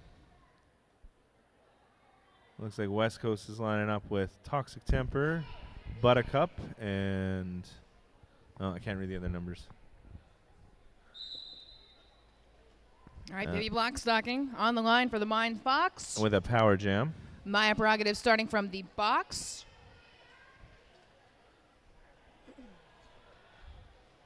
A swing and a miss from the West Coast pivot. All right, and that is going to be lead for Reign of Terror. It's not Baby Blackstocking. Oops.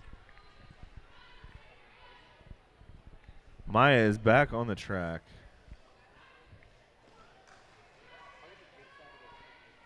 Reina out here on a scoring pass. Maya working on that initial. There we go. Initial cleared.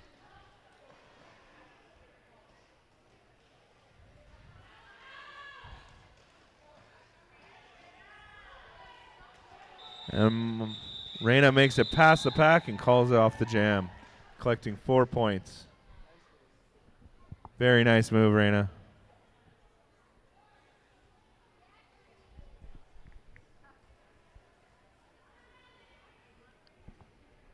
Yeah, both teams super solid on the defense. Been recycling around and catching stuff.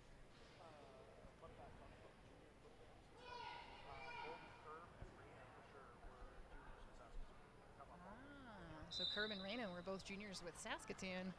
So they've been skating since they were 3. No. All right, here we go. That's Curb, Stop, and Colshaw on the line for Saskatoon. Reaping Rainbow up for West Coast Derby knockouts.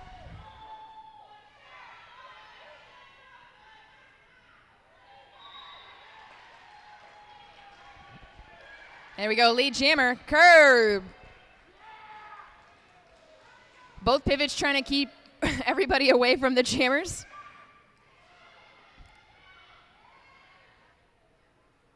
Reaping Rainbow looking for the pivot.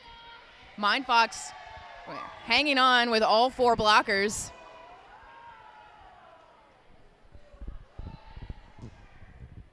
Reaping Rainbow is getting run back. And we are going to see a back block on the Mind Fox pivot.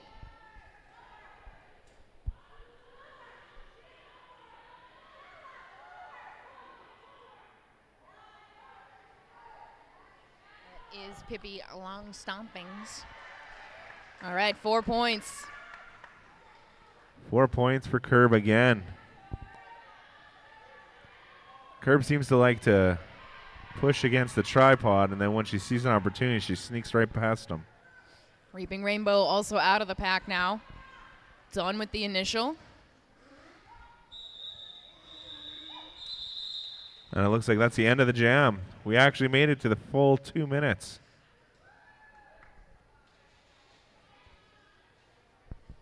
I'm sure everyone getting off the track right now is exhausted. 2 minutes of skating is hard work.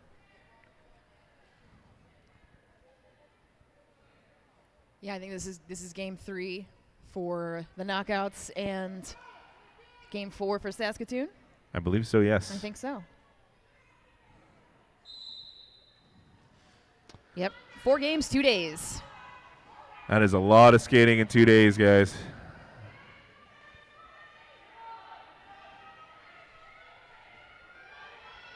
All right, here we go. Sucrose Overdose in the back of the pack, but working on the way out. Lead jammer, Sucrose Overdose. And Rockabye Baby running back Celine Mantis there.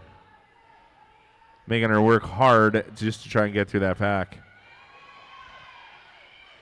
Oh, and it looks like a successful start pass was handed to Cutie, number 138.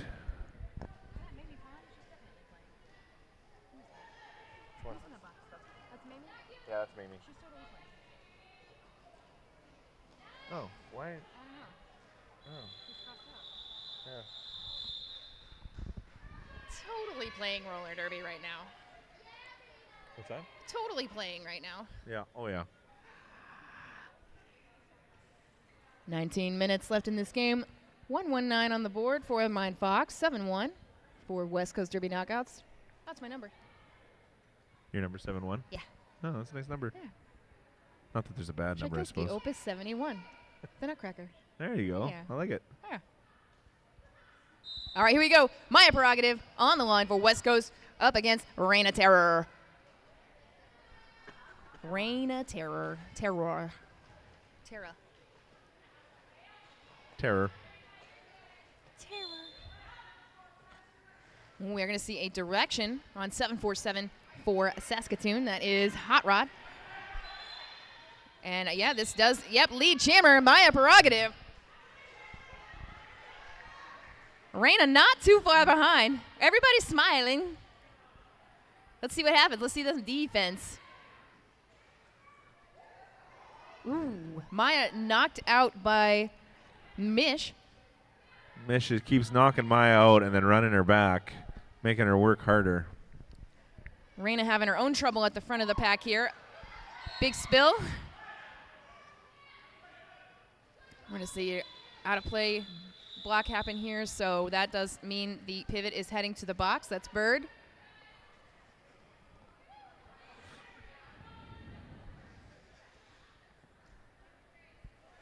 Just a reminder, if you have a small child or you are a small child, you cannot sit in the front row. Just in case, you know, one of the OPRs lands on you or something. Yeah, we don't want to take your child out. Our OPRs are very conscientious, but mistakes are made. Also, if you're feeling like a small child, you should go and take advantage of that photo booth over in the corner there. Yeah. Get some pictures of yourself in front of that backdrop.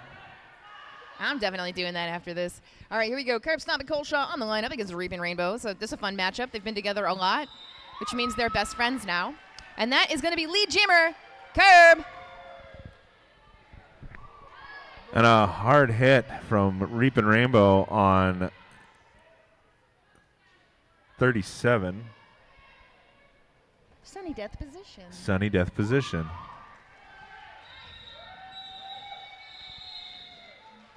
Curb going for 4 and the call off.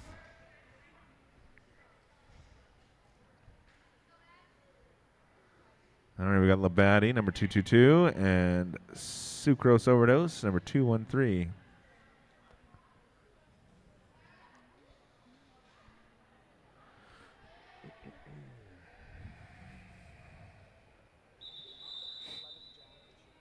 This is Sucrose's 11th jam.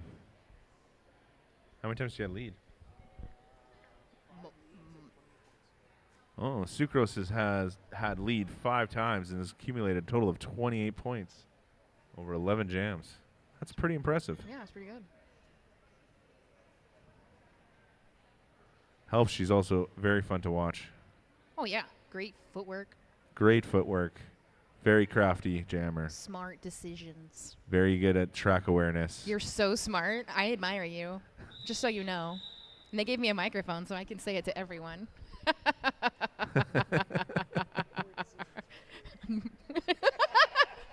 I told y'all he regret staffing me for this. And all I'm doing is encouraging you. Yeah, we're encouraging. We're fun. All right, here we go. Bads for the Mind Fox. Did get a Seth's lead, but Party Crasher's there to make that not as fun. Yeah. Oh, no. Sucrose head into the box. High block. So Power Jam Mind Fox. Ooh. Ooh, I felt that. Yeah. I think that is. We all felt that, I think. That was Rockabye Baby, I think, that did that. Poor jammers forced by their teams to push packs out of play. Yeah. Oh, okay. Cut track on Bads now. So we're going to trade Power Jams.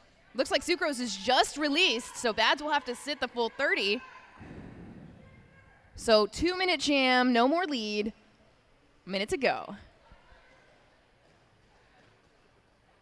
Sucrose making it look easy. Done with the initial.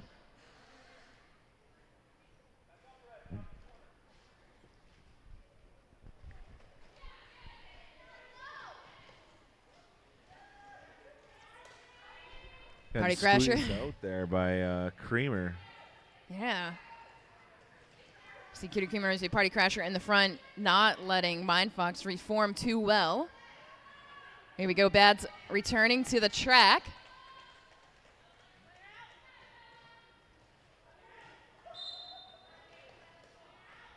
We are going to see a forearm call. On Creamer. Creamer. Oh, Bads has made it through and gotten 4 points. And 4 points also to Sucrose. Yeah, Mish heading to the box now. Illegal contact call.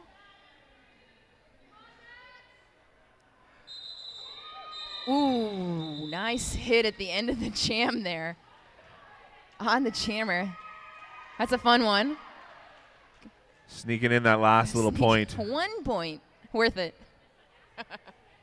Sometimes it's all you need. Makes me glad I gave up jamming. Yeah. Exhausting. I'm too much of a baby. What? Oh, the QR codes, people. Please use them. Not only vote.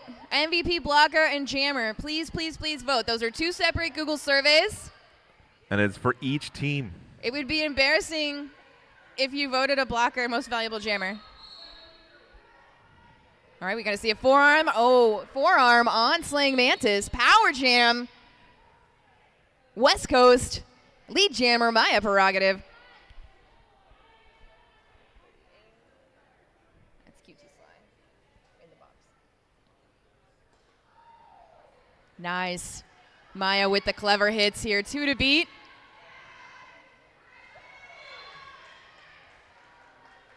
Knocked out to the inside. We see another Mind Fox going to the box.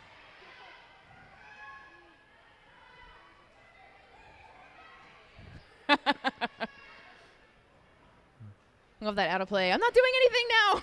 Hands I'm not doing anything. It's not me. It's not me. All right, here we go. Slaying Mantis back on the track. Now done with the initial.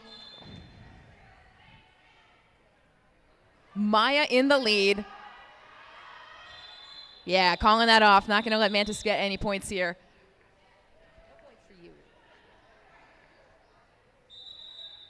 Team timeout called by Saskatoon. Okay, I'm going to say this one more time. Please make sure you vote MVP blocker, MVP jammer. Use the QR codes. That will pull up the page for you to vote on. And, of course, over in the corner on the bench side here, we do have a photo backdrop, and there's lots of fun pirate props over there. Please go take pictures and dress up. That's fun. Also, please buy our merch. There is a super fun pirate shirt for sale. Yeah. Commemorative, exclusive, limited edition merchandise.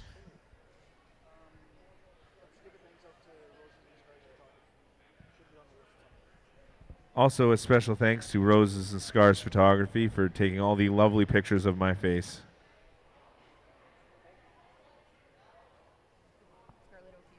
Oh, also known as Scarlet Ophira.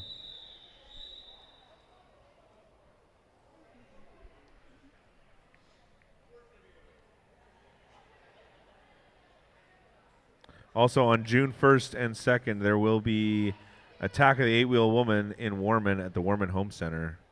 That's a more derby. It is a 2-day tournament. Reaping Rainbow on the line. And For West Stalker Coast. playing Stalker. Jammer. And manages to sneak in lead. Look at that. Looks like a multi. Sends the captain for West Coast to the box. Ooh. Boof. And sneaking There through we once go. again is Stalker. She is very good at hiding behind individuals and then popping up on the other end of the pack.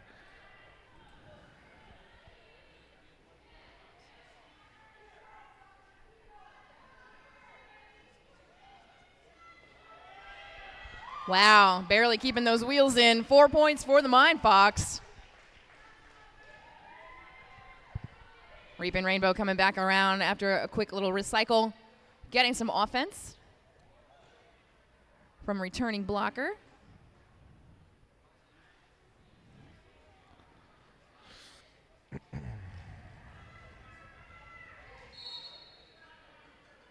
Ooh, another multi. It happens. We're all getting tired. That's on West Coast number 520.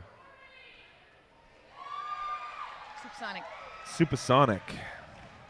And Stalker manages to sneak in another 4 points. Just having Reaping- quite the jam here. Reaping Rainbow doing the most with the good footwork. All right, Stalker for 4 more and the call off. Big jam. That is a 15-point jam and only 3 for West Coast.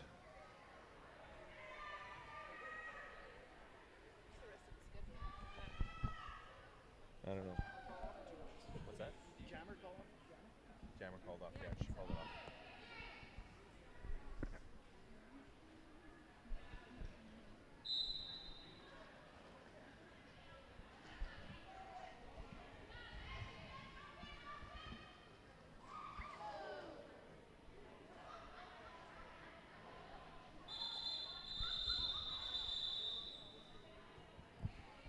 All right, gonna have a quick break.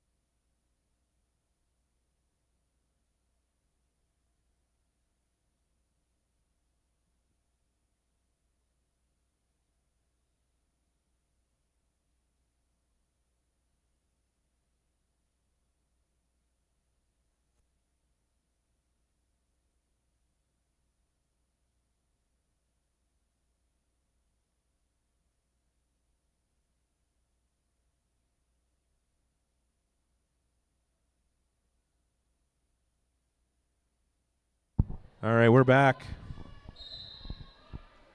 All right, we got Curb for the Mind Fox, and we've got Maya Prerogative for the West Coast.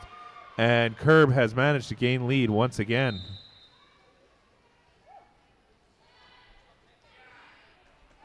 That is the pivot heading to the box for West Coast. 2-1-7, that's Bird. Curb picking up 4 points. Maya Prerogative still working on this initial, held up by Saskatoon's pivot. That's number 89, Pippi Long Stompings. She's making it very difficult.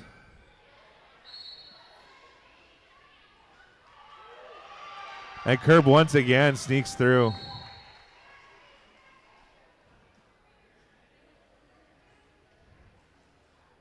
Oh, West Coast pivot's back on the track. Kitty Creamer back in the box. Oh, and Kitty Creamer is back in the box for the Mind Fox. Maya in the back. Just pushing on tripod. Both jammers just pushing tripods.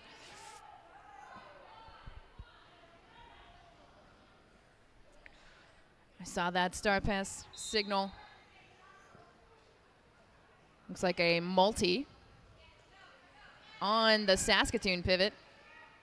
Ooh, nice star pass completed to Bird for West Coast. Curb pushing, but we're getting late in the game. Everybody's getting a little tired. Hot Rod is making that hard on Bird to get out of there. And is running her back. All right, here we go. 4 points for Bird as the jammer.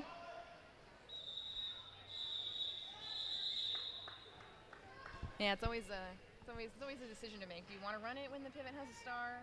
Is the pivot really good? Are they going to get out? Yeah.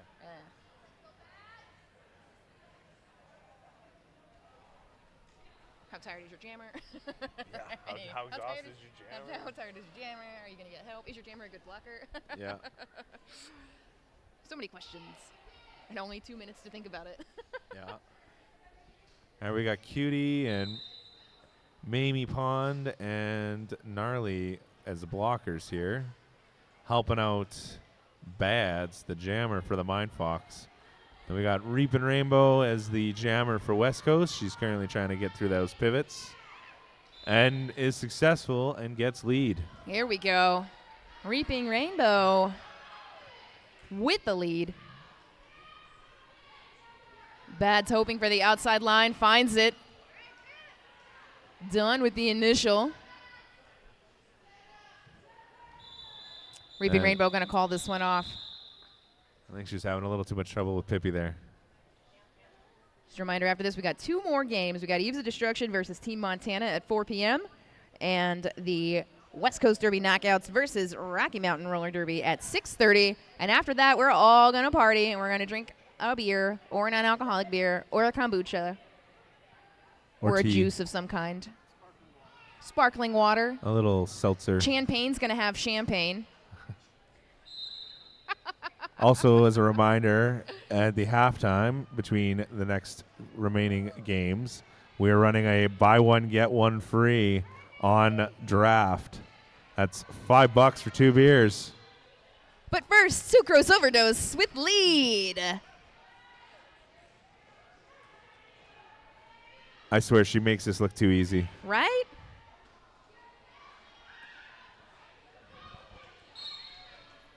Oh, it was a good shot, though. Slaying Mantis going to the box. Power Jam West Coast.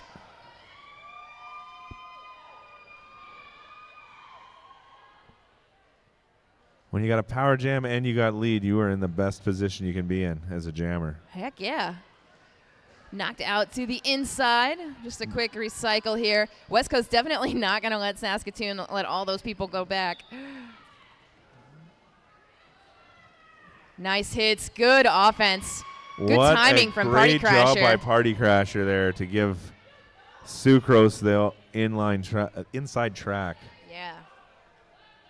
Like, we got to vote for MVP blocker, but, like, West Coast makes it hard. Here we go. I don't know who I'm going to vote for.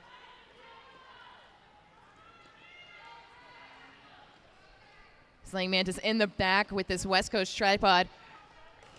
Sucrose in the front. Party Crasher maybe thinking about offense, but we got to maintain that pack. Am I right?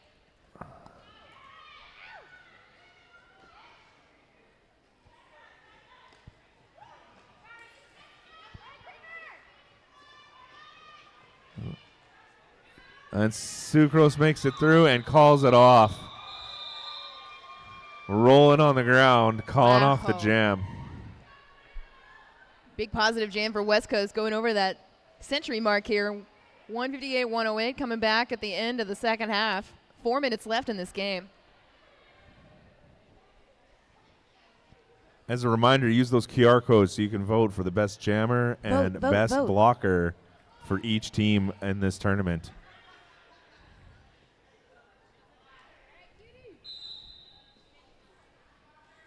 All right, you got Stalker and you got Bird as jammers. Bird is the word.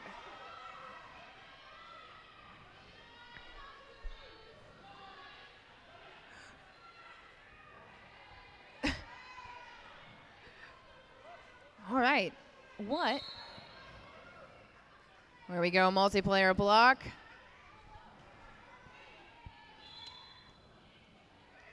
On Buttercup.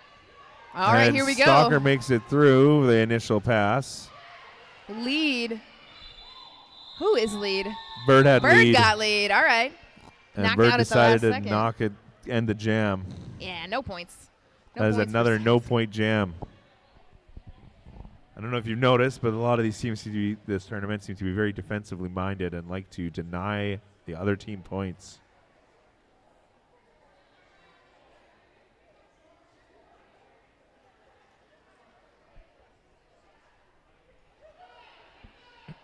All right, we got Reapin' Rainbow and Curb Stompin' Coleslaw. Coleslaw. Coleslaw. Not coleslaw. Oh my God. Okay, I slur my words. That's Carib with the lead. It's because of all that beer I haven't had yet. Reapin' Rainbow also out of the pack. Done with the initial. Curb's going to get those points and call it off. We've got just over 2 minutes left in the game. This has been one fast hour.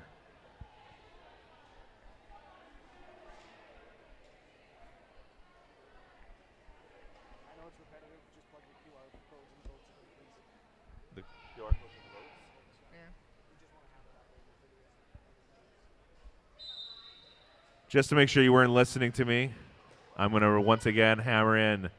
Use those QR codes and make those votes, people. It may not be important to you, but to these players, it's everything to win that MVP. It looks like Lee Jammer has been assessed to sucrose overdose, but got stuck on the Sask pack. Bad's still hanging on here, but in the back, getting some offense from Party Mamie Crasher Pond. and Rockabye Baby are not making that easy. Nope. Big recycles here. Done. Yep.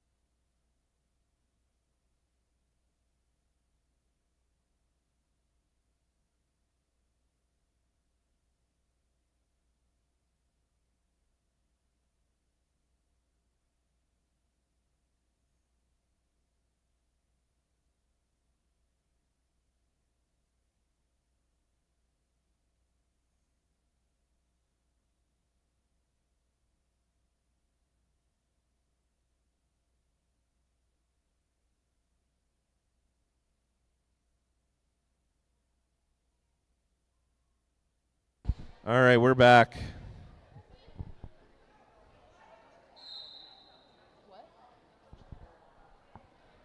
We've got Bird jamming for West Coast and Stalker jamming for Mind Fox. All right. So something to keep in mind with this. Lead. Oh, go ahead. Yeah.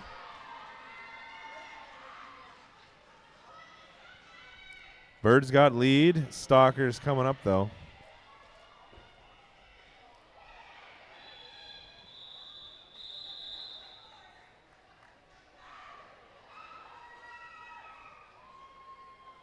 Looks like I got one for Mind Fox.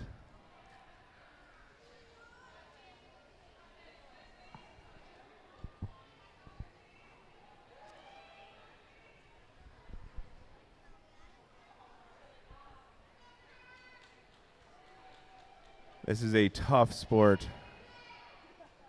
These people do not go easy on each other. Here we go. One more jam. And we got one more jam left for this game. One more jam. Sucrose Overdose up against Curb.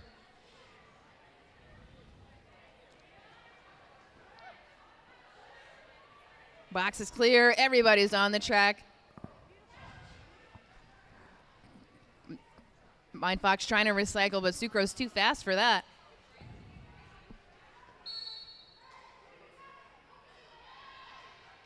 Losing a blocker to the box.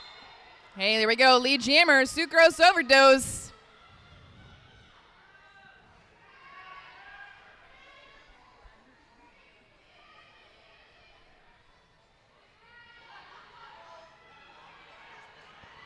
And a successful Oh. start pass to Cutie. QT Sly. All right, 4 more points for West Coast Derby knockouts, and that is the game, folks. Please give them a hand. That was a hard-fought game. Amazing game. Hey, yeah, don't forget, come up to the track, get you a high five. It is a Derby tradition.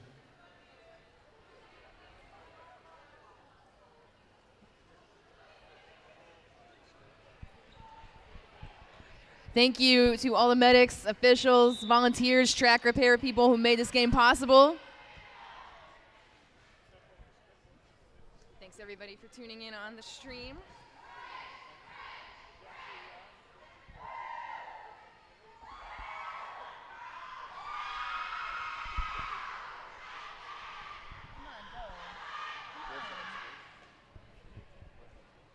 Time for that victory lap. Next game will be starting at 4:05. That'll be between. That will be the Eves of Destruction versus Team Montana B. And the last game of the day will be around 6:30, if we can get back on track. And that will be Rocky Mountain Roller Derby versus the West Coast Derby Knockout. So if you didn't see enough West Coast, you're going to see them again. See y'all soon.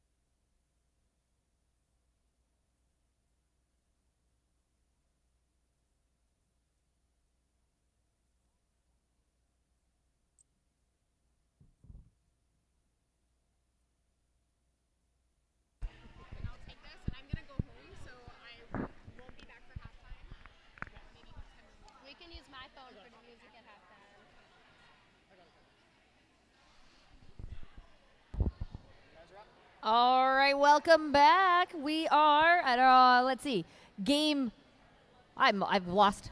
Is it game 4? Game 4. Or game 9. It's Montana versus Eves of Destruction here on day 2 of Best of the Rest. I'm Bellicose Blonde, and announcing here with me is Firebird. How's it going, Firebird? I'm pretty good. How are you? I'm excellent. Why don't we tell everyone who we have out playing today? Alrighty. I will start. Team Montana, we've got 1, Inconvenient Truth, 1-7, Texas Twister, 2-2, Tough Love, 2-2-7, and Bashaway, 2-5, Rex, 3, Peace Jam, 3-3-3, Steve, 3-7, Rollin' Rogue, 4-6-8, Show Me Your Kitties, 6-05, Hammer, 6-19, Party Crasher, 6-3, Veruca Slaughter, 7-03, Abby Normal, 7-7, Brutal Kimpack, 9, Sparnar. And for the Eves of Destruction, we have number 115, Lightning Striker, 1166, The Wife of Wrath, 17, Banshee, 19, Gravity Assist, 21, Charlie Hearst, 250, Bugsy, 4, Terminator, number 411, Dynamo Dash, 452, The Frenzy, number 5, Florence the Machine, 505, F Flawless, 654, Goose, 7, Chan Payne, number 73, Tombstone, number 78, Jerry Can. All right, great. We have Banshee out there for the Eves of Destruction with lead. And I believe there was a helmet cover pass. And the pivot is now the jammer for Montana. That is. And we have a white blocker headed to the box of the forearm penalty. We do. Number 25, Rex.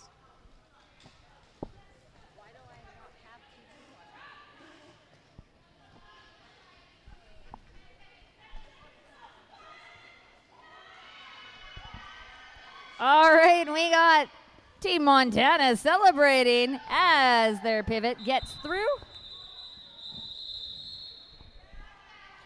12-point jam there for Eves of Destruction. Starting this game off with a bang.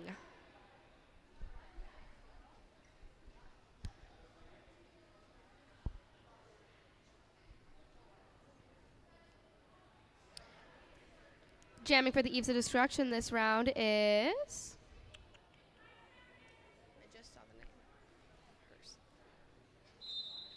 number 21, Charlie Hearst.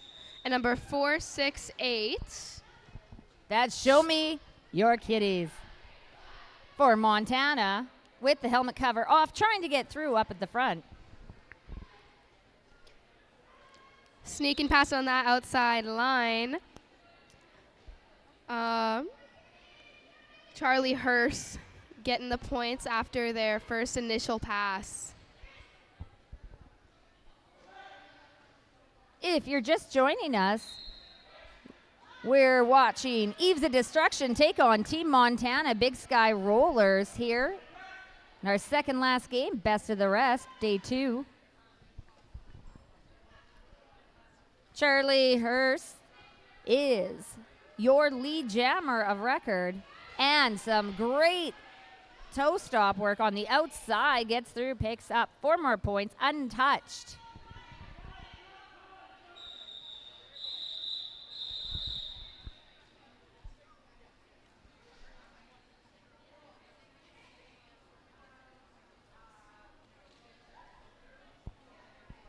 All right. Who do we have up here? It looks like it's Steve. And number 19, Gravity Assist for the Eves of Destruction.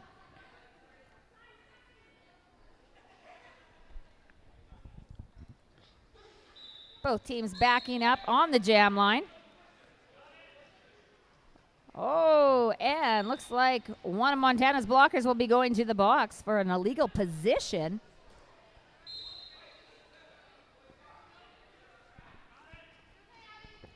Number Gravity 1-9 has the lead. Charlie, nope. Gravity assist. Gravity assist. Yes. There we go.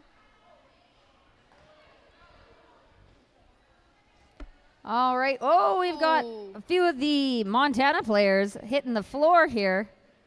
End of the day, floor's getting a bit slick.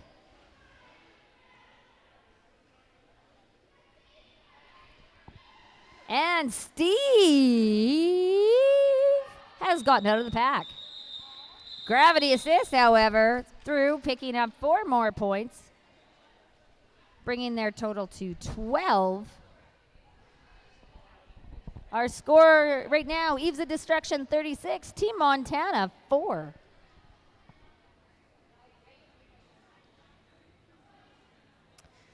Jamming for the Eves of Destruction, we have number 654, Goose.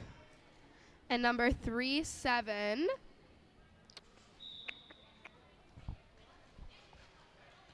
Rollin' Rogue. That's Rollin' Rogue. Rollin' Rogue. Yes. And, oh, Goose again. Picking up lead once again for Eves of Destruction.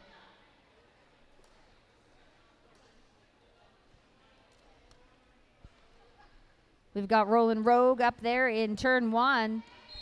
Still trying to find a way past.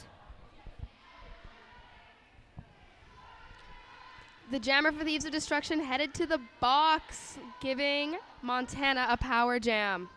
I think that is Slamma Janet, along with 411 Dynamo Dash and 7-3 Tombstone, holding up Rollin' Rogue and doing a great job of it. Rollin' Rogue finally able to get through. Pretty impressive penalty kill there.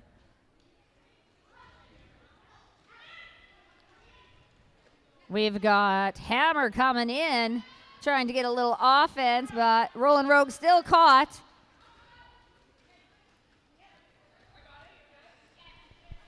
Montana's blockers doing a great job keeping the jammer right where they want them. Rollin' Rogue doing a little fancy work there and hopping over the back leg of Lightning Striker. Apex jump attempted, but didn't quite make it. It's going to have to go all the way back.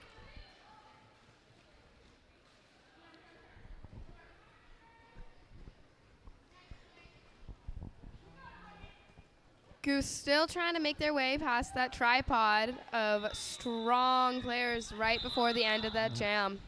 That was a 2-minute jam early in this game. Quite exhausting.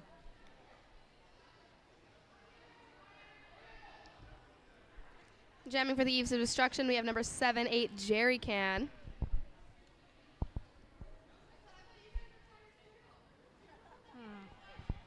I think I screwed it up already. Oh, yeah? And number 9 Sparnar from Montana. Barnard trying to push out at the front there. Who did you say? Number 7-8 for Eves of Destruction. I believe so. Jerry Can. I'm going to come back over here. I can never remember to hit save. All right, Sparnar picking up lead jam. It's the first one in a while for Team Montana. Jerry Can not far behind. Unable to make it to the pack before Sparnar can call it off. That'd be a little louder. Oh, yeah. Okay. Fire. All right, show me your kitties back out there. And we've got Banshee for Eves of Destruction. Team Montana, short 1 blocker.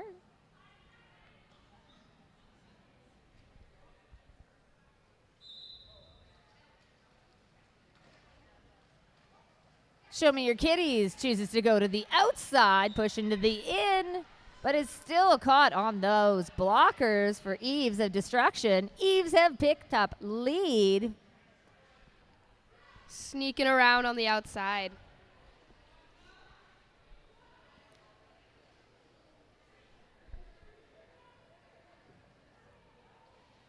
All right, and it looks like Montana got their jammer through. Show me your kitties.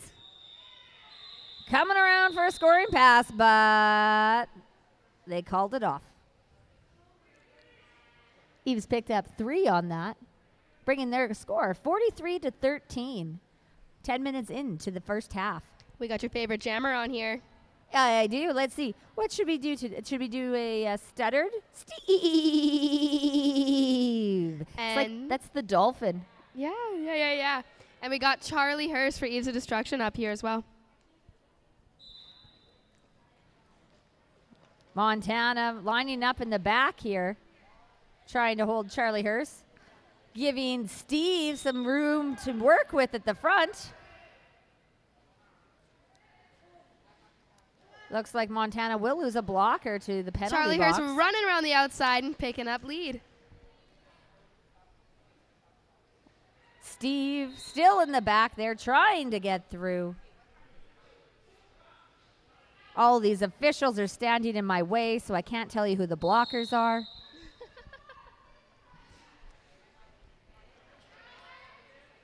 Let's see. Oh, we got a power jam. It is a power jam for Steve. Steve is through.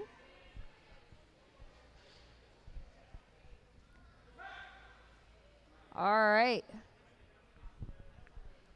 And we've got, who do we have out there blocking? We have Lawless, and number 7, Chain Pain.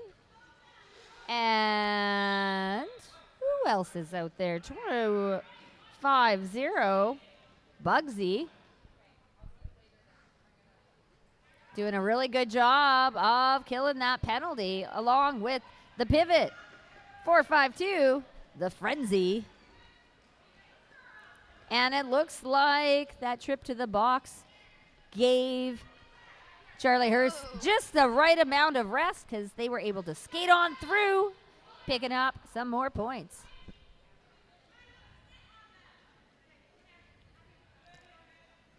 Steve taking off that cover to try and trick their way through the pack.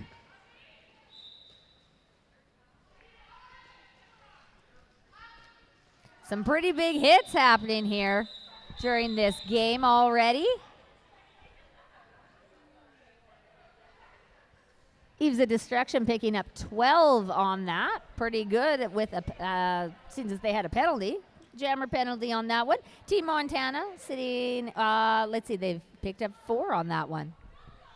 And that's going to bring out Gravity Assist and Rollin' Rogue.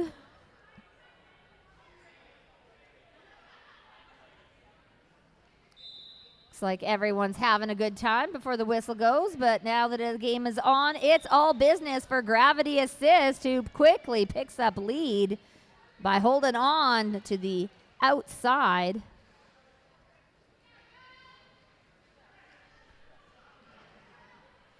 Why is it, do you think, that Rollin' Rogue and all the other jammers keep taking their helmet cover off? I think it's to trick their blockers. Well, why? How would it trick the blockers? Make them look like a blocker. Ah, it is true. Also, in the game of roller derby, remember, if you are a jammer, you can take the helmet cover off, and you can hand it to the pivot, who is the person on your team that has the stripe on their head, and then they will become the jammer. All right, Sparnar and Goose out here. Getting some hops and dance moves from Goose. And we're going to have a quick official timeout here. So just to actually right now, very important to remind everyone, please vote for MVPs for the tournament. We've got QR codes hung up around the building. Just scan it with your phone. You can vote for your favorite blocker and jammer for each team.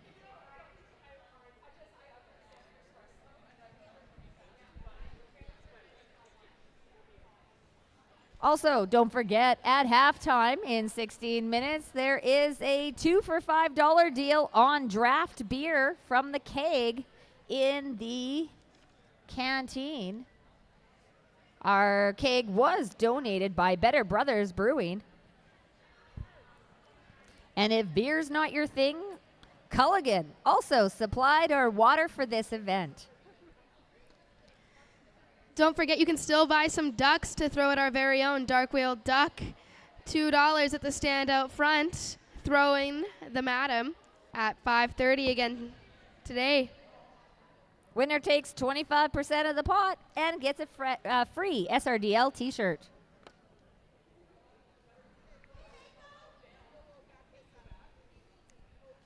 And as our day ticks down, and we know the Derby's coming to an end, and we're feeling sad because we're going to miss the Derby, please remember that you can come on back June 1st and 2nd in Warman at the Warman Home Center for Attack of the Eight-Wheeled Women.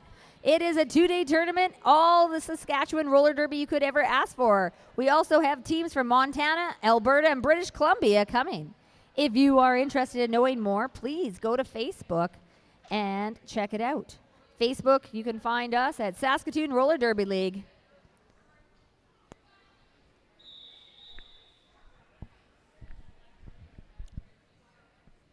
The rolling whistle means that clock is back on. We're ready to go. 16:16 left in this first half.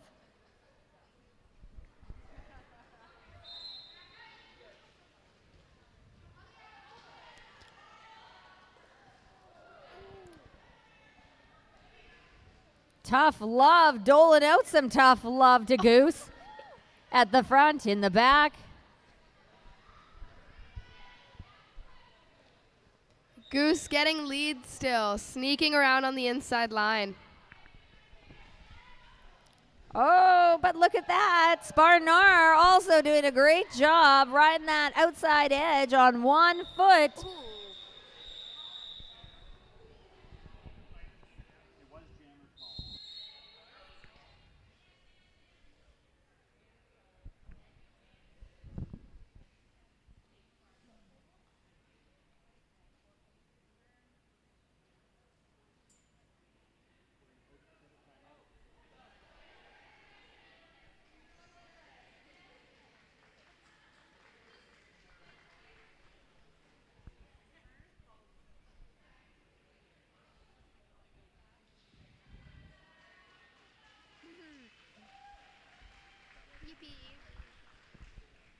That was a fall and a half.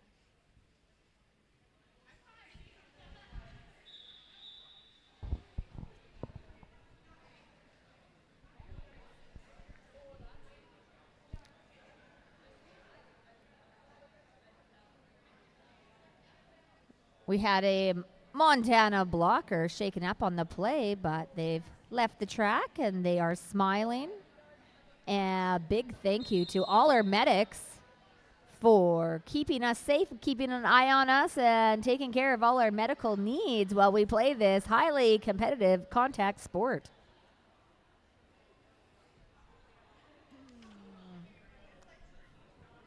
Hey, have any of you ever wanted to be a pirate? If you do, head on over to the corner by turn 1. Actually, maybe not. It looks like they've torn it down already. I was going to say you could go get a photo over there, but it looks like all the stuff is gone. Seems as though no paparazzi allowed anymore. Oh, well. If you didn't get your pirate pictures taken, you'll have to do it next time. Exactly. Jamming for the Eaves of Destruction, we have number 7-8, Jerry Can. And show me your kitties for Team Montana. Both jammers trying to get those blockers moving. But they just do not want to budge. Sort of the job. It's part of the job description. No moving. I've lost Team Montana's thing. This Here pack we getting go. real spread out. Show me your kitties. Able to get past. Oh, and it looks like Jerry Can has accomplished a successful star pass. That would be 73 Tombstone. But the jam is called just before Tombstone can get there.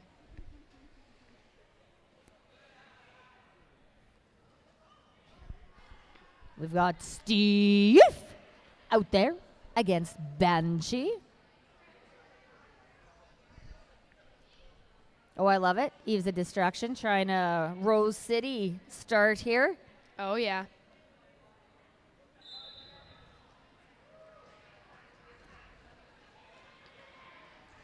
Oh, Steve trying to get through, but the captain.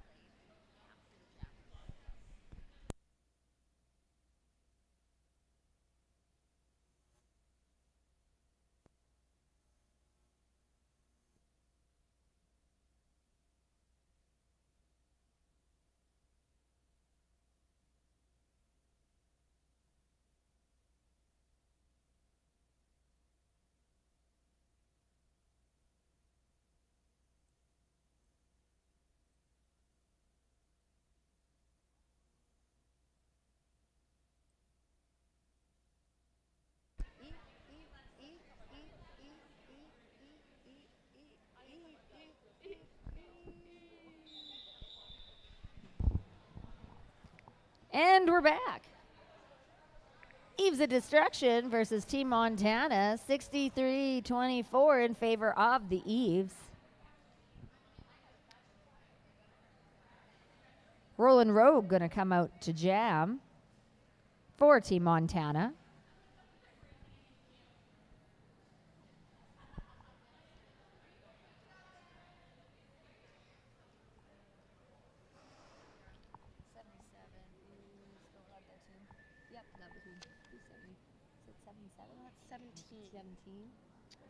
And we got number 17, Banshee, the jammer, for Eves of Destruction, hanging out in the box for the beginning. Do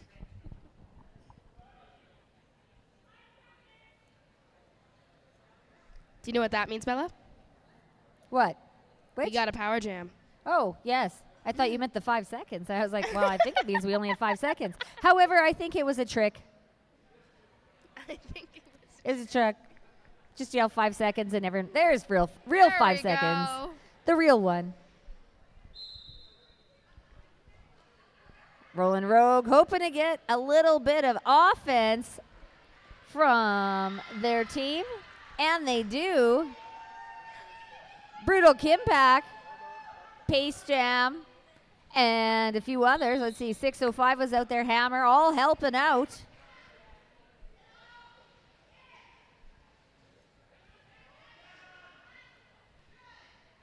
Looks like Hammer did get a trip to the box.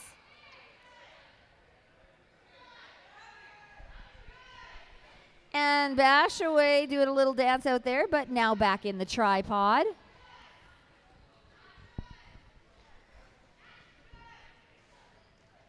The blockers of Views of Destruction are doing a great time holding their ground, barely budging against the Montana Jammer. But it does look like Banshee will be heading back to the box, which means Rollin' Rogue on another power jam. And Rollin' Rogue up there pushing that pack out of play. Doing a great job on their own, but that is number 5, Tombstone. Doing a wonderful job one-on-one blocking, really making Rollin' Rogue work for that 4 points.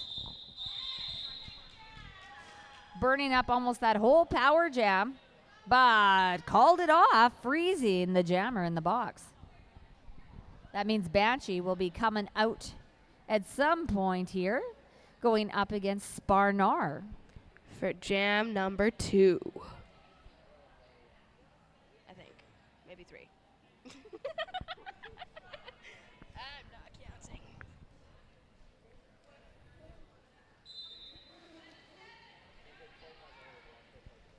All right, Montana lined up and ready in the back, knowing that Banshee was coming out right away. Worked out. Sparnar picking up lead with a little offensive help from Tough Love. Banshee attempting to do a cover pass, handing the star over to their team's pivot. Montana keeping the pivot back, Instead, deciding to keep the star. And Sparnar trying to do an apex jump, but getting a penalty instead, and is going to go sit in the penalty box, which means that now Banshee has a power jump. Oh, how the turntables. Tables turned? To turntables. Look at that. We've got some great offense going on up there. Rex and Tough Love out there with, I think, I can't see their number actually. Let me look. Oh, that's 6'3", Veruca Slaughter for Montana.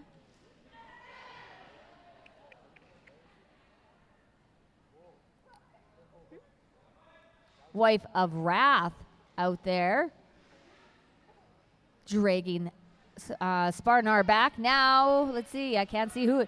Someone else has drug Sparnar back.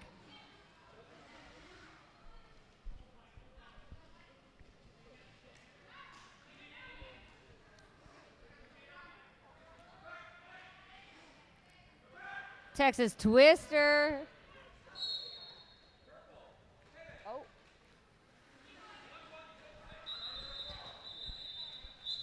All right, little confusion throughout that jam, but both jammers able to pick up their 4 points in that last lap. 16 points for Eves of Destruction, 4 points for Team Montana. What a success. And now it looks like the Eves of Destruction have an official review. They've called their official review, so we'll see what they're challenging. In the meantime, has anybody wanted to be a part of roller derby without getting hit? Is that possible? Can you be part of roller derby and not get hit? You can. You And can how be do- a volunteer. Oh, a volunteer. What do volunteers do? We have skating officials, non-skating officials, medics, and other volunteers, like our people working at the bar, concession, selling our ducks. How about announcers? Ing- And announcers, we Exactly. even have people running cameras in this place. So if you want to be Indeed. part of the community of roller derby, but you're not so sure if you're ready to play, Purple team is requesting a forearm penalty on the white jammer in the previous gem. all right, we will see what comes of this challenge. Anyways, I was saying that we will we'll accept all kinds of people to come to volunteer and hang out and be part of Saskatchewan Roller Derby League.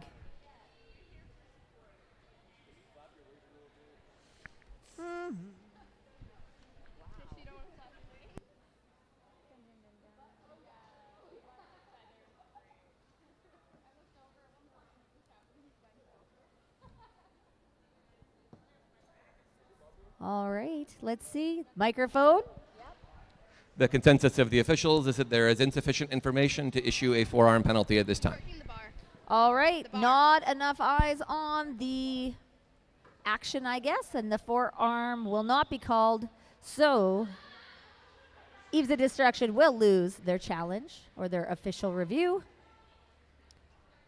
Charlie Hurst going up against Show Me Your Kitties.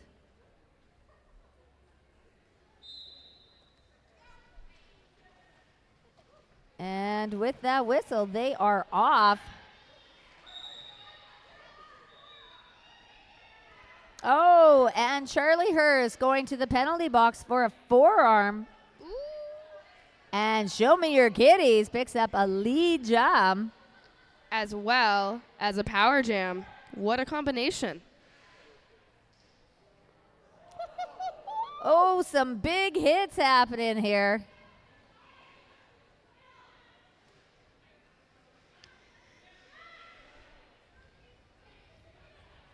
We've got, I guess, passive offense by Montana here, allowing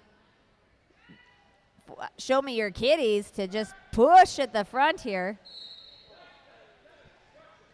Charlie Hurst through on their initial pass. Running their way through. Show Me Your Kitties picking up their 4 points, calls it off before Charlie Hurst can come around.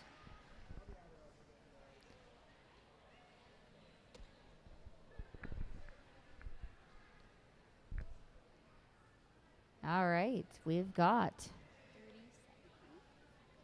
don't have an empty penalty box. I don't know that that's happened very much this game, but that's okay. It's the Sunday. It's getting late. Everyone's tired. Gravity assist for Eves of Destruction going up against Rolling Rogue for Montana. Champagne trying to create some offense for gravity assist. And Evlawless dragging back Rolling Rogue, but Rolling Rogue sneaks through on that inside and picks up lead for Montana. Trailed right behind.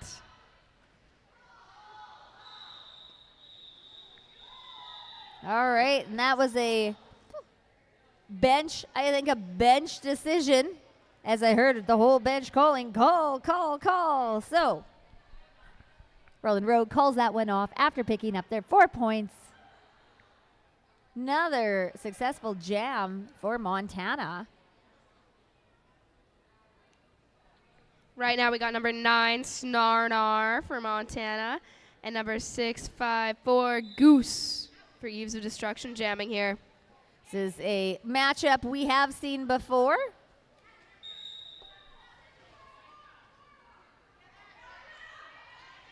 Oh, and Goose is now going to the penalty box. A lot of jammer penalties in this game. Sparnar picking up a lead.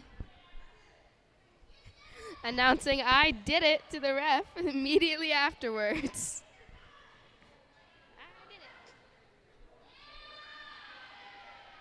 Sparnar hanging on to that outside edge. Hopping along, cutting in, and picks up 4 points, calls it off. Freezing Goose in the penalty box, so this will be a power start for Montana. The gap in score is slowly closing.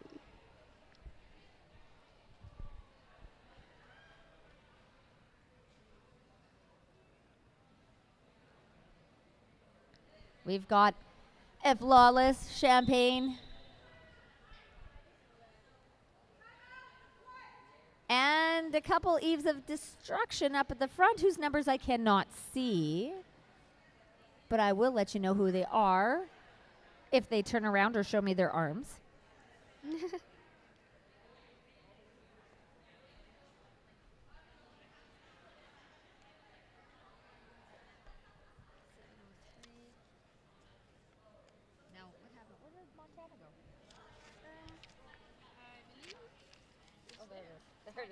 I've been jotting down the timers.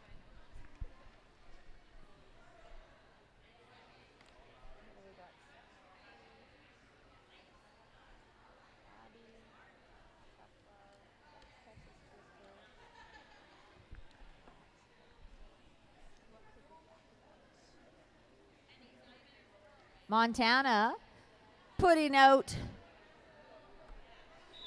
Tough Love as their pivot. Texas Twister, Rex, and Abby Normal, I believe, also out there to support. Show me her kitties. And we've got, like I said, F Lawless out there on defense for Eves of Destruction.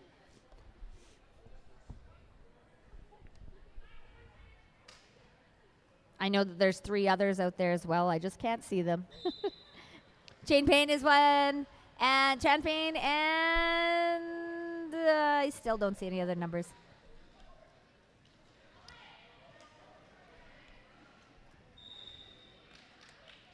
We've got Goose back in from the box, claiming lead immediately afterwards. That's right. Looks like the Frenzy is out there, as well as the Wife of Wrath, not letting Montana get through. I believe that there's been a helmet cover pass. Yes, Tough Love now with the star on their head, getting recycled into the back.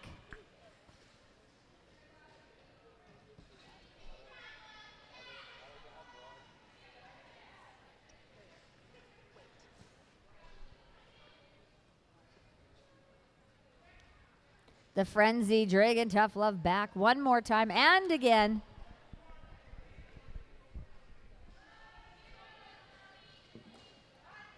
Goose getting a little assist there. Able to hop past Rex on the inside. Does finish that pass. Tough Love does a nice pirouette, but not enough to get through all 4 of those blockers from Eves of Destruction.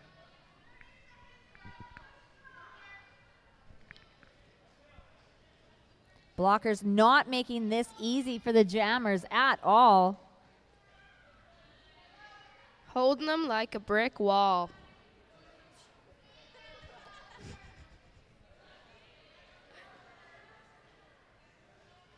Captain for Eves heading in there trying to create some offense.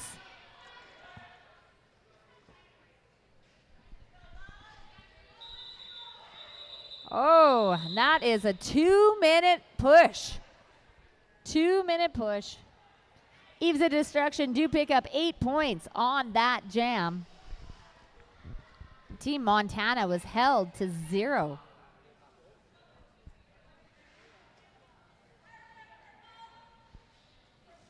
Unfortunately, right at the very end of that, looks like Tough Love, as the jammer, took a head block. So this is a power jam for Jerry Can.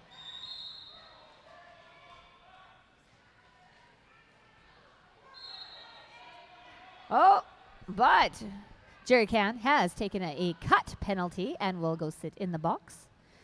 And with the way roller derby works, Tough Love gets to come out right away. Why is that? Because when one jammer is already in the box,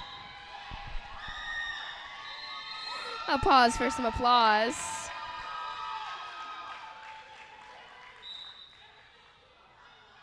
What?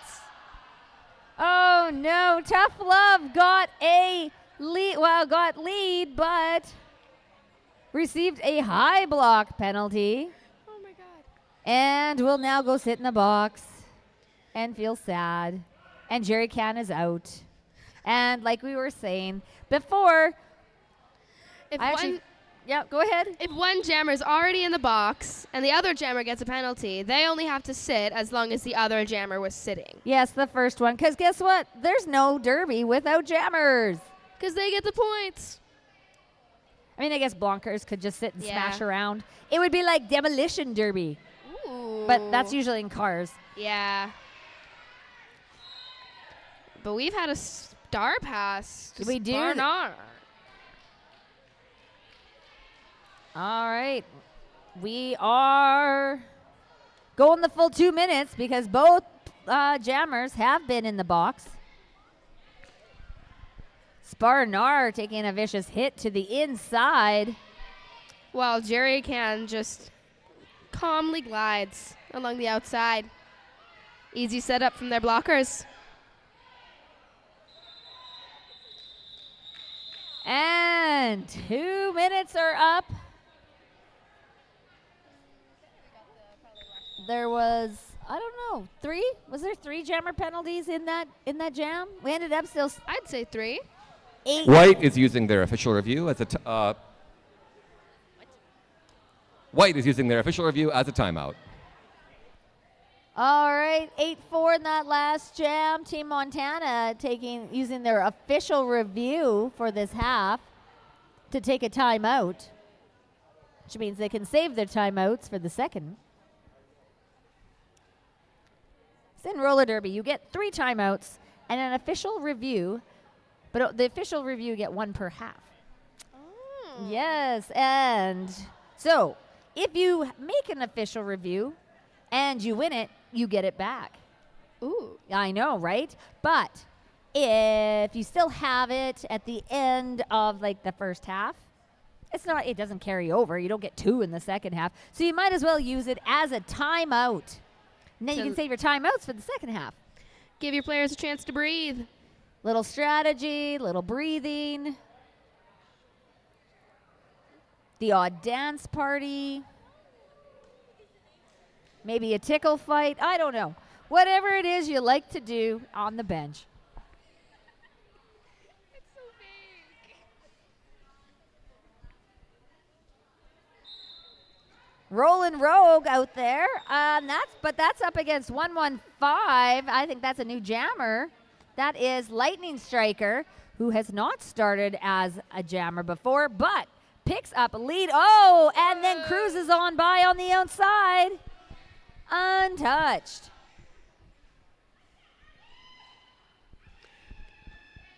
Roland Rogue still stuck at the back. Eventually managed to successfully pass the helmet cover to their pivot. Lightning Striker muscled their way through that tripod and now slamming into Rex.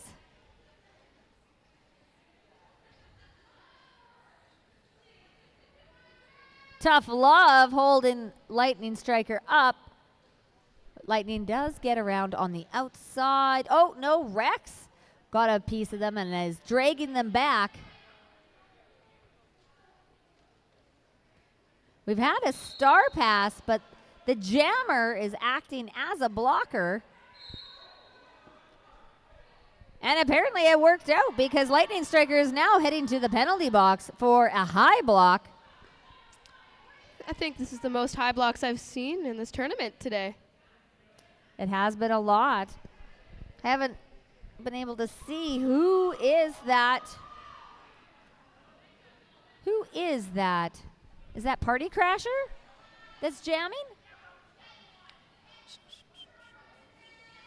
I think it is Party Crasher. Jamming for Montana? Jamming for Montana, were you looking for? Yeah,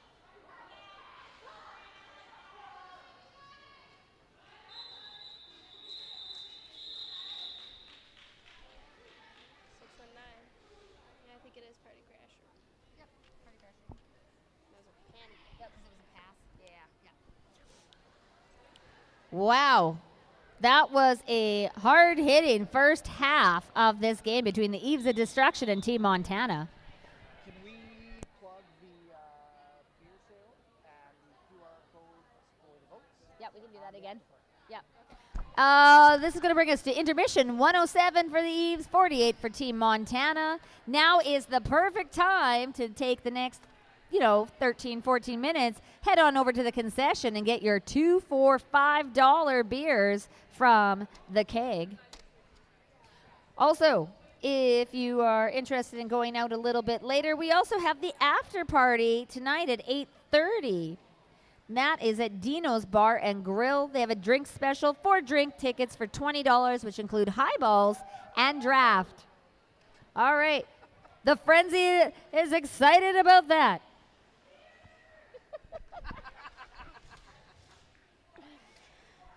If you guys have any favorites from every team, you can scan a QR code and vote for your favorite blocker or jammer to get the most valuable player.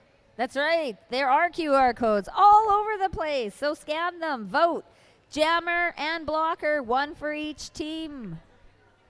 I happen to know that the MVP awards are pretty cool. They're pretty cool. A lot of effort went into them.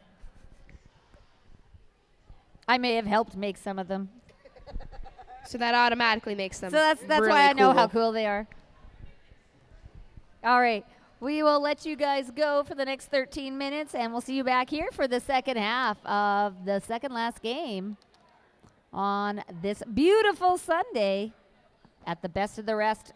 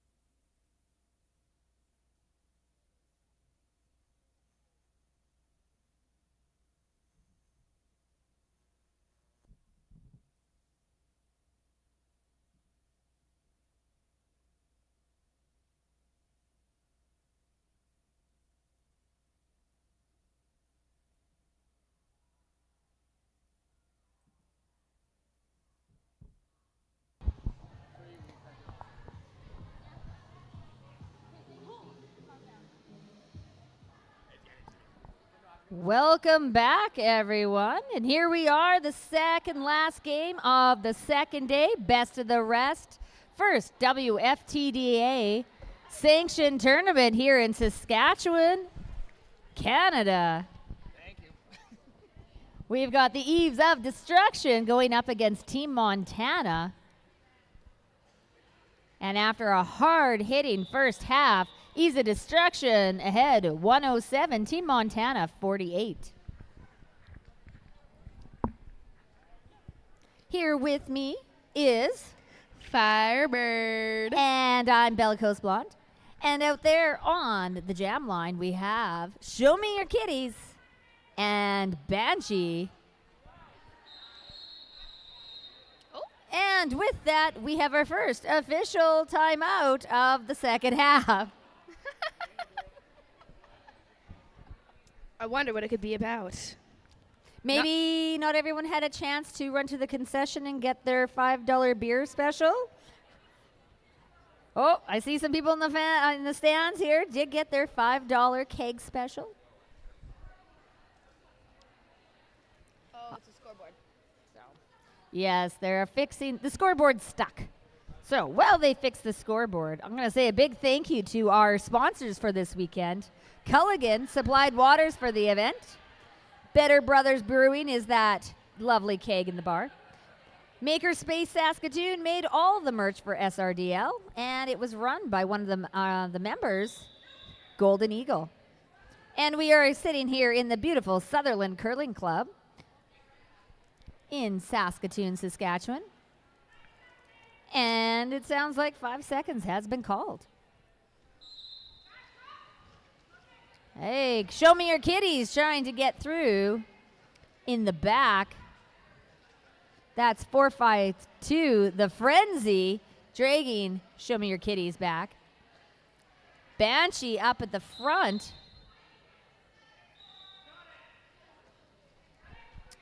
And, go ahead.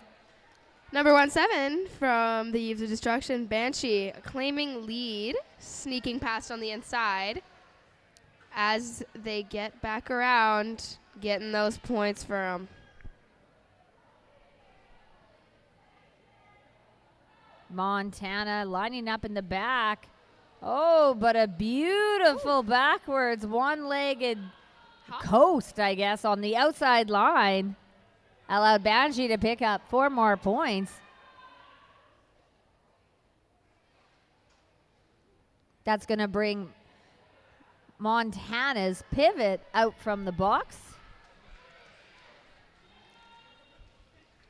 Both teams at full strength now.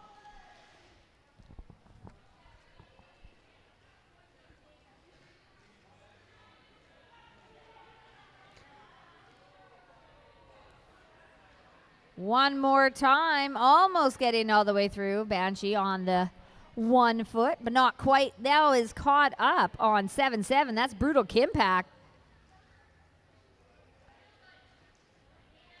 Working with Inconvenient Ruth. Ooh. Inconvenient Ruth knocking Banshee to the inside, but cannot hang on herself and heads into the inside.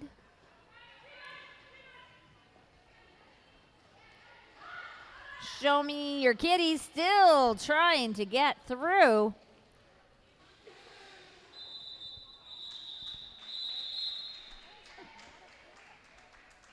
I don't know.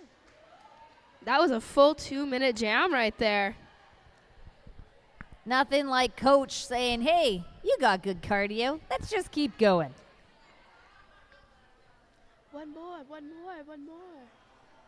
That was a 20-point jam for Eves of Destruction. I could be wrong, but I believe that is actually the highest scoring jam of this game. Charlie Hurst out there up against Barnar. All right. Sorry, I got distracted there. I heard a whistle. Had to take a little look. Sparnar finally through at the front. But and as they not come in around, lead. Yeah, so I can hear, because if I can't hear you, I'm going to talk to the top of you. I've been like catching myself too, because I'm a little bit deaf. I was sick earlier this week, so I can't really hear out of this ear. And I'm just like, wait, fuck, she was talking. Hippie Daisy, we're chill. Roland Rogue out there against Gravity Assist. The Frenzy, Champagne. And let's see, is that 505? F Flawless out there. And I think the Frenzy, nope, that's not the Frenzy. That's actually Wife of Wrath blocking Rolling Rogue in the back.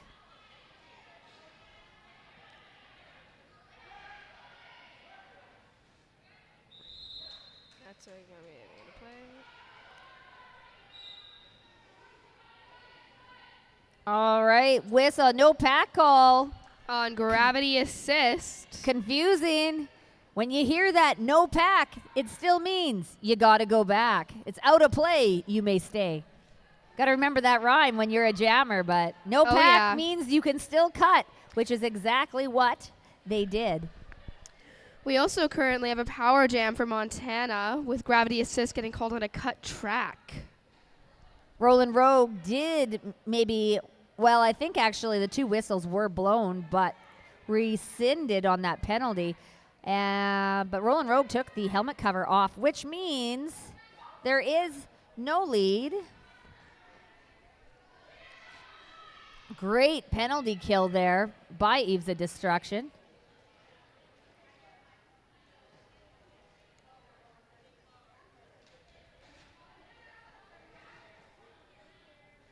Oh, it looks like Charlie Hurst is playing a little defense, making sure that Roland Rogue gets caught.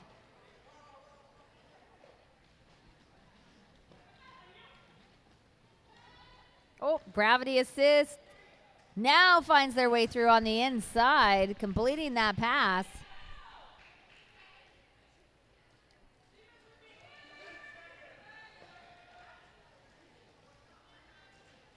Roland Rogue deciding to play it safe and is going to go back. And that was a 2-minute jam with no points. Wow. That is some seriously impressive blocking on both teams' parts. Oh, actually, I was wrong. Ease of Destruction did pick up 3 right at the end. But 2 minutes, 3 points total? Crazy. I think that might be the first time I've ever seen that. That is so wild. All right, we got Goose and Show Me Your Kitties.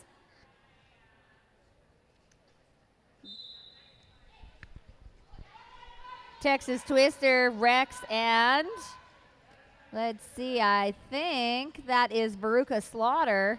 Tripod at the front there for Montana. Party Crasher wearing the pivot.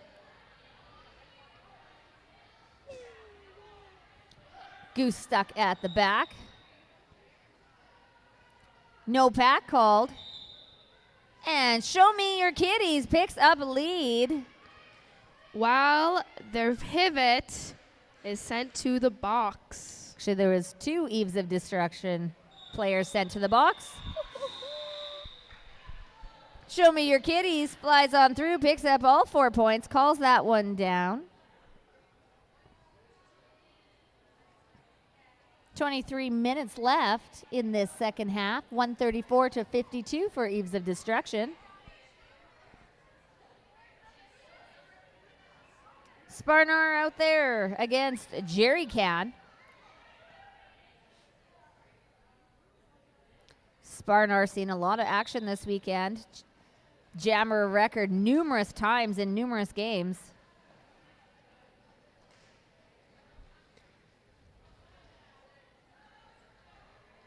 Sparnar making their way through with some fancy footwork, claiming lead for Montana. Jerry Can playing around with the star on their helmet a little bit here, but they are through.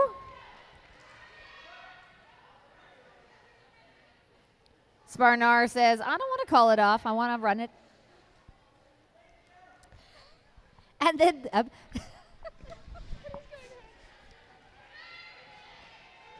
haven't seen that before.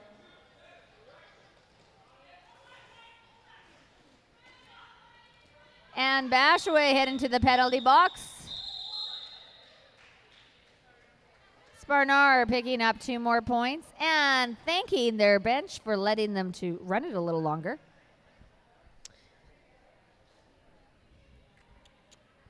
I think that's a sign of someone that just loves to jam. Indeed. All right, Roland Rogue and Banshee out on the line. Our penalty box is, let's see. Oh, there's only one resident in the penalty box right now. That Hanging is out. the pivot. Hanging out, taking a break. That's right. Catching their breath. Banshee picking up a lead for Eves of Destruction. Oh, and the Getting jammer. knocked. The jammer has drug back Banshee. Neat thing about it being the jammers, jammer could actually drive Banshee back as far as they want because they can't get them out of play in most situations. Actually, in every situation.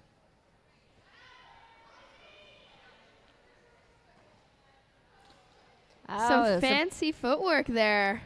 Some really nice moves, picking up their feet to make sure they don't slide out on the what seems to be a fairly slippery floor this weekend. It's made for some spectacular spills as players have slid way off the track. Indeed.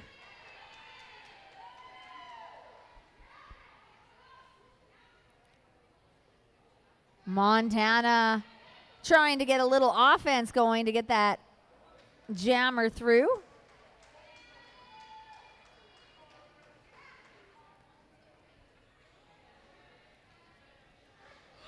And Bashaway trying to help. But Lightning Striker saw what was happening, was able to get in front of Ann Bashaway as they collected the star. Banshee is back in the pack again. All right, and another 2-minute jam. Now that is our highest scoring jam of the game. 23 points to Banshee, bringing Eves of Destruction up to 161 with 19 minutes left to play.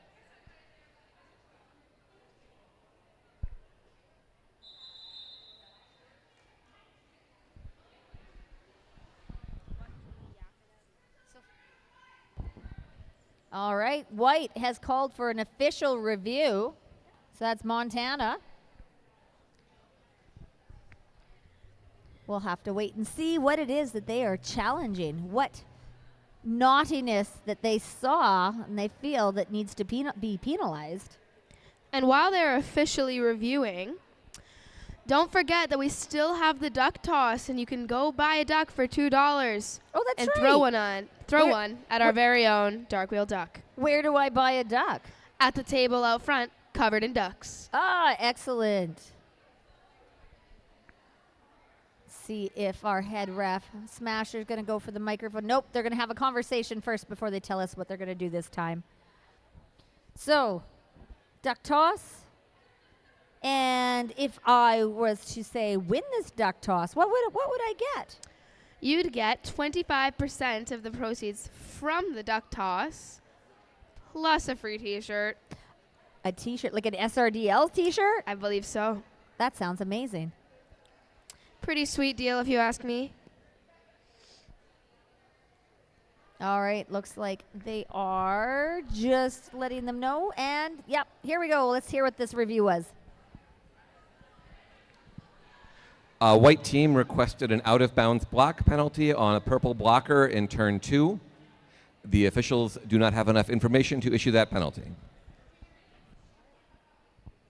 All right, so Montana will not retain their official review on that. I believe they felt that a blocker was making contact with a skater who was no longer in bounds, so then obviously you're not supposed to hit anyone when they're out of bounds. Can't do that. Charlie Hurst and Show Me Your Kitties out there. Champagne, the Frenzy, and Friends are out there. Brutal Kimpack trying to do a little offense. 619 for Montana. That's Party Crasher dragging back Charlie Hurst, but not enough. And Charlie Hurst will get through, picking up points. Successful apex jump from Charlie Hurst. Not quite landing it, but landing in bounds. That's right. They did change that years before. You used to have to be able to land it on your feet in order to get points. But now, as long as you get through, basically you're okay.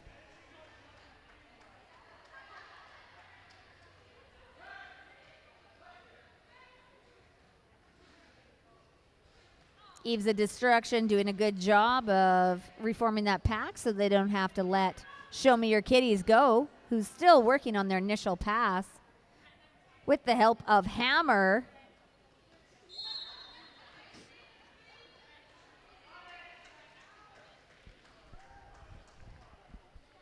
Charlie Hurst through again.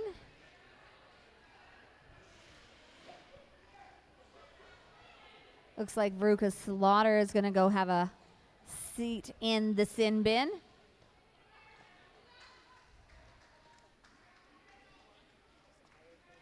Yeah, he's getting tired. Sloppy a little bit.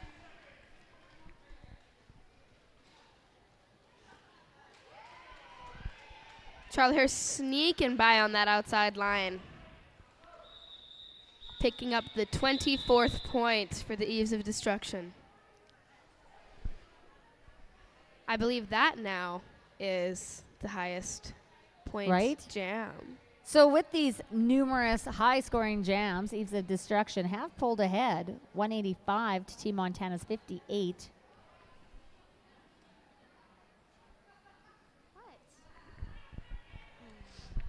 Sparnar up there against Gravity Assist. Sparnar for Montana. Gravity Assist, Eves of Destruction. Sparnar trying to wiggle their way right through that tripod.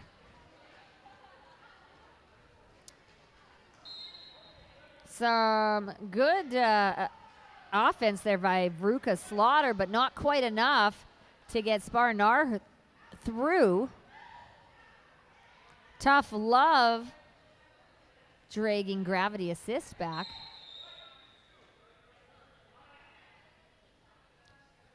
Tough Love heading to the penalty box.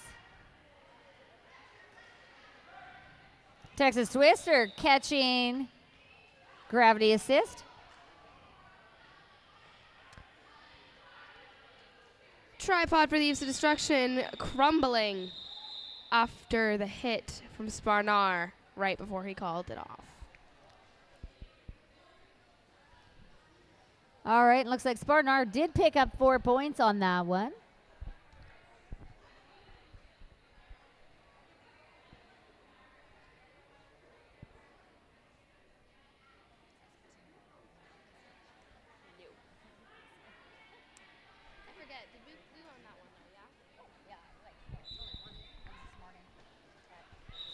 Goose quickly through on the inside, picking up lead. We did win that one. We won it 2-1. Was it 2-1? Yeah, just barely. Roland Rogue out there again fighting for Montana. That's Tough Love, Party Crasher out there holding on to Goose. Tough Love recycling to the front, trying to hold Goose back, but cannot. The Frenzy dragging Roland Rogue back. Champagne getting a piece of Rogue and knocking her towards the inside. Now, getting sandwiched between those. Getting sandwiched between that strong tripod. Roland Rogue thought they were able to dance on through, but got a forearm penalty and will now go sit in the penalty box. So we'll give Goose a power jam to get those final 4 points. They are going to call this off and reset. I'm going to reset with Jerry Can.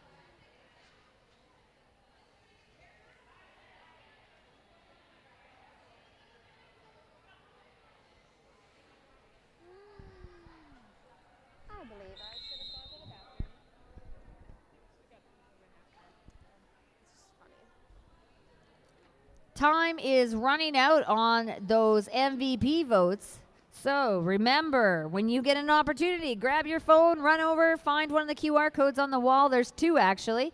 There's one for jammers and one for blockers. Vote for your favorite jammer and favorite blocker for each team of the tournament. Awards will be rewarded after the final game, which is coming up after this. Our final game is West Coast Derby Knockouts versus Rocky Mountain, and that game will start at 6:30.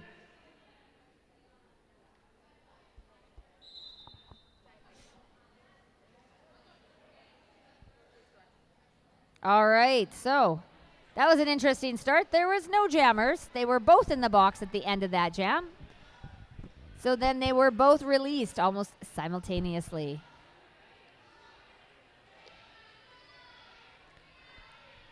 This pack's being a bit spread out, so we got 2 players, both from the eaves, bridging out this.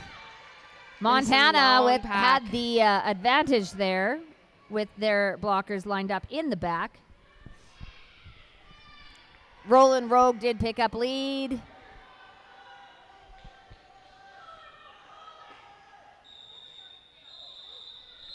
Roland Rogue forcing their way through that pack, picking up 4 tough points and calling it off before any, I think that was Jerry Can. No, Jerry Can's out now. Before then, anyways, the Eves of Destruction last jammer was able to get back to the pack. I did too. Okay, they don't have their jammer on the track. Where's their jammer? They don't have a jammer this one. Nope, that's a penalty. That is a penalty. What's the official, Cody? What's that officially called? That's a delay of game. Delay of game. All right, so Montana forgot to put a jammer out. Thought they'd make it a little more challenging, but that is actually a penalty for the captain now. That's a delay of game.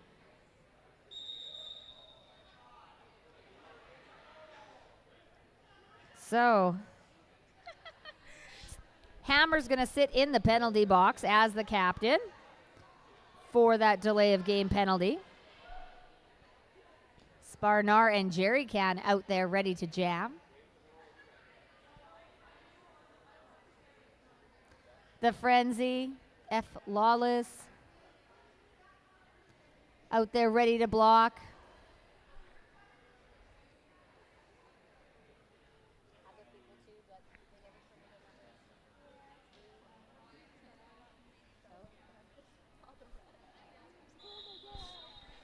I think Bugsy is also ready to go out there.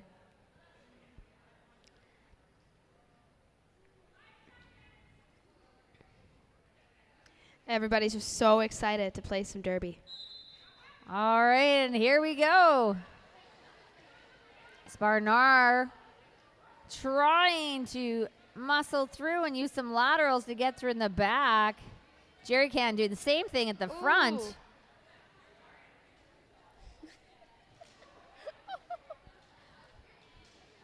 Sparnar trying to hold on, not able to. Almost got through, but got drugged back. Jerry Can picking up lead.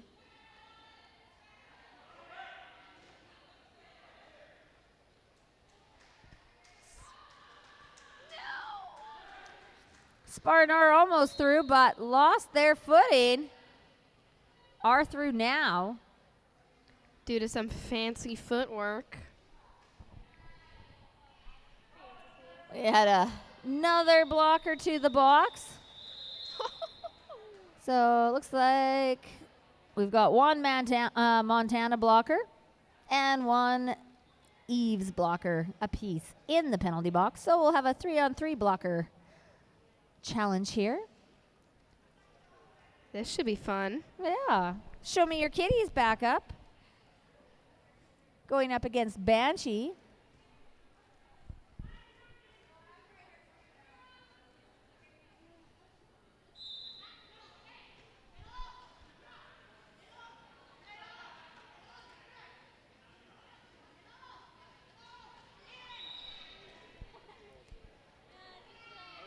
Banshee running past on that outside line, getting lead jammer.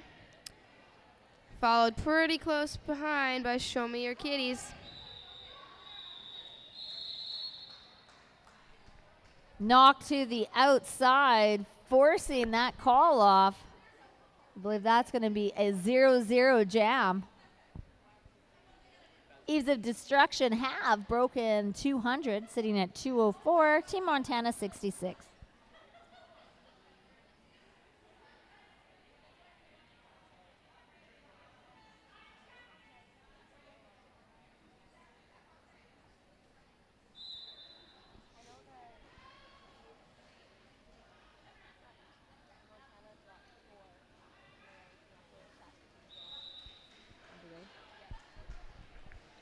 Eves of Destruction picking up lead jam again. That's Charlie Hurst.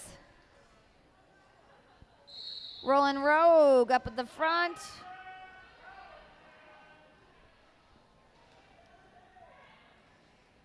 Rolling Rogue heading to the penalty box for a cut. Charlie Hurst trying to get through. Montana recycling fairly well, but some offense by their blockers. Going to get them through, scoring some points.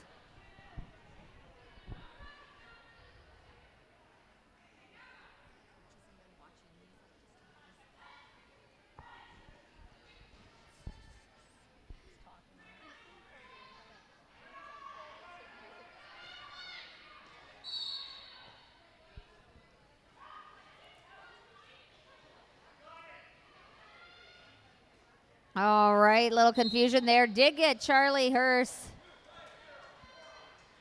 Chose to recycle to the back. Still got through, though. Rolling Rogue through. Got Party Crasher and I think, who is that? Bugsy sitting in the penalty box.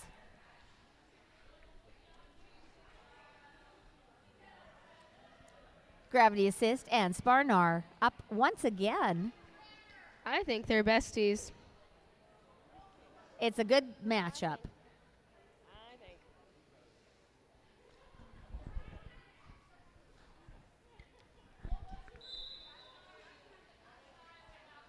All right, with that whistle, we are down to 7.5 minutes of this game. Sparnar speeding through, spinning around, picking up lead for Montana. Gravity Assist also through.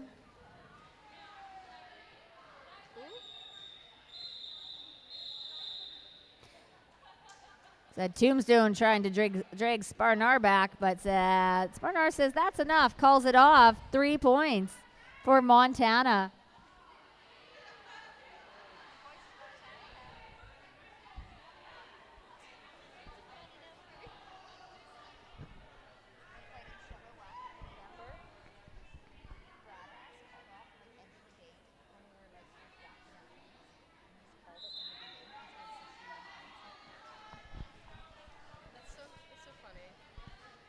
Show Me Your Kitties out there against Goose. Goose picking up lead.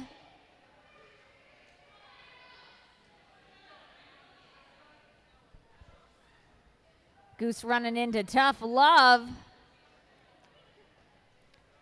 Tough Love, Brutal Kimpact out there. Brutal Kimpact trying to do some offense for Show Me Your Kitties. Couple falls.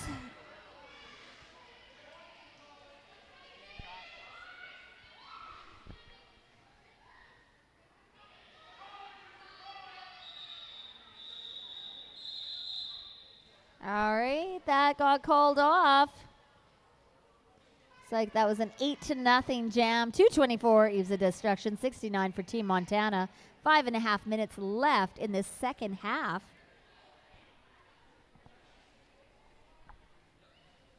I just want to remind everyone, go grab your ducks. I know we were supposed to do the toss at 5:30. We're not going to quite make that, but as soon as this game's over, we will be tossing the final ducks at duck. Jerry Can out there against Roland Rogue. Jerry Can with lead.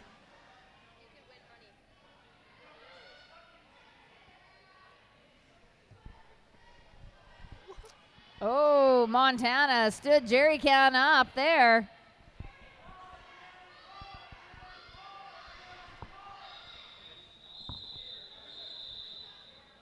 After a strongly worded suggestion by the coach, Jerry calls it off.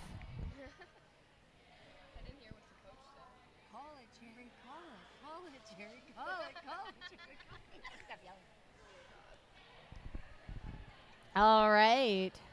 Oh, I got a little confused there for a second. I saw the Frenzy out there with a helmet cover. I thought it was a star.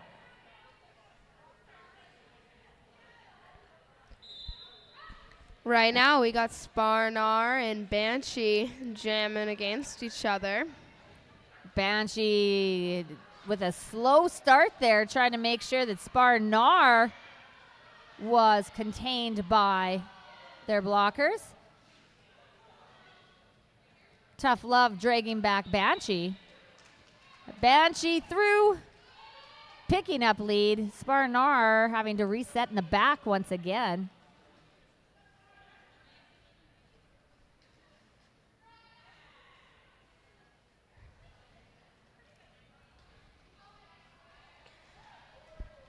Banshee sneaking around on the outside line, picking up the points for Eves of Destruction.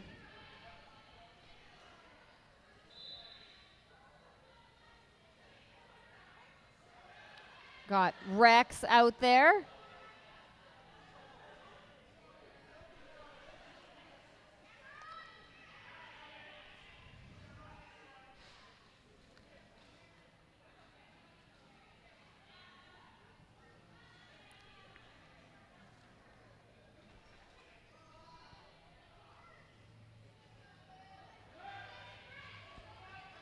Eves of Destruction doing a very good job of holding on to Sparnar.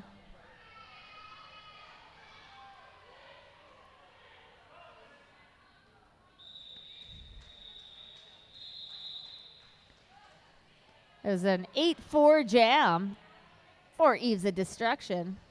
Another strong showing by the blockers, making those jammers work hard. And all that hard work is the reason why the Derby community here in Saskatoon would like to thank Rise Strength Lab that sponsors SRDL with gym time Saturday mornings. We don't play Derby to keep fit. We keep fit for 2-minute jams.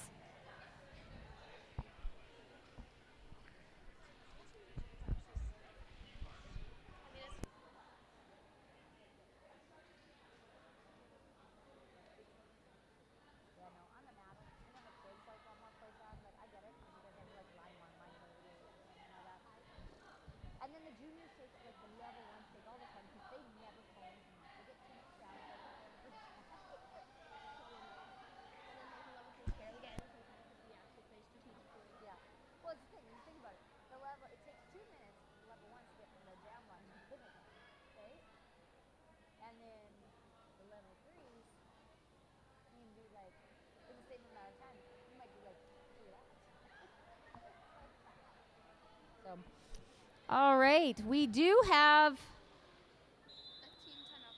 It is a team timeout for Montana. I could not see our jam timer, but jam timer is one of the lovely non-skating jobs that you can have if you want to come volunteer to be part of SRDL.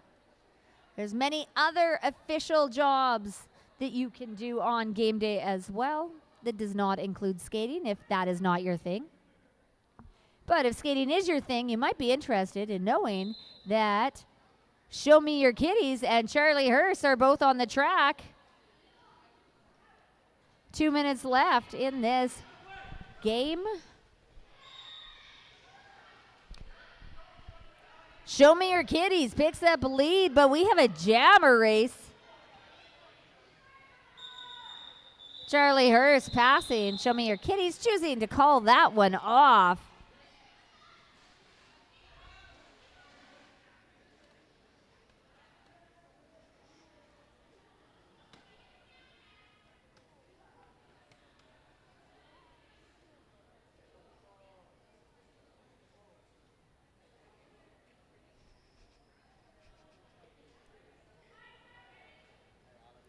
We've got Gravity Assist for Ease of Destruction. Rollin' Rogue for Montana. Looks like Montana has 468. Who's oh, that wasn't 468 I was looking at. Oh, yes, it is. Show Me Your Kitties out there as Pivot was helping with offense for Rollin' Rogue. And it worked because Rollin' Rogue has picked up lead. Got a fast pack going here. Rollin' Rogue forced to the inside, falls and calls that off, picking up 1 point for Team Montana. All right, we got our jammers celebrating because once again, they love to skate. Goose and Sparnar out there celebrating because there was enough time left on the game clock for one more jam.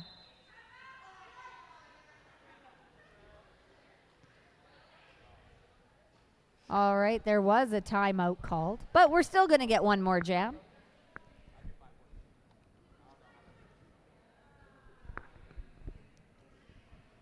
Don't forget to head on out, pick up your ducks at the front door, $2 a piece. You can chuck them a duck and win a prize. Also, concession is still open. I'm guessing they probably have some more of those fantastic baked potatoes.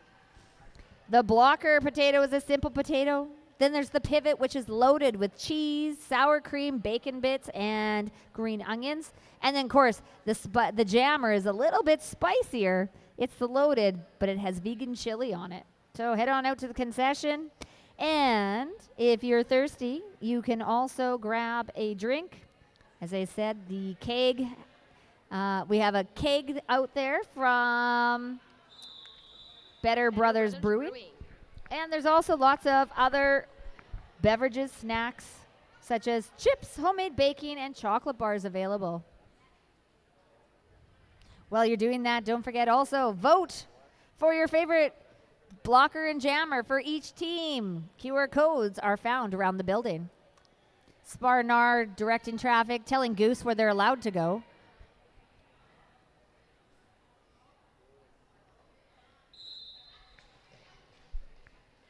Party Crasher trying to do a little offense.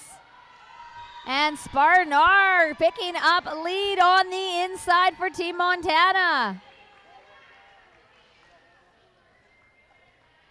Goose trying to pass that cover. Montana blockers holding one on. No, I'm talking to myself. No, I didn't. That was sneaky. Team Montana on their feet celebrating. A helmet cover pass to Tombstone has been successful. Sparnar calls that off after picking up 4 more points. 8 points in their final jam. And that will bring us to our unofficial score. Eves of Destruction 233, Team Montana 82.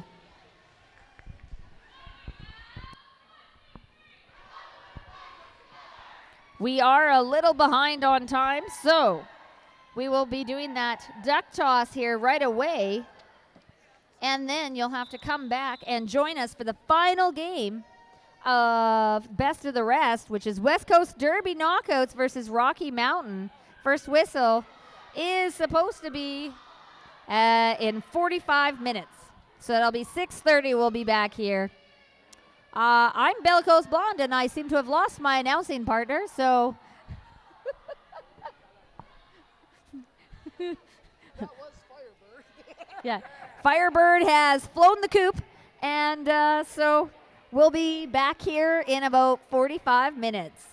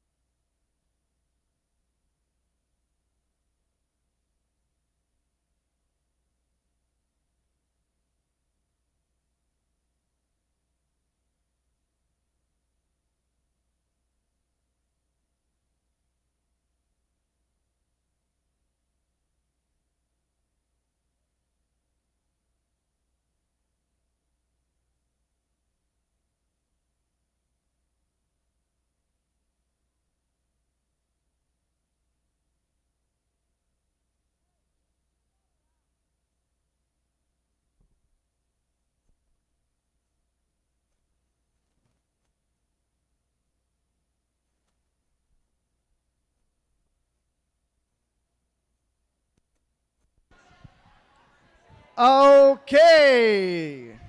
Derby fans and Derby less fans and Derby players and Derby.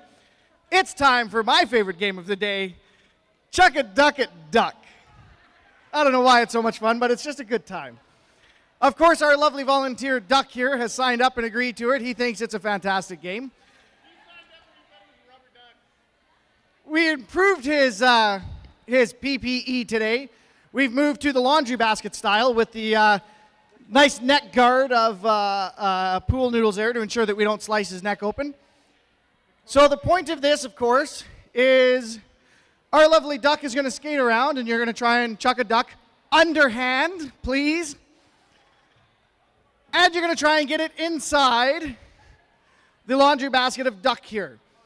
If we have multiple people land their ducks inside the laundry basket, we will go to a duck off, and they will, one at a time, go. I said a D, thank you. So, I don't see anybody left buying. Last call, not for alcohol. All right, duck, let's start chucking ducks at duck. Oh, we got one right off the hop. Ooh, somebody's already in there. Oh, that's 2. That's 3. Holy smokes, there's 4 in there. All right, we got some more here. Duck's coming around for another run. Oh, we got another one. Oh. Anyone? Oh, yeah, we still got a couple more. Mish, how much money did you spend to chuck ducks at duck? I think Stig gets to do that one again.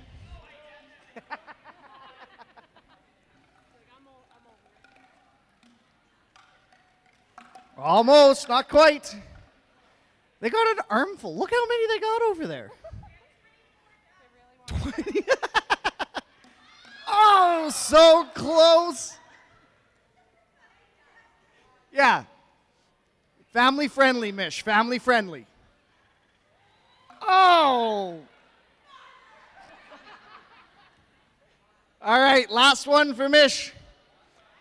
Put on the turbo speed, duck. Oh! All right, so we're going to go to the duck off. I got 2024. Can you come here? 1953. How is she supposed to? Mitch can't even remember the rules of Derby, let alone numbers. All right, as we consult the official pages, you know what? I think we all got to give a hand for Dark Wheel Duck here for being our lovely volunteer. Let's hear it for Chuck a Duck at Duck. Okay, we're going to go through the sheet here. We've got 2024.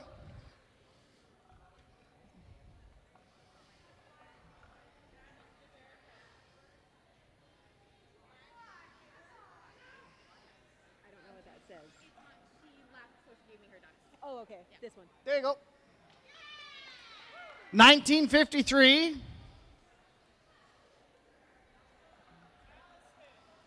Allison. 1977. Is it stuck in your beard? No, I'm trying to push it to you. Gnarly. Quit trying to push it with your beard. It's weird. I feel like I'm going to get bit. 1999. Oh, goody. And we've got 1920.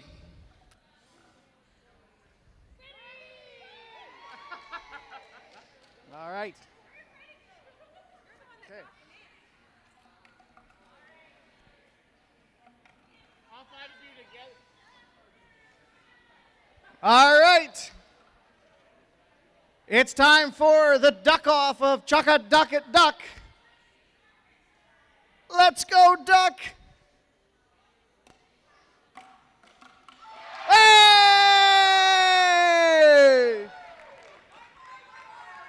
Oh, hold on. Mish still has one. We got too excited. All right, Mish, don't miss. Ah! Thank you very much, everybody, for coming out and playing Chuck a Duck at Dark Wheel Duck. Once again, let's give Duck a round of applause. Okay, we'll catch you back in a little while here. We've got one more game to finish off our weekend of Derby extravaganza. And yeah, have some more fun. Buy some more beer. Get a potato.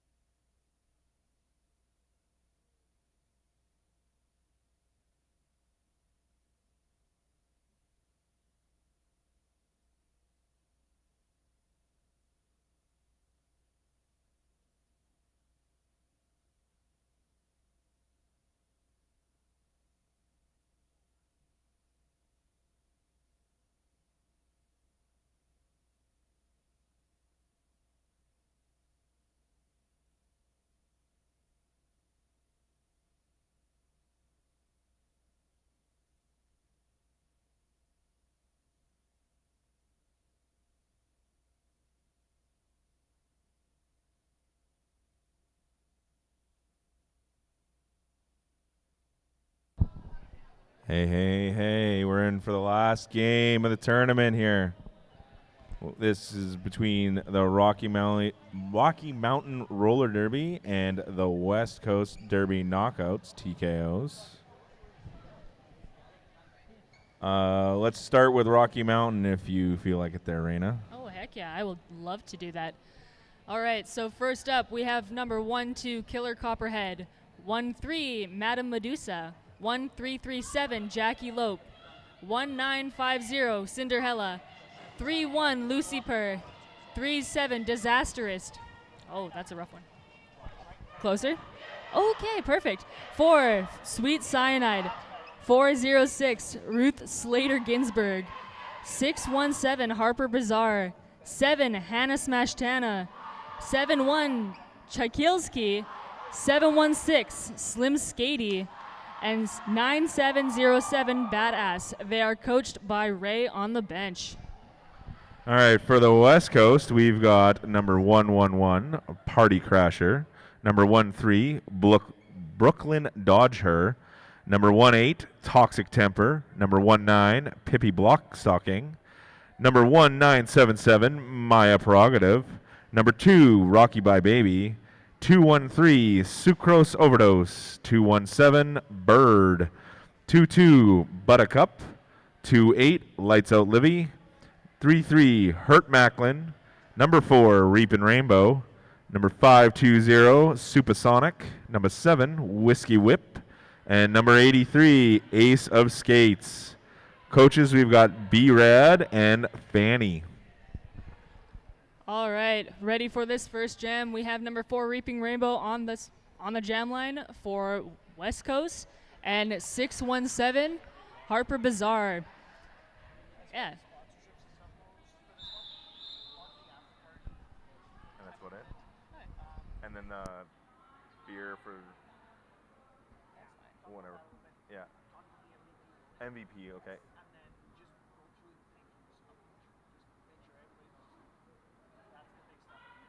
Like this, thank yous? Yeah, like these. Okay. Yeah, okay. Okay.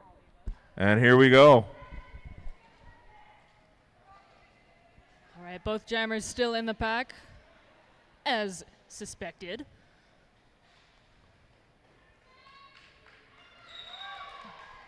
So we got number 617 with lead for Rocky Mountain.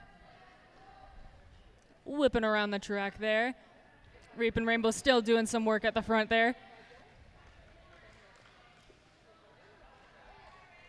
And Reapin' Rainbow has made it through the pack for their initial pass. And just a quick hop, skip, and a jump over the pack to get a good first 4 points for Rocky Mountain. The score is now 4-0 for Rocky Mountain, in case you didn't know. Just letting you know. This is the first game that I have announced that hasn't started with a 0-0 jam. That is wild. 0-0, man. All right.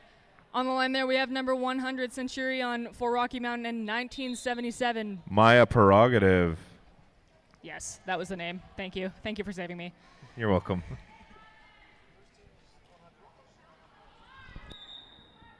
They scratched her off on me. It's right here. It's Centurion. She is supposed to be on Rocky Mountain. They scratched her off, but she is playing. Okay, sorry. It's all good. And then the Rocky Mountain Roller Derby's jammer sent to the box there for a forearm penalty. Who could have seen this coming?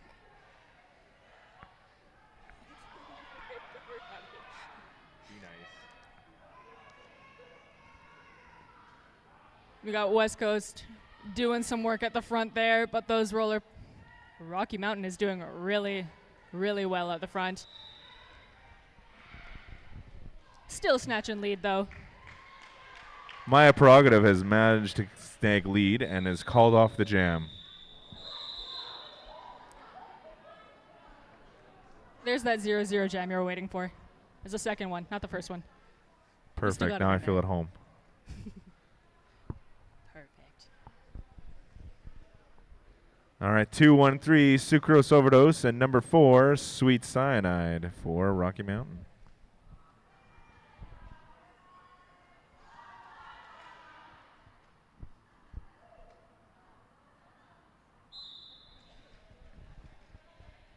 And they're off. Sucrose overdose doing some work on the inside there. Sweet cyanide on the outside. Get absolutely pushed to the outside by Party Crasher though. But it's fine, because she still got out and got lead. Beautiful. You love to see it. Sucrose overdose also out behind, but unable to get any points, and that's fine. There's still plenty of time to get points. I believe in you.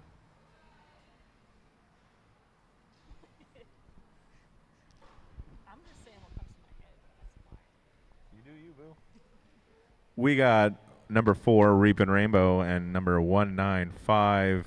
Cinderella on the line there. 0. Okay, I forgot the 0, sorry. We got there in the end. That's all that matters. Teamwork makes the dream work.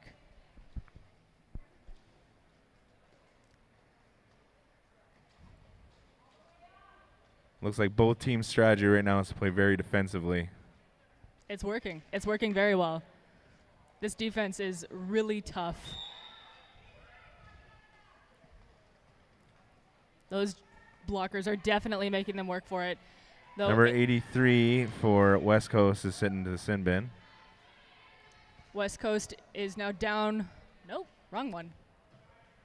Yeah, no, right one. West Coast is down a blocker, but still doing really good defense on the line there. Pushing to the outside, dragging back, doing perfect.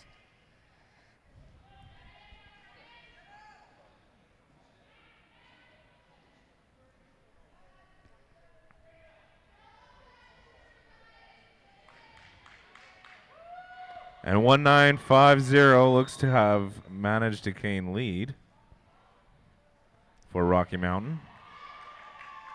That is Cinderella. Just sneaking out over the front there. And attempting to sneak through again, to no avail, but that's okay. And it looks like West Coast has managed to successfully do a star pass for their initial pass. It has gone to Ace of Skates, number 83. But Cinderella has decided to call off the jam before they could get any points. That is, it's like 3, 4? 4. Thank you. Roughly 4. Ah. Now, for those who cannot see the scoreboard or it is not on your screen, it is now 11-0. For Rocky Mountain. Or if you're just listening. We have 1977 and 617, both on the line there. So that's Maya Prerogative there, and Harper Bazaar, both moving the pack really well there, but the blockers do not care, frankly, and are still staying.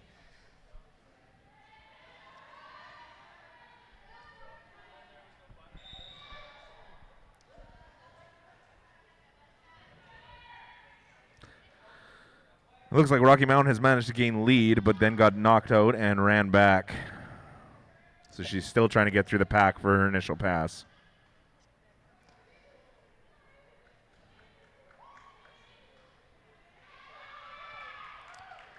Beautiful toe stop work, just tiptoeing along, doing beautiful things, as you should when you're a jammer. And a little apex jump, which was then lovely shut down by Brooklyn Dodger.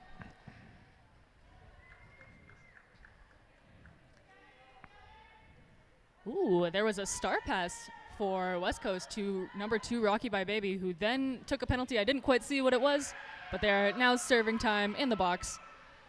For shame. Looks like Harbor Bazaar has managed to pick up another 4 points.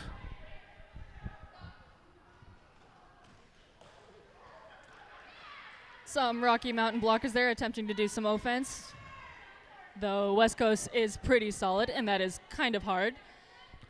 But look at that. Harbor Bazaar has gotten another 4 points.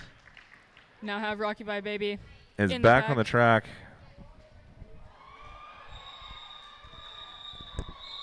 And Harbor Bazaar has called off the jam. Oh, we have an officials timeout.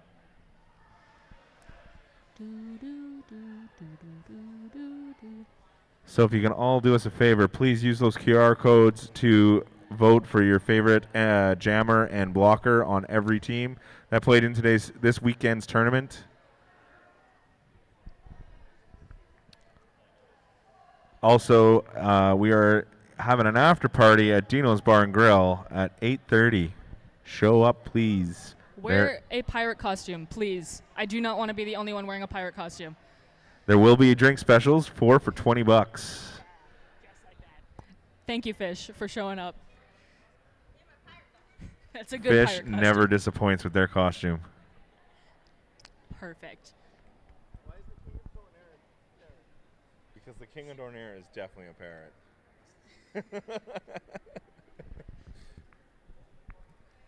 We're just waiting patiently. Right. A big thank you to our refs. This weekend would not be possible. Refs and NSOs, I didn't forget about you. This weekend would not be possible without your help, and we love you. As you can see on the track, it takes a lot of reffing to make this game happen. What you don't see on the track is all the other NSOs doing very hard work to make this game happen. So we got Sucrose Overdose for the West Coast and Centurion for Rocky Mountain. And it looks like Sucrose Overdose has once again managed to gain lead. She's been very successful in this week's tournament. I'm so glad she brought the skirt back. It's beautiful, flowing in the wind. Just got to enjoy that flow.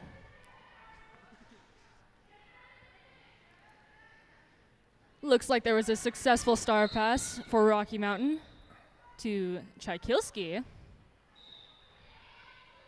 That's the right one. Yeah, that's the right one. Skating backwards, out of the pack, like it's nothing. Doing so good. Chakilski, if you haven't noticed, has been pulling double duty as an announcer and a player.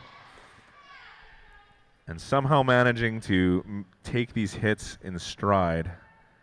My hero. That is another 4 points for Sucrose Overdose. Just really trying to push through those tough Rocky Mountain blockers, which are no joke. Taking a second, taking a breather. Why not? You got to imagine at this point she's pretty tired. It's a long weekend. I think it's 4 games now. Yep, 4th game for both teams. I can't believe that they aren't tired. They look quite energized. I don't believe it. This is why I don't play Derby. I'd be dead. Sucrose has decided to call off the jam. After taking a hit from Hannah Smashtana out on the outside there. Lovely hit, by the way. Also, very cool pants, and I wish I had those pants. They are cool pants. So that is 8 points by Sucrose Overdose. That puts West Coast on the board at 8 with Rocky Mountain at 33. We got the battle of the 4s, Sweet Cyanide and Reapin' Rainbow. If you put their jerseys together, they make 44. Or 8. Or 8. What? Or 16, but that's if you multiplied them. Math. Reapin' Rainbow is running back Rocky Mountain's number 4, Sweet Cyanide.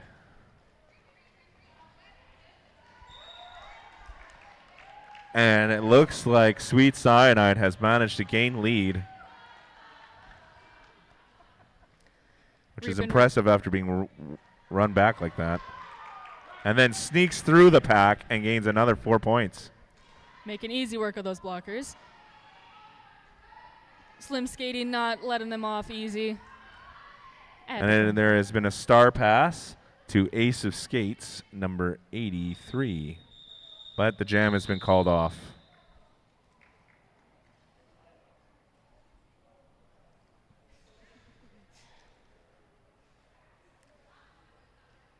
right, so on the line we now have Maya Prerogative 1977 for the West Coast Knockouts, and then Cinderella 1950, or 1950 if you are a ref.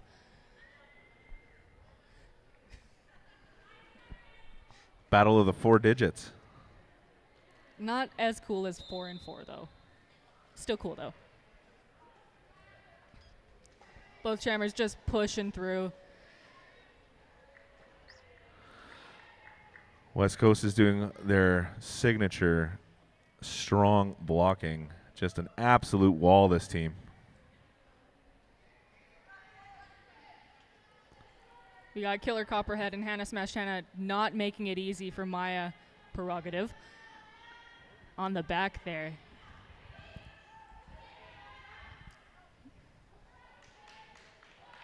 Well, between Brooklyn Dodger and Rock My Bag Baby, that they are not making it easy for Rocky Mountain's jammer either. 45 seconds in and no lead. You love to see a defensive game. And it looks like Rocky Mountain's player is being sent to the sin bin for a directional. We are now a full minute in and no one has gotten lead. Both jammers are currently dying in the pack. They're doing so good. Then Hannah Smashed Hannah out on a penalty. I didn't quite see, but that's okay. We now have Maya blockers. Prerogative has managed to gain lead with 40 seconds left. And a jammer penalty for Rocky Mountain. So that gives West Coast a power jam. Power jam.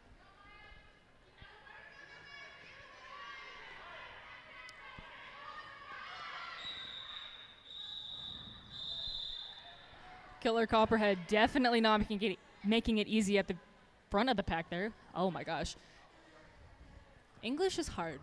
Maya Prerogative has managed to snag 4 points and then called off the jam. We now have a power start for Sucrose Overdose and the West Coast Knockouts.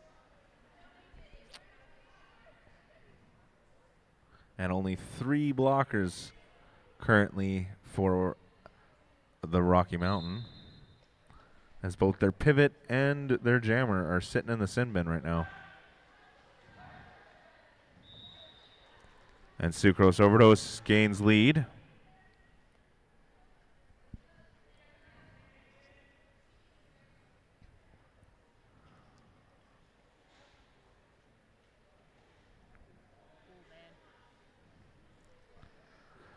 And Rocky Mountain's jammer is back on the track.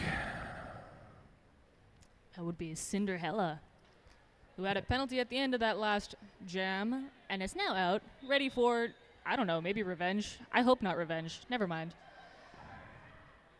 Oh, and one of Rocky Mountain's players is heading to the sin bin. We got a little bit of a spread out pack here, but that's okay. We got Sucrose Overdose working at the front there.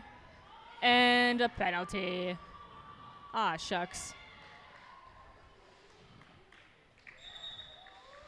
Rocky Mountain has managed to gain lead. That is Cinderella 1950.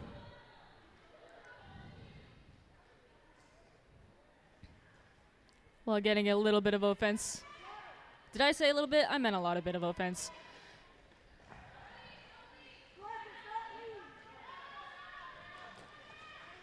And just kidding, Cinderella does not indeed have lead, and that is because Sucrose Overdose gained lead and then got a penalty, therefore closed. And a big hit on the inside by, let me just see the number there. Whoa. 1-8. Toxic Temper. I haven't heard that name yet. Heck yeah. Making work of that jammer, just constantly hitting out.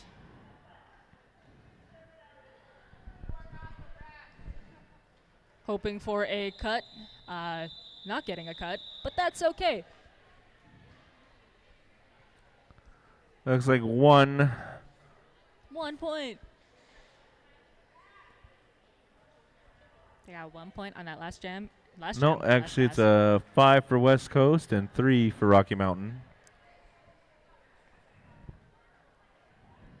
Gotta say, I love the pink jerseys. Really stand out. All right, we got Reaping Rainbow and what's the other one? 6-1. 617. That is Harper Bazaar. Thank you. You are very welcome. Harper Bazaar quickly making through in between, grabbing lead. And a star pass to Ace of Skates by West Coast. We'll see if they call it up first. Aha, and they call it up first. Yet again. No points for West Coast. Aha. That's 3 for Rocky Mountain.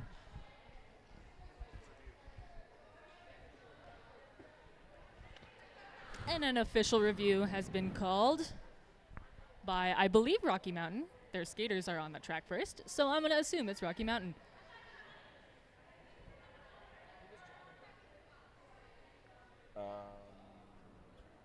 Was Harper Bazaar and then Ace of Skates got the star pass, but I don't know who they started with. Ace of Skates got a star pass, but I don't know who they started with. Not Maya, but maybe. Well, we have some extra time here to discuss some official business. If you folks want to be a part of the roller derby community without the hitting, join us as a volunteer, like me. I do the hitting anyways. Black is requesting an illegal star pass with impact on the game penalty for the jammer in the previous gem. Thank you, Mr. Ref, sir. I didn't see the name.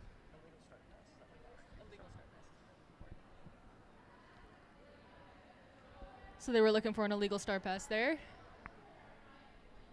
We shall see the verdict. Doing important ref things in the middle. So as you were saying, if you As want I to be was an saying. excellent volunteer like us or any of these very hardworking NSOs, We're always recruiting skating officials, non-skating officials, medics, and literally everyone. If you want to be a part of the community, literally just reach out and we will put you in a spot. We love people that reach out. And we hope that you love us too. It's a mutual love. Come check us out at Saskatoon Roller Derby League on Instagram and Facebook if you have any questions. That's how you reach out, by the way.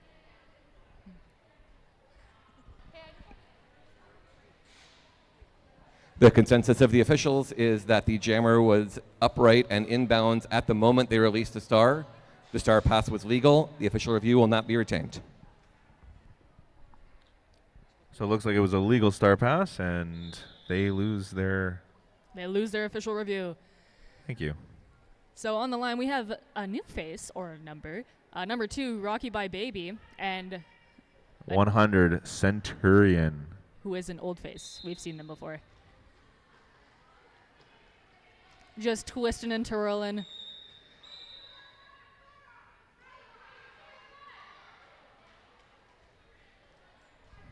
And Rocky by Baby is sent to the box on a forearm penalty, which gives Centurion the time to go through and grab lead.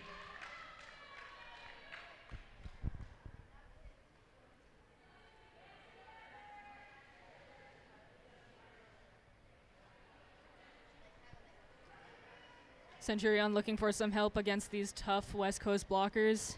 And sneaks on past for 4 points. Her team is doing a great job of assisting. Light work. Or their team, sorry.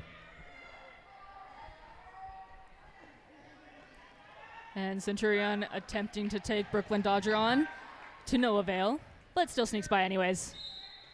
Because they're cool like that. And then Rocky by Baby also making it through the pack right after that penalty. Hoping to snag some points.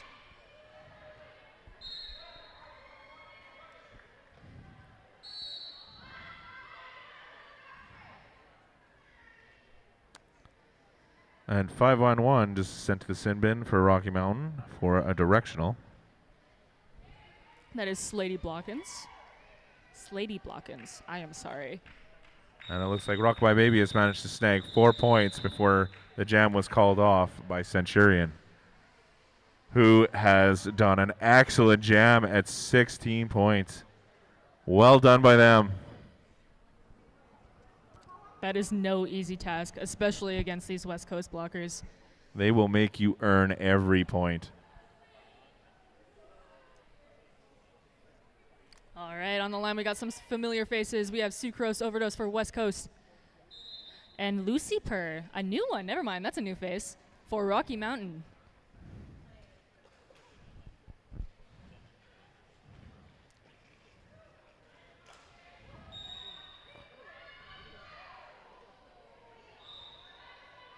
And Lucy Purr trying to take on Party Crasher, who inevitably grabs a forearm penalty for the hit to the outside.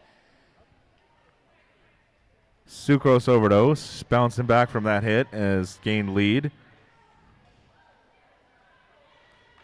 But just got run back by number 1-2, that is. 1-2. That is Killer Copperhead. Rocky Mountain has managed to do. No, it's still Lucy Purr. Okay, I thought it was a star pass, but I was wrong. We got there in the end. We got Sucrose Overdose. Gaining another 4.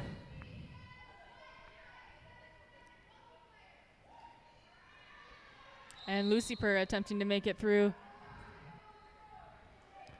those really tough West Coast blockers. That is another 4 points for Sucrose. Really trying to close that gap here. And she's doing a fine job, if you ask me. We got Just Party Crasher doing a one-woman line. Absolutely killing it at the front there. But Lucy Purr still putting in the work as well. And then inevitably pushed out.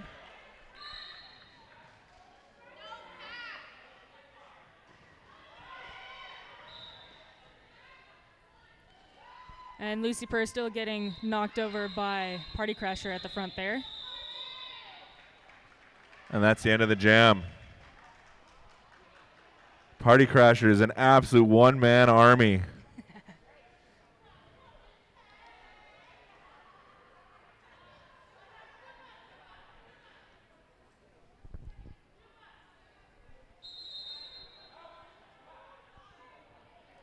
And a timeout has been called by Rocky Mountain. Understandably so. That was a pretty rough jam, but that's okay. I just hope both teams have fun.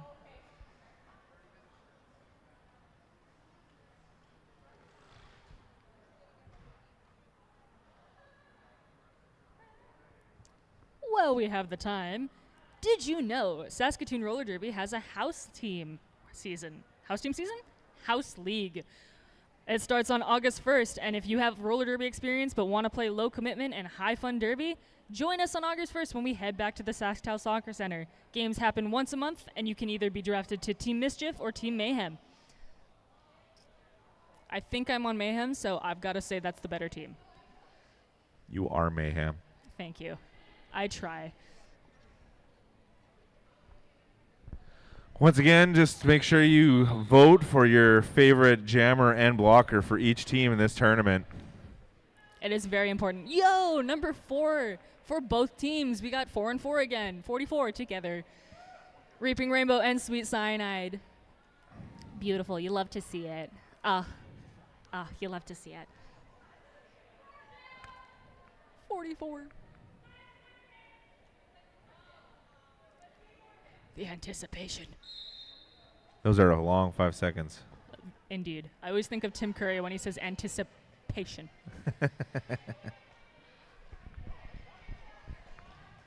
Great song. Reaping Rainbow, tiptoeing along the inside, grabbing lead for West Coast. And then Rocky Mountain has made it for their initial pass. That is Sweet Cyanide. Just sneaking along the inside there, and Reaping Rainbow absolutely twisting on the outside there. And calls it off for a quick 4 points. Brush off shoulder. And denying Rocky Mountain anything.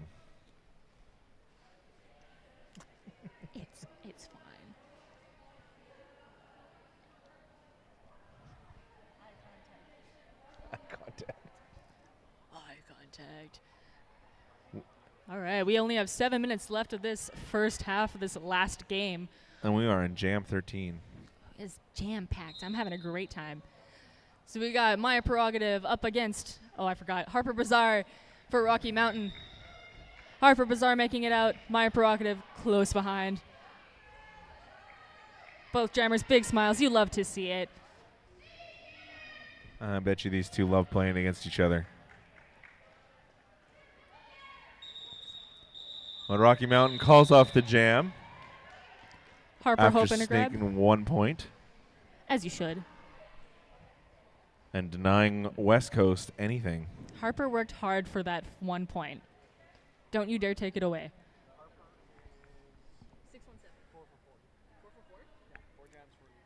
4 for 4. Harper Bazaar has 4 jams and 4 leads. Running a Oh my perfect goodness. run. And And 24 points. Jeez. That's a whole almost quarter? Quarter? Yeah, I'll say a Yeah. quarter. A Yeah. third. I lied. They I don't are know a math. third of Rocky Mountain's points right there. You can take away my math degree. I don't have it.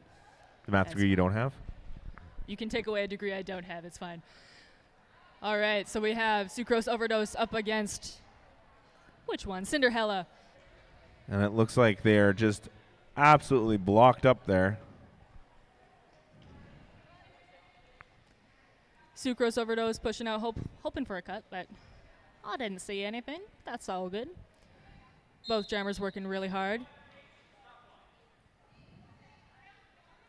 And a stop block by the West Coast Knockouts. If you don't know what that is, it means when you are stopping rolling and the jammer's pushing and you aren't moving, you can't do that.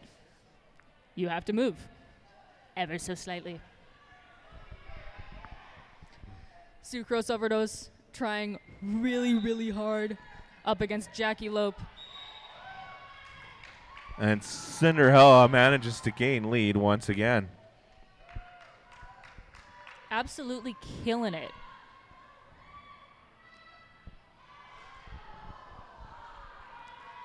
And a bit of a flattening happening in the corner there in turn 2, but that's okay. Stuff happens. It's all good. It is a slippery track, so a lot of people end up on the floor. It is a slippery track. It's like ice skating without the ice. Or the skates. Wait, the skates. But they have wheels on them instead of blades.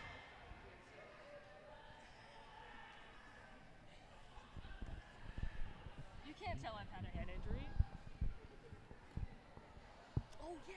I'm sorry. I got really into it.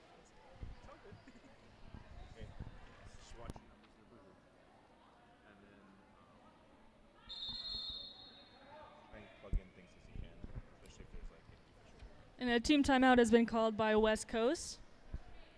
Maybe to regroup. Oh, yes. By the way, in case you didn't hear, there are a bunch of QR codes on the walls that may still be on the walls, I think. They are for MVP blockers and jammers. Yes, yes, yes, there are on the walls. Please scan them, and please pick your favorite or not favorite. I don't know. You could pick your unfavorite. You could pick whatever you want. Pick your favorite or least favorite blocker and jammer from each team. Please and thank you.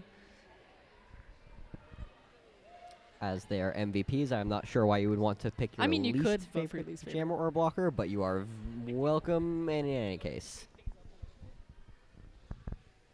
I'm not the judge of how people vote. If they want to vote their least favorite, you go for it. By the way, we do have an after party at Dino's Bar and Grill. It is pirate themed. Wear pirate clothes. Raina will be very sad if they are the only person wearing pirate clothes. That is very true. Wear pirate clothes. I will cry at you if you don't. I can do that.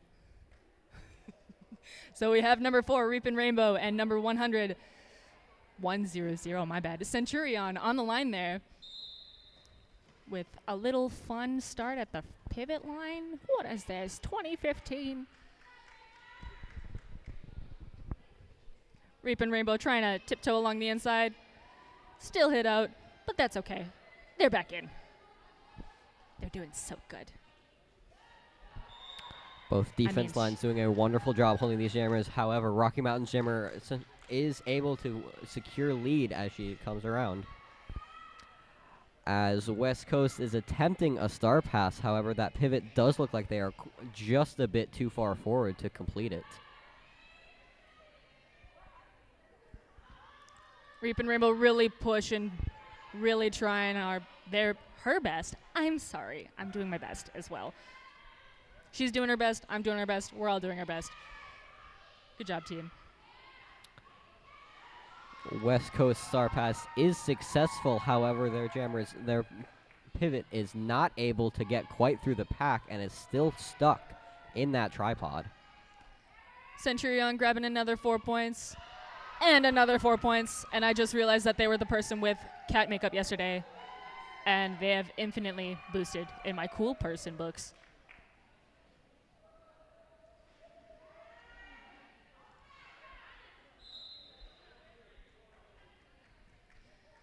We got a stalemate for a pack here.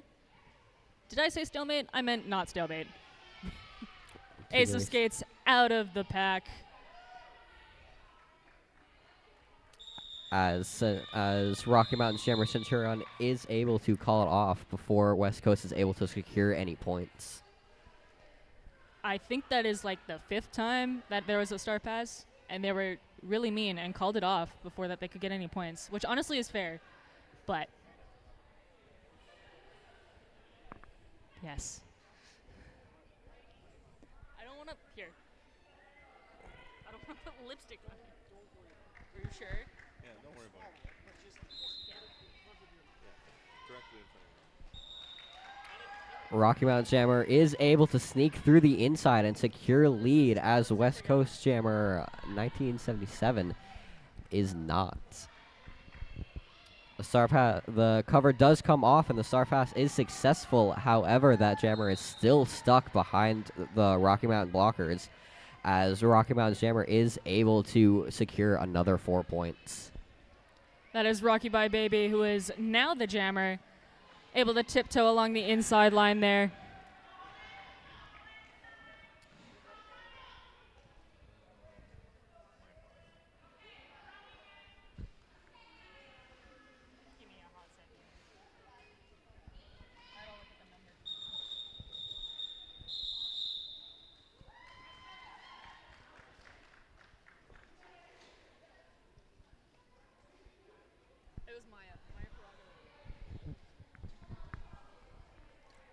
All right, ready on the line, we have Sucrose Overdose for West Coast. And I believe that is Harper Bazaar? I am correct, that is Harper Bazaar. I checked the sheet, it's important. Both jammers ready. And off they go, to the races. Both tripods quite jumbled together, but Rocky Mountain Jammer is able to come through and secure lead once again. Unfortunately, the West Coast Jammer has gone into the box for a high block, I believe that was, that Pterodactyl so graciously did for us, the lovely hand signal. We have Harper Bazaar pushing through at the front, getting by with a little help from her friends, as you do in Derby. And we now have 2 West Coast blockers on the track, with Party Crasher going to the box for a penalty that I didn't see, but that's okay.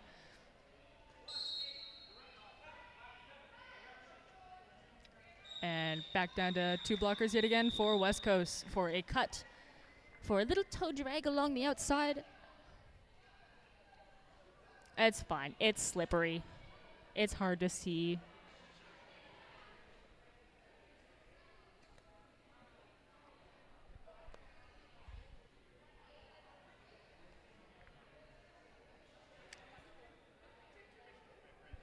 And then I guess it's intermission. Maybe? Ah, yeah, it is intermission. I lied. It is intermission. Always unfortunate to prepare for a full line only to realize that halftime has indeed begun and you must come back to your benches. Yeah. All right. Hey, folks. Did you hear? We have an after party. It is pirate themed. It is at Dino's Bar and Grill. It starts at 8:30 p.m. and there is a drink special, which is 4 drink tickets for $20 highballs and draft. Please drink. Yes. I mean that in the nicest way possible. Unless you don't drink, then please don't drink.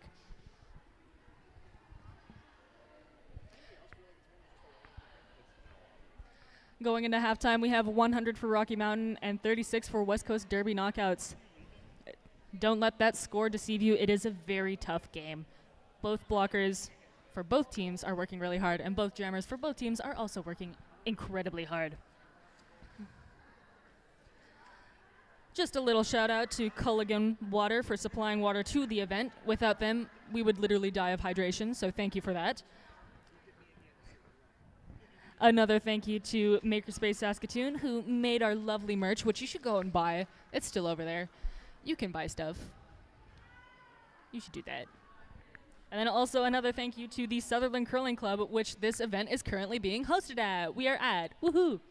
Thank you, Sutherland Curling Club, for letting us overtake your space with Stinky Derby people.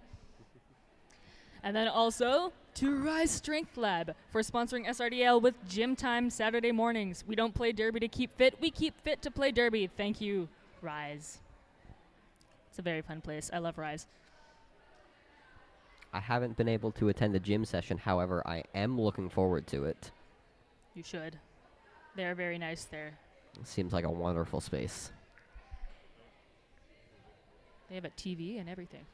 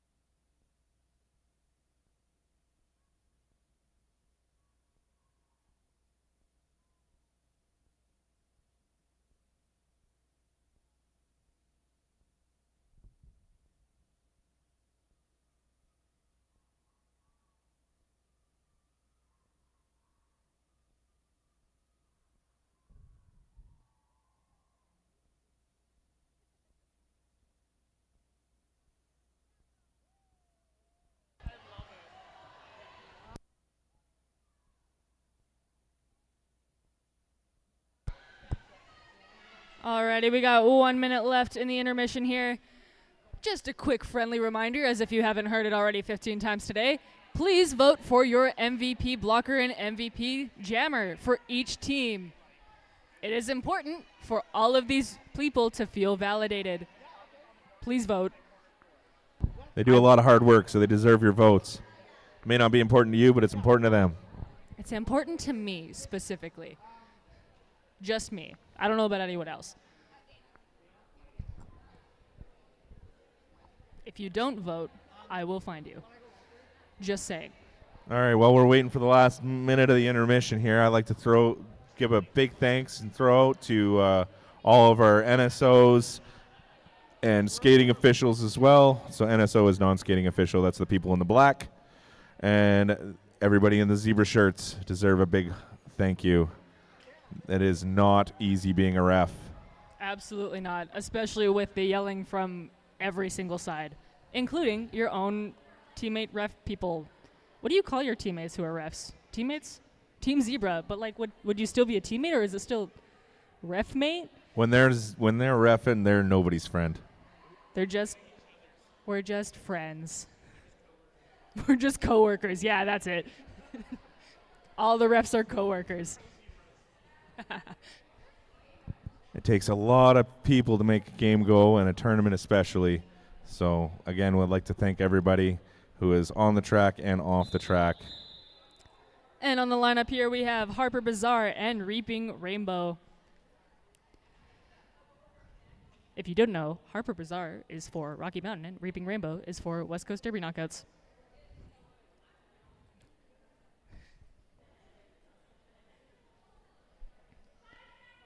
Waiting patiently. And they're off to the races.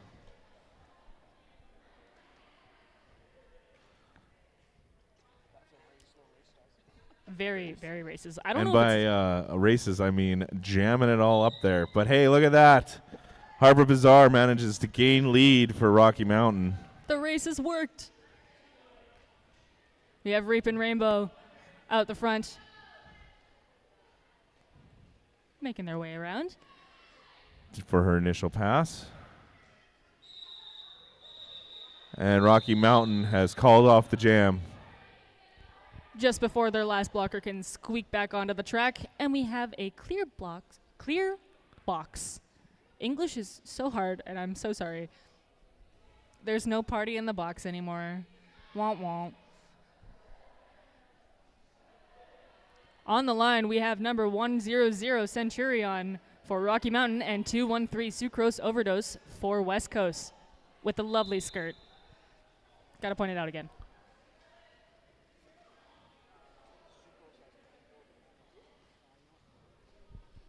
Yeah, no worries.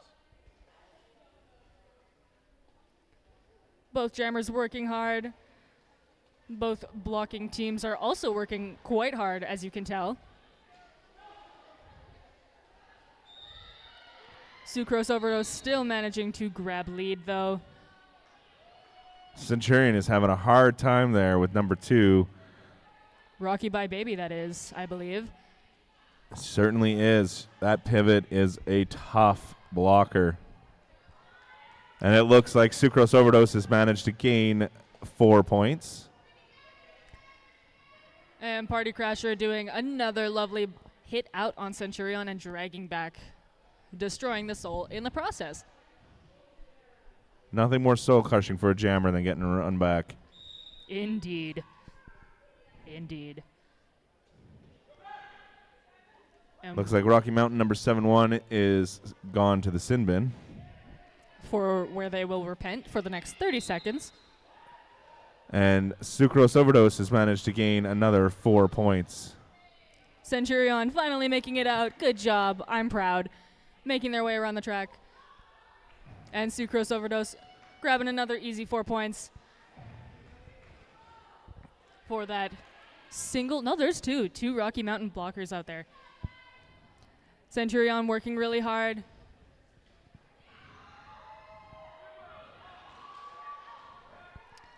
And a little bit of a pileup, but that's okay, because that happens in Derby. Sucrose calls off the jam. That was a very elegant call off, I must say. She does a very good job of making it quite clear when she's calling off that jam.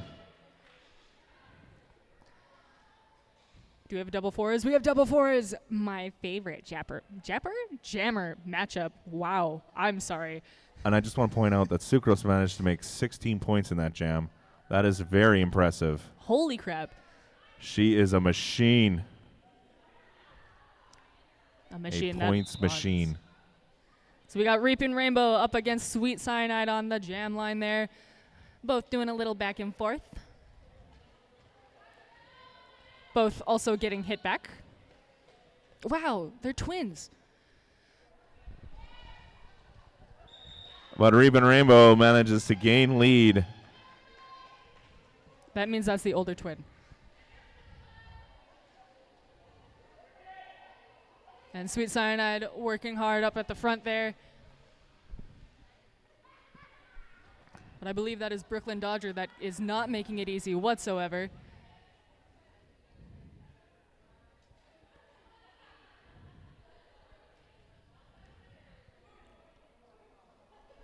Both jammers stuck. Looks like Jackie Lope is doing a great job of blocking Reaping Rainbow there.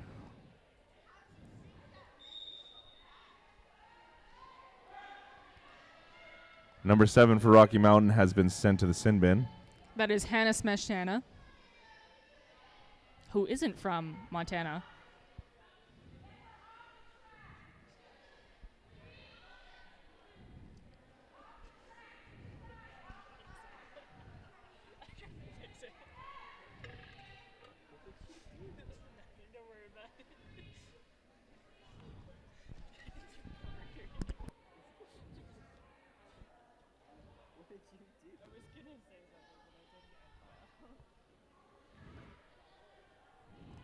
Sweet Cyanide is struggling there against West Coast. Looks like 13 for West Coast just got sent to the sin bin for a forearm. That's Brooklyn Dodger. And that is the end of the jam, my friends.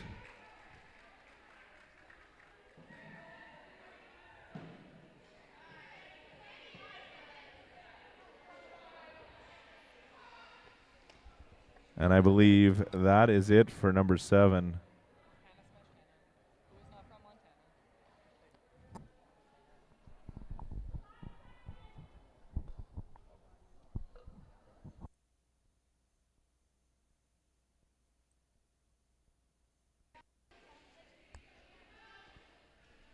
We have number 213, Sugarose Overdose, and I believe number Cinder and 1950 Cinderella for Rocky Mountain.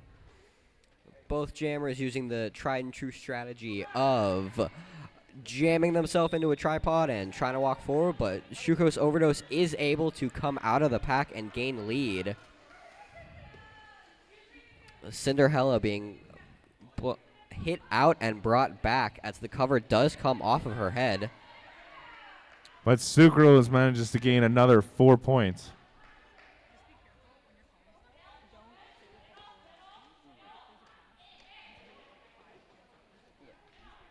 Basically want to make the call of the play after it's happened. The cover came off. The pass was Yeah, but still. Yeah, don't.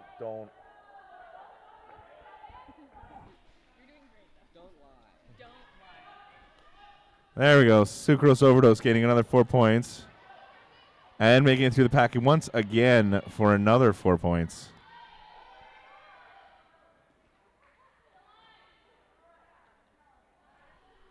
Meanwhile, Cinderella is struggling against 13 there. That is Brooklyn Dodger. And number 33, Hurt Macklin. There we go. Names are not my strong suit. And real smooth, tight on the inside. Sucrose Overdose gains another 4 points. And that is the jam. No, that was the end of the jam. So they played the whole 2 minutes. She did not call that off early, and she still got 20 points. That is incredible. Sucrose Overdose is an absolute machine for West Coast. Sucrose Overdose definitely putting in the work to try and bring this points gap down. Yeah. It is impressive, too, that West Coast managed to keep Rocky Mountain to 0. All right, now we've got Harper Bazaar for Rocky Mountain and Maya Prerogative for West Coast on the track as jammer.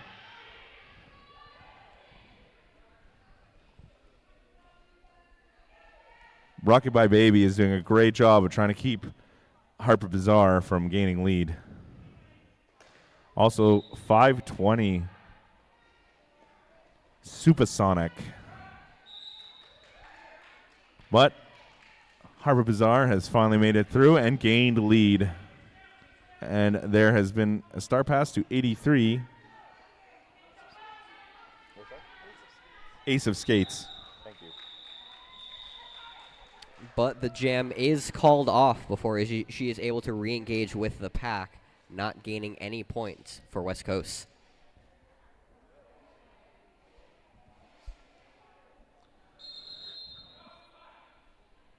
Looks like Rocky Mountain has done a timeout.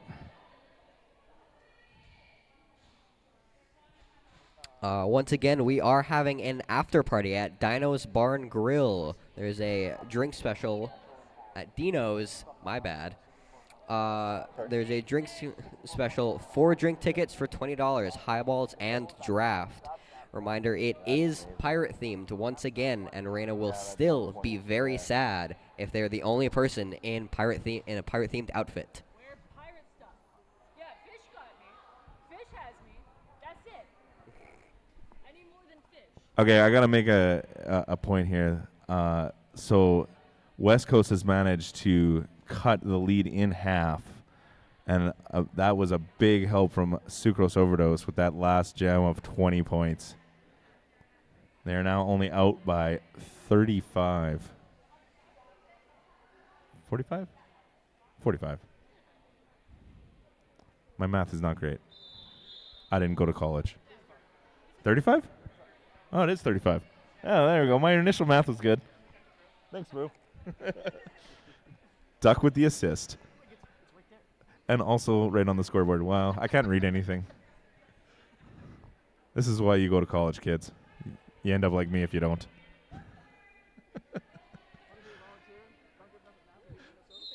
All right, we got Bird 217 playing for West Coast as jammer, and number 100 Centurion for Rocky Mountain. Centurion's getting run back there.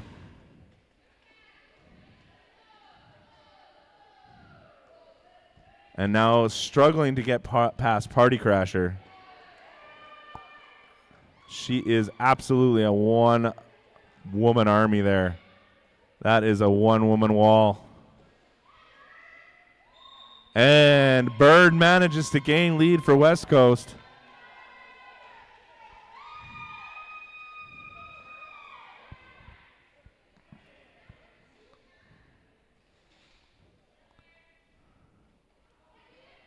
Now Centurion is tied up by West Coast's tripod there.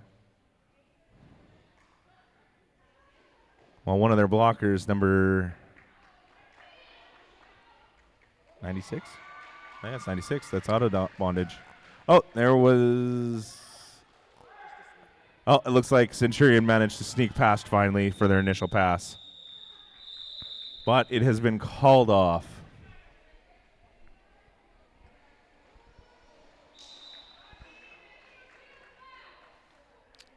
Rocky Mountain calling it an official review. We are unsure as to what it is quite yet.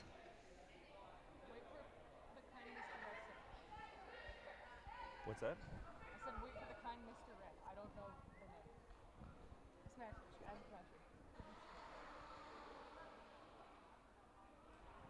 All right, while we wait for some more information on this official review, I'm just going to plug once again, vote for your favorite blocker and favorite jammer for each team, please. We are closing voting in the last, when it's 10 minutes left to the last of this period. So that is like 9 minutes from now, or 8 minutes and 56 seconds if you're pedantic.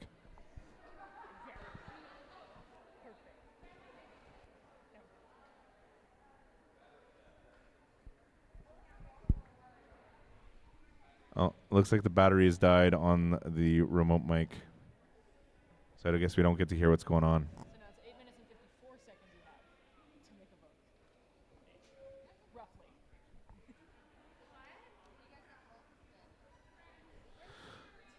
All right, we're going to also plug in here that there's the after party at Dino's. Please show up, hang out, dress like a pirate, be like fish.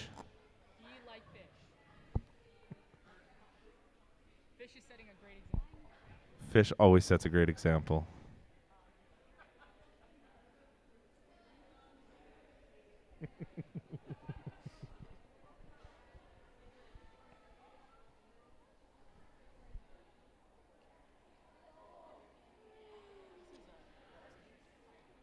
If you're looking to get into Derby in August, we are doing freshie intake.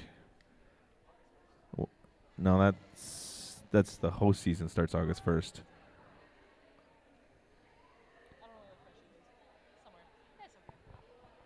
We're also always recruiting volunteers to help with concessions and merch and NSO and also skating official.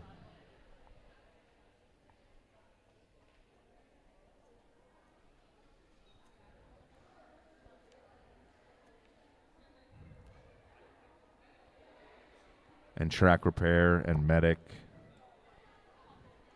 We always need medics. This is a tough sport, people.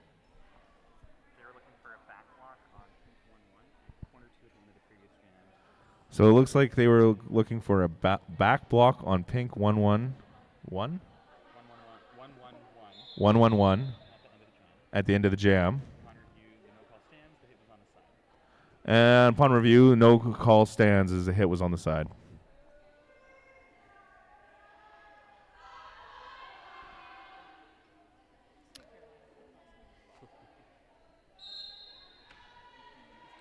And we're back at her with the 2-4s. And that is Sweet Cyanide gaining lead real quick, managing to sneak past the wall that is West Coast's blockers. And Reaping Rainbow has also managed to make their initial pass.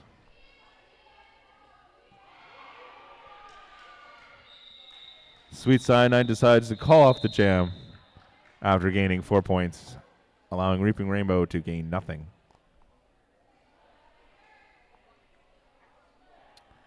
We have Sugarcoast Overdose and Cinderella coming back out on the track as our next jammer line.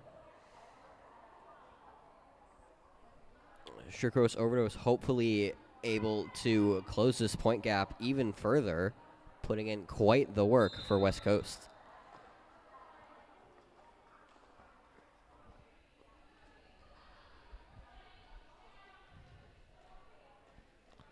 Right now it looks like each jammer is struggling with the opposing team's blockers right now. Cinderella keeps getting run back by Party Crasher.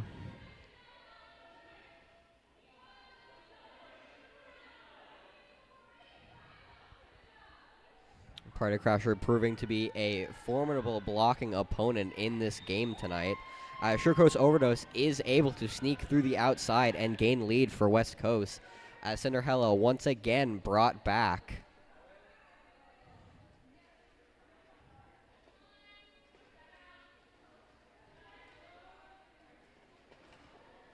And Sucrose gets through, gaining another 4 points.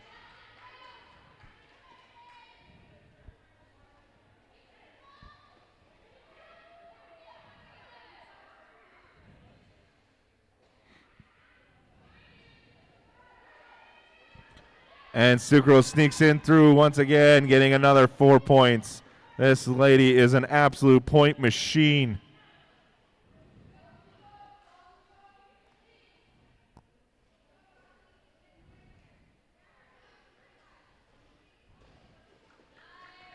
Cinderella still struggling to get through this pack as Sucrose manages to bring up another 4 points for West Coast, bringing them up to 90, bringing the point gap down to only 24.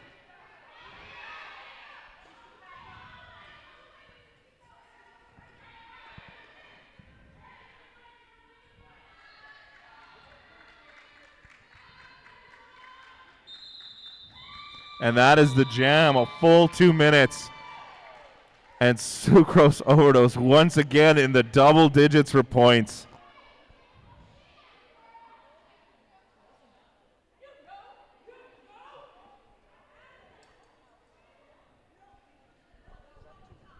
That was 2 full minutes.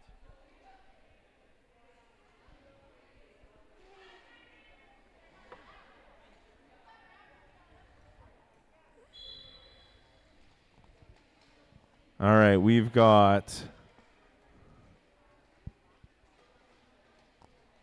Harper Bazaar, jammer for Rocky Mountain, and Maya Prerogative jamming for West Coast.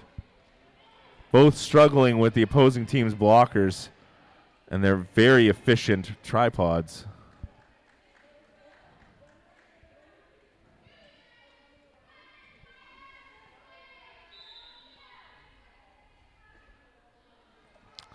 And that's a cut for Maya Prerogative, so she's head to sin bin for 30. This gives West Coast a power jam. But I don't know if they're going to get past Rockabye Baby. West Coast blocking line really putting in the work to try and stop a full blowout in the second half of this game, and it is working out quite well. However, Harper Bazaar is able to push through and gain lead for this pass.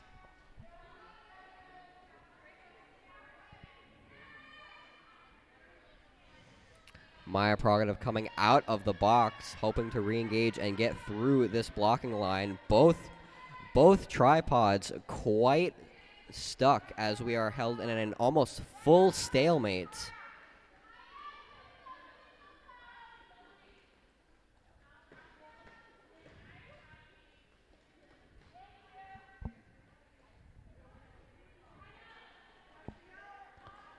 Harper Bazaar just cannot seem to get past 520 and 33 there for West Coast. And has decided to call off the jam.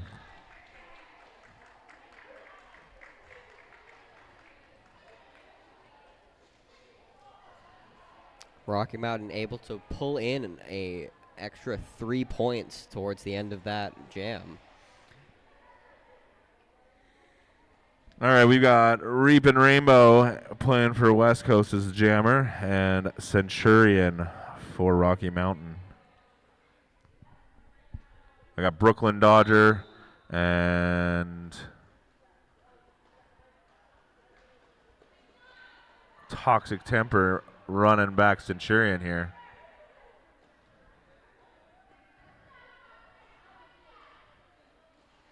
Looks like Party Crasher is attempting to assist their jammer. Both jammers struggling to get out of this quite tight pack, but Centurion is able to come out and gain lead for Rocky Mountain as the cover comes off for Reaping Rainbow, looking for that star pass but not needing it, able to pull through on the inside and get through this pack. Looks like Rocky Mountain has decided to call off the jam after taking quite the hit there.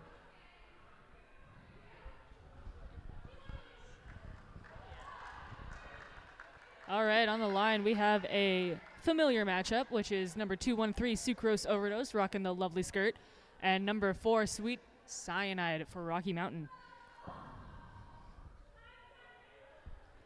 I can't wait. It's gonna be May. All right. We have Rocky Bye Baby delivering a sweet hit to Sweet Cyanide on the inside there, but they're back up. And she's working hard. And she's doing great. And Sucrose Overdose working hard at the front there. Going up against Lady Blockins. And once again, Sucrose gains lead. Absolute powerhouse.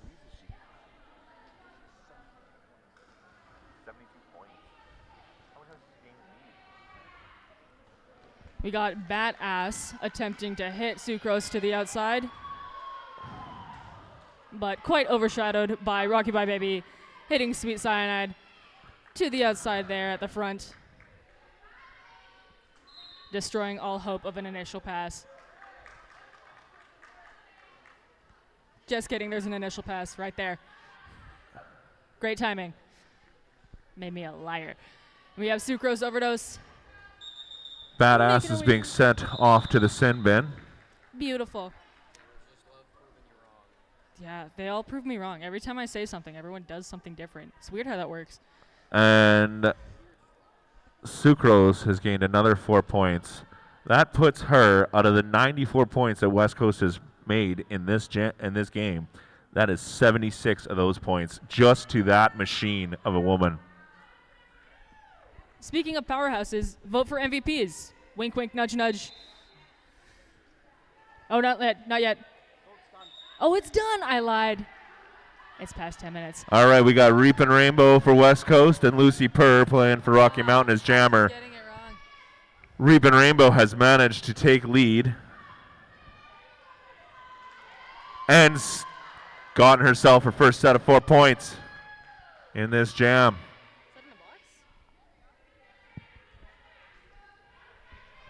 And Lucy Purr trying to push through, does a successful star pass to Chykilski.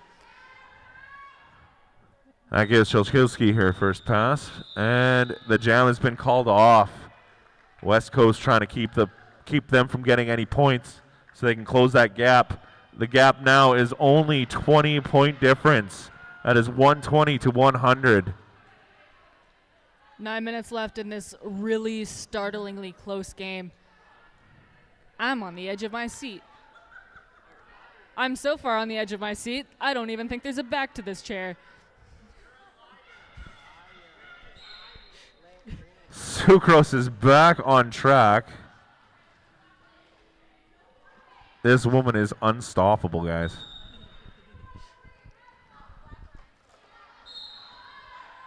And we got But Sucrose. looks like the refs call on a black block, so this gives a power jam to West Coast or to Rocky Mountain. Sorry.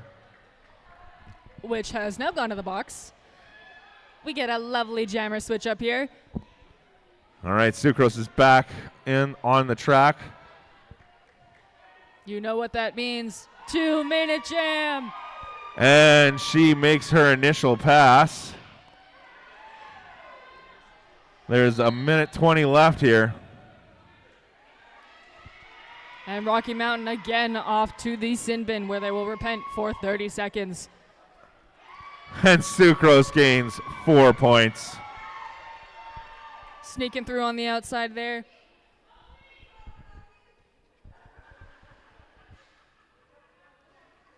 And another 4 points for Sucrose. Can anybody stop her? Got Rocky Mountain speeding up the pack just a little bit. Getting off the apex, which is reasonable.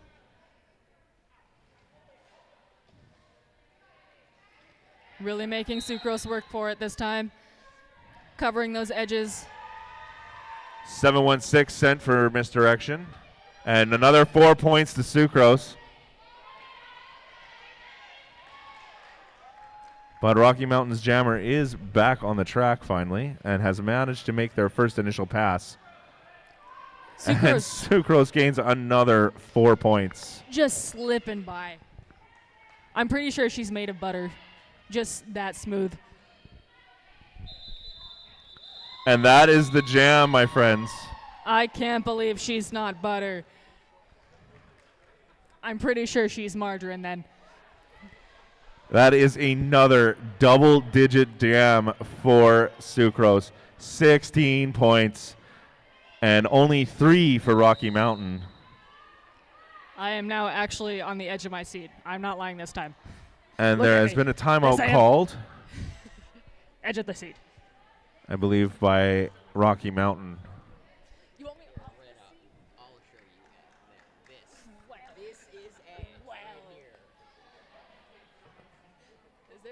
While we're waiting for the timeout, we are currently sitting at 123 for Rocky Mountain and 116 for West Coast.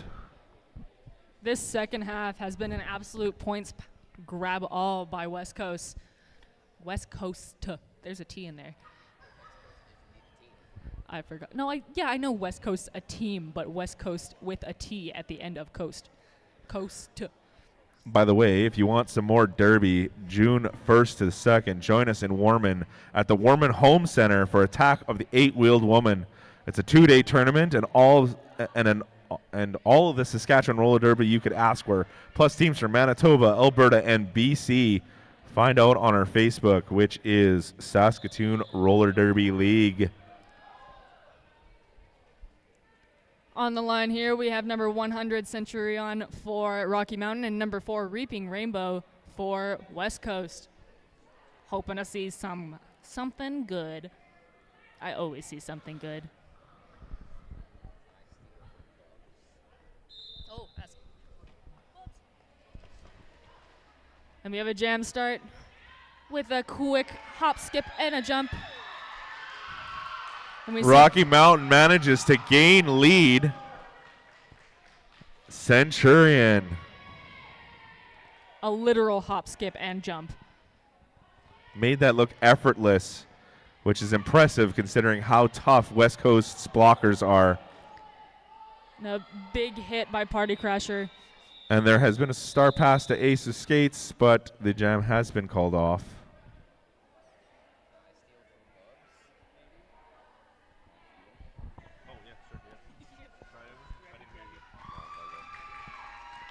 A lovely 3 points put up by Rocky Mountain there. We have 5 minutes left.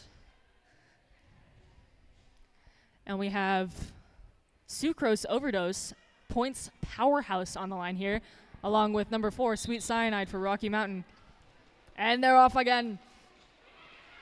A little bit of a jammer pile up and blocker pile up, as one does. Sweet Cyanide nearly diving through that pack as she manages to get through and gain lead once more, really wanting to stop West Coast from bringing this point score back. And just attempting to squeeze through those West Coast blockers.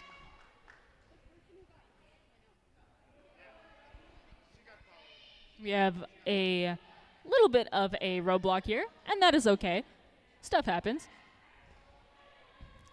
Derby is both slow and fast.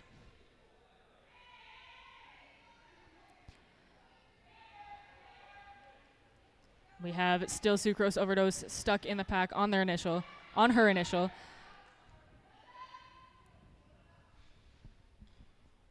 Then Sweet Cyanide attempting to grab some points here. Those yummy points. Yippee. Some more.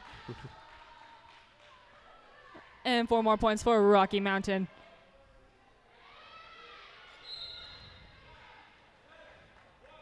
And a pass to West Coast, but knocked out by Rocky Mountain blocker. I believe that is... Oh, wrong one. Give me a second. It seemed to have been 216. It was disastrous. Disastrous? That makes sense. That one.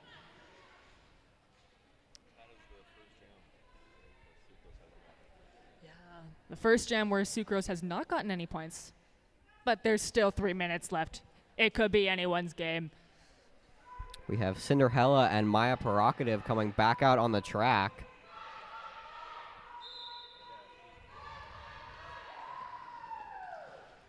Cinderella knocked towards the inside, not able to get by. And And both jammers are sent to the box at the exact same time and therefore released back, not needing to fill either of their penalties. Which means they don't have to repent for 30 seconds. They repent for 0.1 second. And Chakilski doing an absolutely beautiful run back on my prerogative there. The cover comes off and is sent to number 111. That is Party Crasher there, who just absolutely bulldozes their way through, way through. As Cinderella is finally able to make it through for her initial pass. Party Crasher absolutely blowing through this pack, able to pull up another 4 points for West Coast. We got a little bit of a party happening in the penalty box. Ooh. Party Crasher really feeling the resistances of this very slippery floor as Cinderella is once again sent to the box.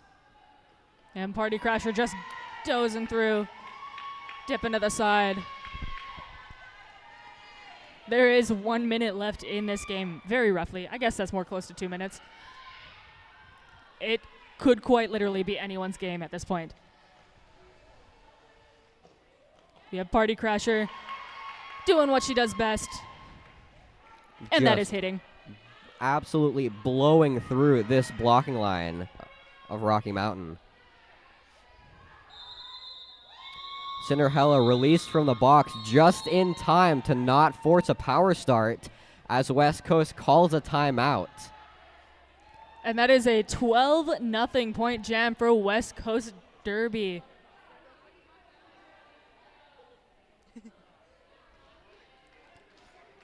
What a second half indeed. A timeout called, which gives us time to thank our lovely sponsors. Thank you to Culligan Water for supplying us some water. Makerspace Saskatoon for supplying our lovely merch that is no longer up. Better Brothers Brewing for giving us a keg to allow you to drink in the venue. Sutherland Curling Club for being the venue. Rise Strength Lab for allowing Saskatoon skaters to skate. And also all of our lovely volunteers and officials. I love you, officials.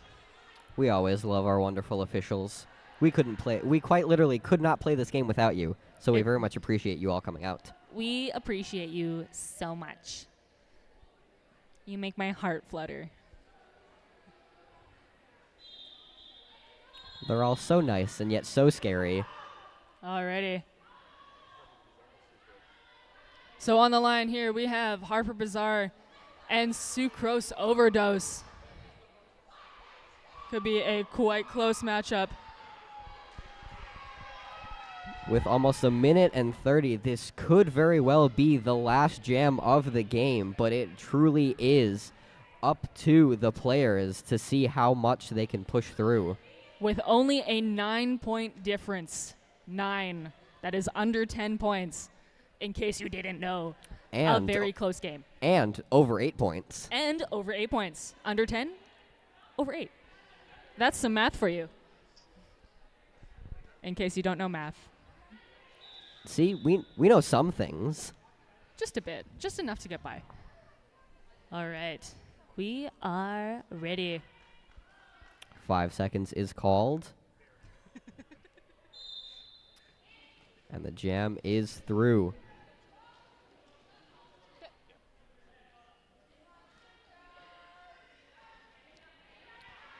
We have both jammers working especially hard here. Going up against probably the toughest walls of this weekend. Harper working really hard here. Sucrose also working really hard here.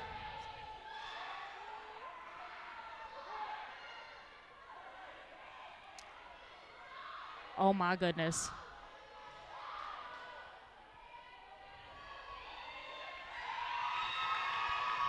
As Sucrose Overdose is able to secure lead.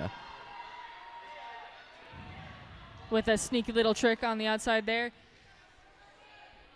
We have Harper working hard at the front here, trying to close this gap here. Turcos Odos fighting through this Rocky Mountain blocking line. Some of the toughest blockers of the night, as Harper Bazaar is able to make it through for her initial pass.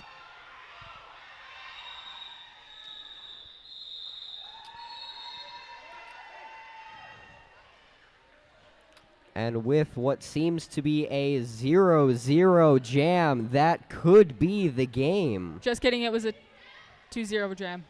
2-0 jam. My bad. 2-0 jam.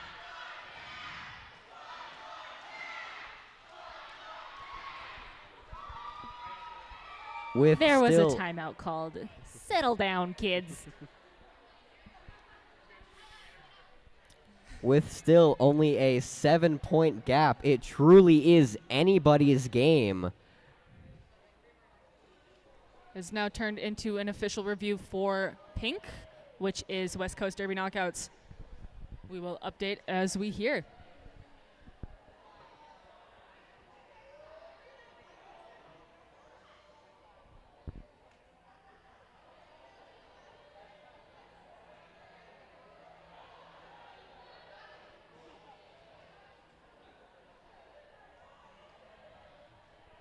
Waiting patiently. As I believe the mic in the middle of the track for the officials is still dead, we will have to use our immaculate lip reading skills to deduce what this official review is about. They look so official. I believe it's what the officials are going to have for supper tonight. You think they're going to have supper tonight? I think they're going to have supper tonight at Dino's Bar and Grill. We have an after party there. You should go there. You beat me to it.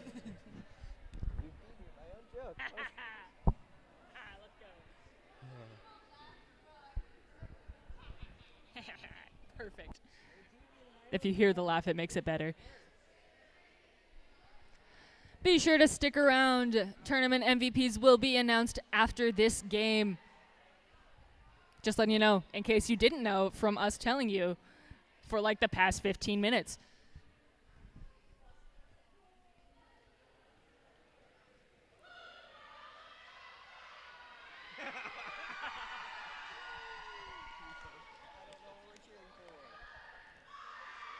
And Rocky Mountain doing a lovely, oh my goodness, doing a lovely shout out to our hometown Mindfox there. Adorable. You love to see it. With so much team spirit, the players are almost louder than us with the microphones. The Quite players impressive. are louder than us with the microphones. Yeah. We are quiet to them. They were looking for a legal contact on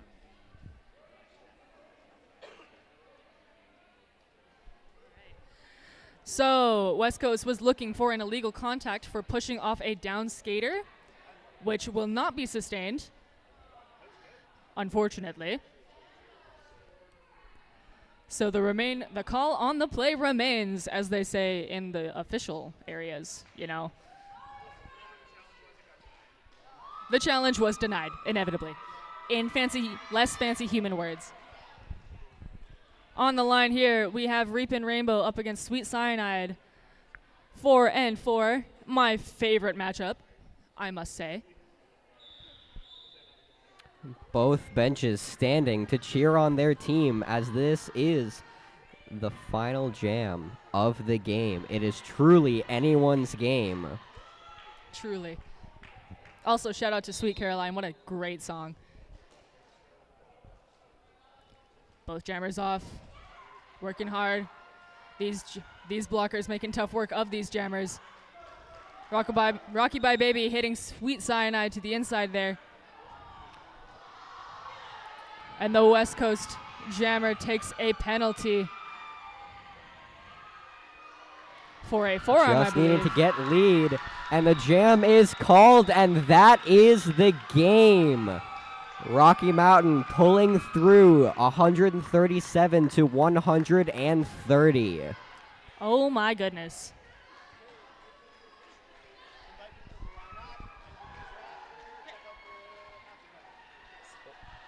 Alrighty. We're going to wait for the official part for them to tell us. And there it is. All right, if y'all want to line up for high fives from your favorite skaters from this absolutely staggering game. Turned out to truly be a wild game, a wonderful game to end our best of the rest tournament with. And just a reminder, we hope to see all of you at the after party at Dino's wearing your best pirate garb. That's what I meant to say. I'll say it again. Don't worry.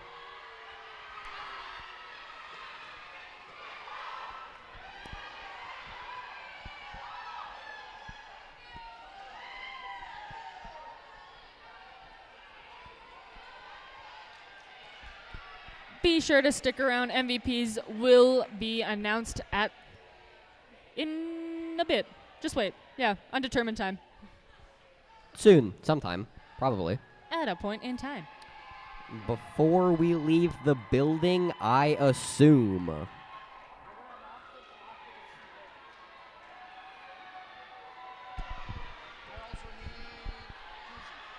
So we are going to announce the MVPs after the team photos.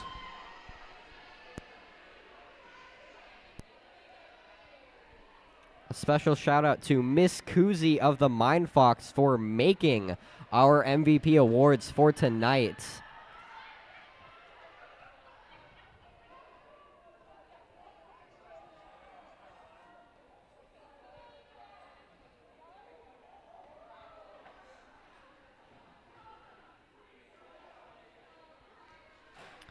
Hopefully the photographers will have the picture wide enough that we, the announcers, can be in the picture, maybe, hopefully, probably not, but it was worth a shot.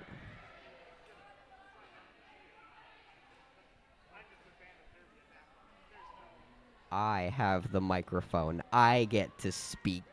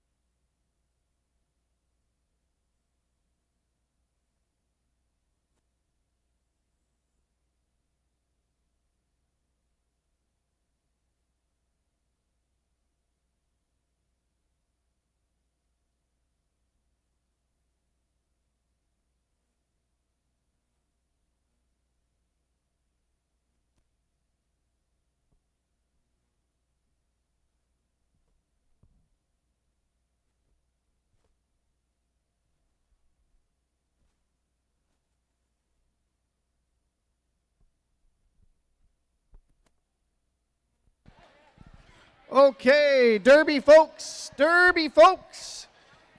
our last little bit Before we're going to call this event closed, we're going to do the MVPs. We're going to start with the Jammers. For the Mind Fox, Reina Terror.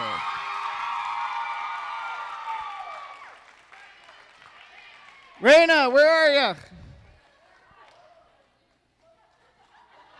Come stand over here. Smile at the camera.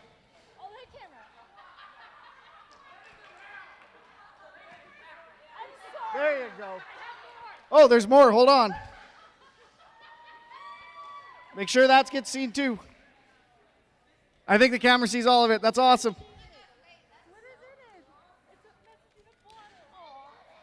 For the Eves of Destruction, Jammer Charlie Hearst.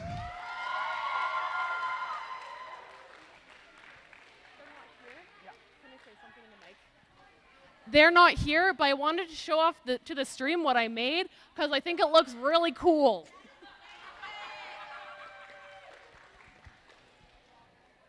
For West Coast, Jammer Sucrose Overdose.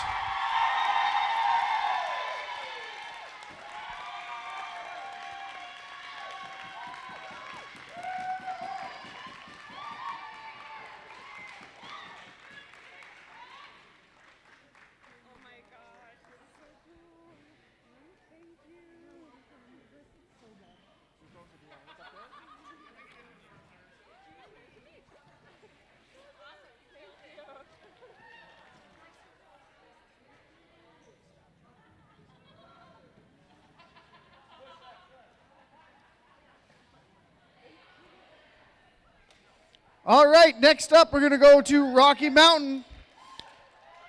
Jammer is Sweetener.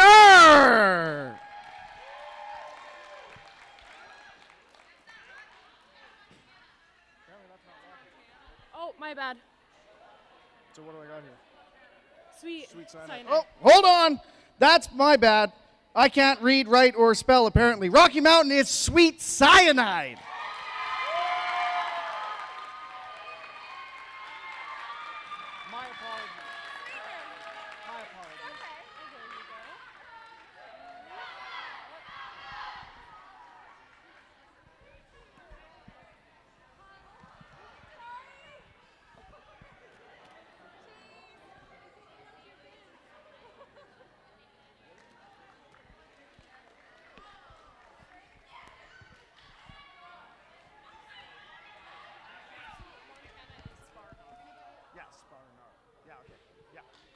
I mixed the, yeah. All right, next up for Montana, Jammer, Sparner.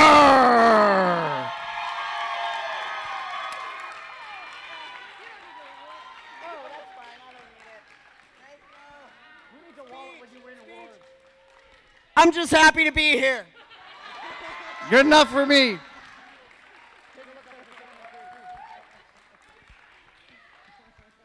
All right, moving on to the blockers now. For the Saskatoon Mind Fox, Tidbit Naughty!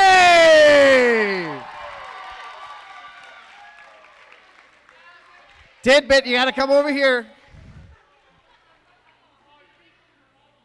Well, I didn't say she had to hobble. She could have just taken her time.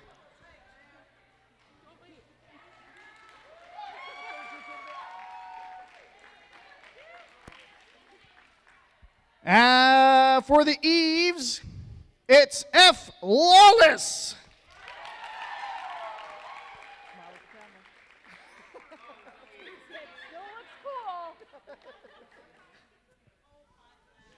Next for West Coast, blockers going to Party Crasher.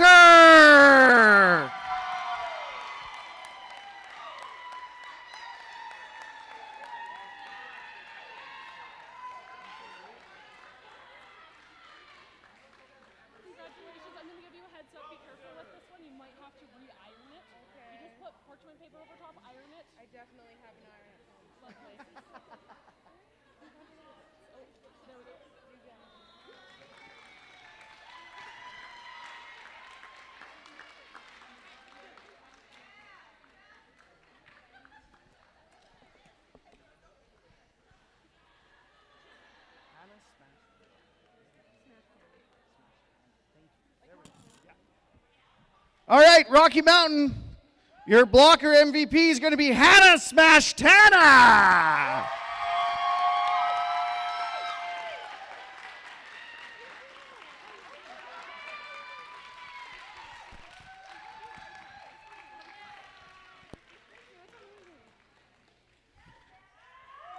And to round out the event, MVP blocker for Montana is going to be Hammer!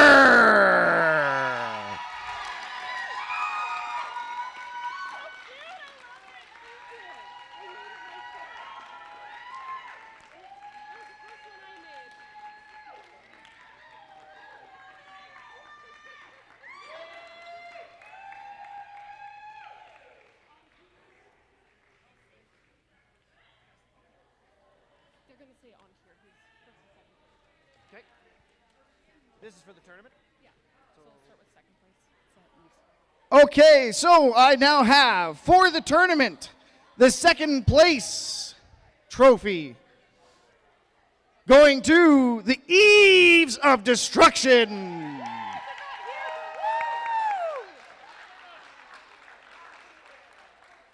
They'll get it at the after party.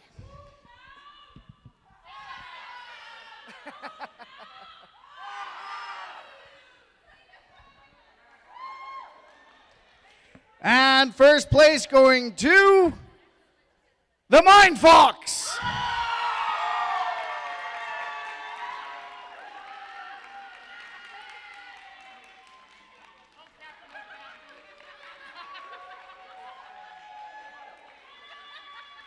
That it?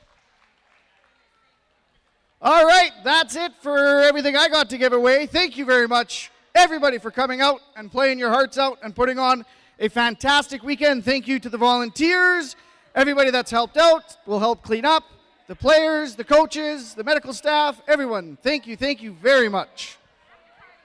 Yes, and of course, check out the after party. It's going to be at Dino's Bar and Grill just down the street. There are some drink specials going on. It's going to be a grand old time. Don't miss it. I guess I'll sign off because it's something to do. I'm Fat Boy. Thanks for watching and have a great week.